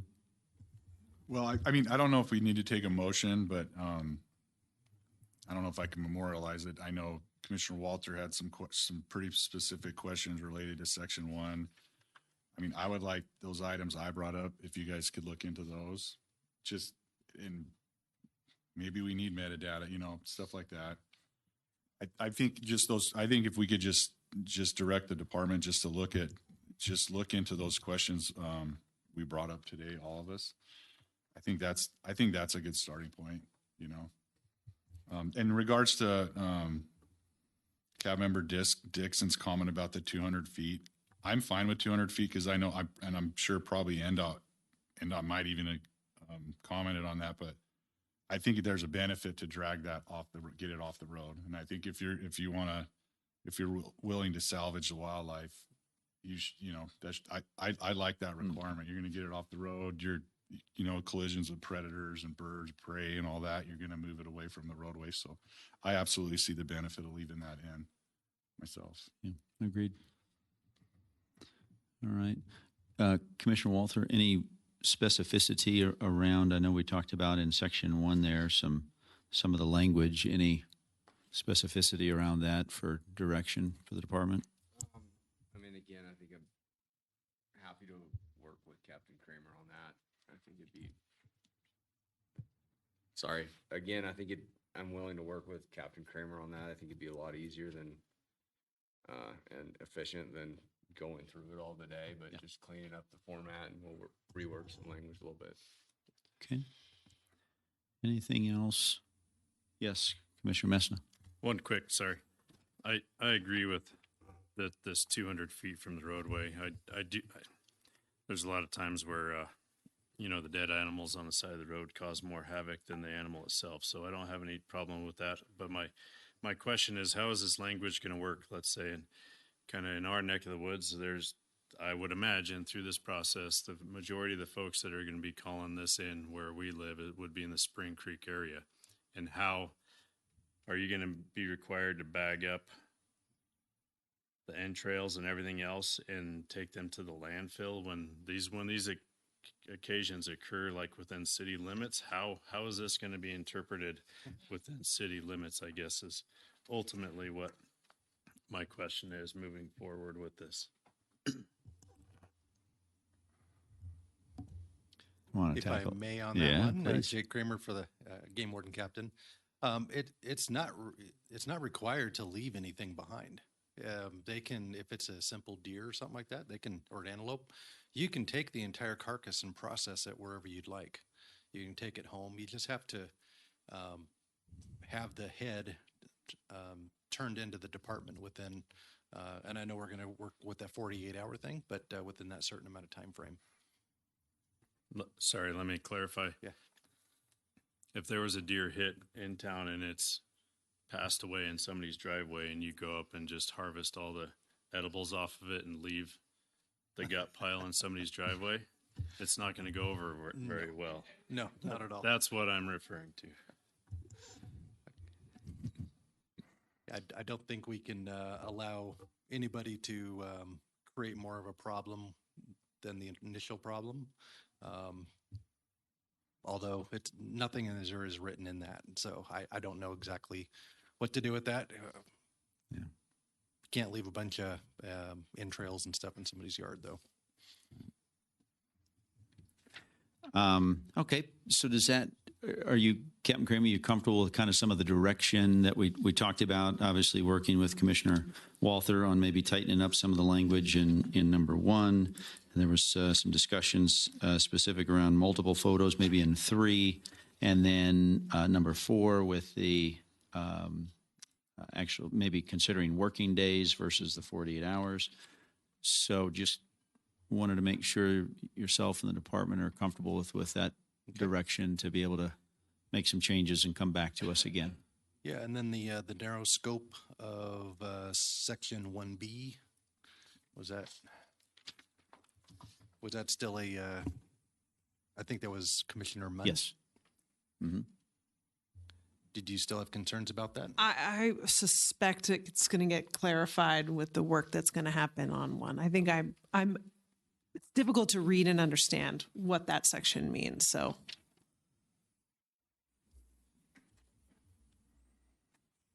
All right.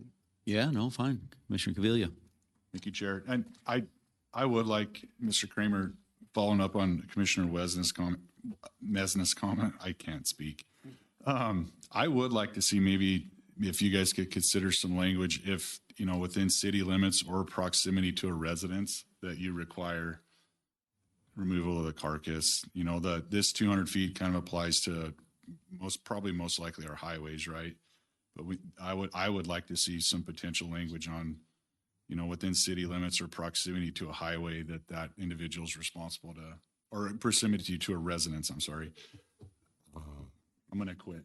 I would like to see maybe a stab at some language along those lines. Yeah, perfect. I'll take that. That's my fault. I didn't give us a lunch break today. All right, good discussion. Captain Kramer, you comfortable with kind of that directive in the department? Yes, I am. Thank you.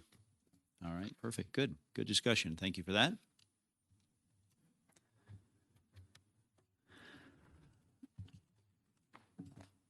All right. Good. So that then closes out agenda item 12B. And as we had talked earlier today, agenda items number 13 and 14 were taken off. And as a result, we talked this morning about moving up agenda item on tomorrow's agenda, item number 21, moving that up to today. So given that directive, we will now hear the biennial big game release plan for fiscal year 2026 and 2027 for possible action. This amendment number 2, Game Division Administrator Sean Espinoza. The Commission will review and may take action to approve an amendment to the Department's biennial big game release plan for fiscal year 2026 and 2027. Mr. Espinoza. Good afternoon, Chairman Rogers, members of the Commission, Sean Espinoza, Game Division Administrator for the record. So, yeah, if you'll just look at your support material, the plan, I think we'll just start out with taking a look at the table of contents. So there were several previous release proposals that have subsequently been removed, so we thought we'd simplify this plan a bit. Those removals include the Stillwater Range Hunt Unit 182 for Desert Bighorn sheep, as well as the Hot Creek Range Unit 163. We left the Reveille Range Hunt Unit 251 on the plan, as that release has already been completed. There were some animals moved into 251. And we removed the Quinn Canyon Range Hunt Unit 132 for Desert Bighorn. One of the things that necessitated us to have this release plan on this particular May agenda is the release into the Tobin Range, Hunt Unit 045. That would be the proposed release for approximately 30 bighorn from the Muddies to go to China Mountain in Hunt Unit 045 to once again augment that herd. Moving down the line here, we are proposing to remove the California bighorn release for the Sheldon National Wildlife Refuge. And we are also proposing to remove the antelope release for the Black Rock Range Hunt Unit 035 and or the Pine Forest Range Hunt Unit 032. In lieu of that, we are recommending to have a release outlet for antelope in the Seven Troughs Range, Hunt Unit 041. Also proposal for release into the Pine Nut Range 291, and then a release outlet for Garden and Coal Valley, which is in Hunt Unit 133. And this would primarily be to relieve some of the population increases we've seen in northeastern Nevada, particularly in Unit 062. We've got some antelope there that have increased in population size, and last year they did not have much of a winter, as we know from the previous presentation we've had, so they did not move into traditional winter ranges and cause some issues with some private lands in 062. So these would be potential release valves for some of those antelope. Now, a lot depends on what happens with the rest of this summer and fall. If things dry up and we do not receive much in the way of precipitation throughout the summer, then we may pivot and not do any of these releases for antelope. A lot depends on habitat conditions moving forward as we go through the fall and into winter. And with that, I'll kind of abbreviate that and take any questions that you might have with respect to these. Okay, thank you for that, Mr. Espinosa. About any questions, concerns, comments from the commission on any of these items? All right. I see folks thumbing through. Yeah, Commissioner Cavilla, please. Thank you, Chair. Apparently, I'm going to keep talking, even though I can't. Sean, just out of curiosity's sake, what's the reasoning for pulling the Stillwaters, Hawk Creeks, and the Quinn Canyons out of the potential translocation sites? Yeah, thank you for the question, Commissioner Cavilla. Sean Espinosa, Game Division Administrator for the record.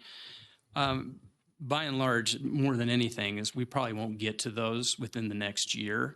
That's the largest issue, but at least for the Stillwaters and the Hot Creeks, we're still not very comfortable with the disease situation there. If you'd like, I can have Dr. Nate LaHue come up and speak to that, but we're not real comfortable with putting clean sheep onto those herds quite yet.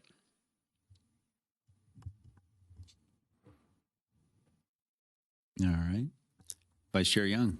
Yes, thank you. And thank you, Chief Espinosa. On the Garden Coal Valley, the 133 antelope augmentation, I definitely support that. Just a kind of a clarification or maybe a question. So we're doing an augmentation of 100 antelope in 133. And tomorrow, there's going to be a recommendation in 133 for antelope to double the tags. I'm just clarification, or maybe we can address that tomorrow, but it's just a little, and maybe I'm assuming it's different areas of the unit. So you're trying just more southern, and I just want a clarification on that. Yeah, correct. And thank you for the question. And there's also some water developments that have been added in certain units and some habitat recovery that we've noticed there. But like I said, a lot of this depends on what happens between now and, say, October, November-ish. The forecasters say that we may be in line for the super El Nino, but living in Nevada for most of my life, I'll believe that when I see it. So I'll just hold my breath. Yeah, hard to find El Nino, let alone super El Nino around here. Yeah. Commissioner Bourne?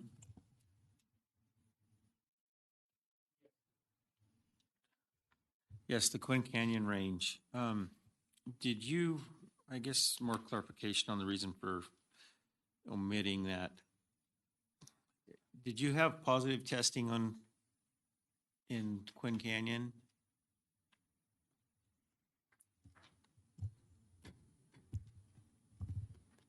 I'm going to ask Dr. Nate LaHue to help out on that. Yeah, so the Quinn Canyon, Nate LaHue, wildlife veterinarian for the record. So the Quinn Canyon and the Hot Creeks, a lot of that was, we put all of those as options for the pancakes, depopulation, the North Pancakes.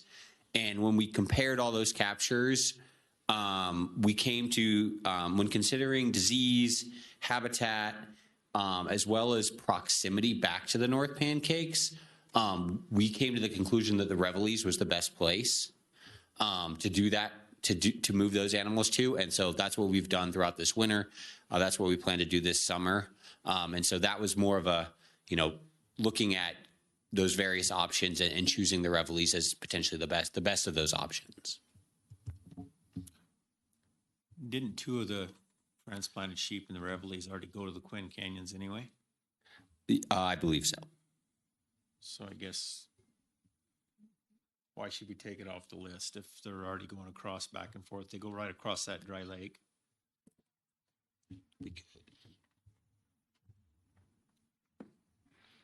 I think our assessment there still stands in the fact that we won't move, say, any muddy sheep to that location.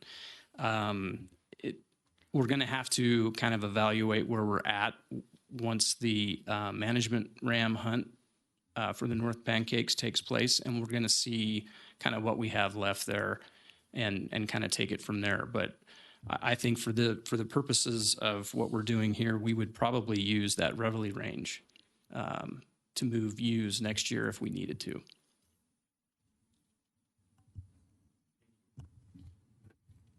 All right, thank you for that. Anything else? All right, any other questions, concerns, comments at this time? All right, seeing none, let's go ahead and maybe have some public comment. So if I could send this out for public comment here in Reno. Any public comment here in Reno regarding the biennial big game release plan? All right, seeing no public comment here in Reno. How about any public comment via Zoom? All right, that didn't take long. Right back at us. Back to the commission for any comments, questions, concerns. Yes, Commissioner Walther? Just briefly, and I apologize, Sean, but just staying consistent with all the forms. If we look at antelope augmentation and the pine nuts, we just say Douglas County, Lyon County, like the rest of the forms. I think that would be great. And you don't have to add this in here, but I would love to be notified and encouraged to attend as well. Thank you. Sure. All right, thank you for that. Anything else from the commission? Yes, Commissioner Keel. Yeah, thank you, Chair Rogers. If there's no further comments, I'll go ahead and move to approve amendment number 2 to the biennial big game release plan for fiscal years 26 and 27 as presented. All right. All right, we have a motion then on the floor from Commissioner Keel, a second from Commissioner Walther. All those in favor with aye? Aye. Any opposed? All right, seeing none. That motion does carry. Thank you for that. All right. So it appears as if we are now back on agenda item number 15. And this is public comment period. This is informational. Public comment will be limited to 3 minutes. No action can be taken by the commission at this time. Any item requiring commission action may be scheduled on a future commission agenda. Persons making comment are asked to begin by stating their name for the record. So with that, is there any public comment here in Reno this afternoon?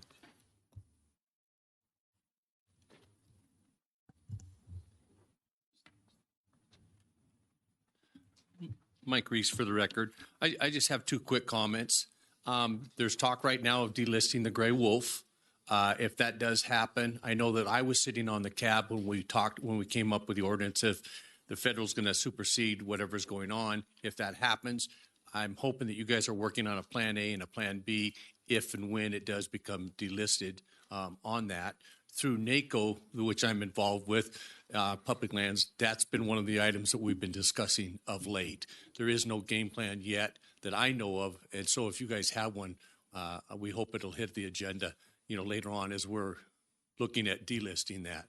And other than that, thank you for your time. Thank you. All right, any other public comment here in Reno? All right, seeing none, how about any public comment via Zoom? You sure, Linda? All right, Linda says no. All right, with that, it was a great day today, a lot of good discussion. So we will stand adjourned for the day, and we'll be back here tomorrow at 8:30. So thank you, everybody. Appreciate it.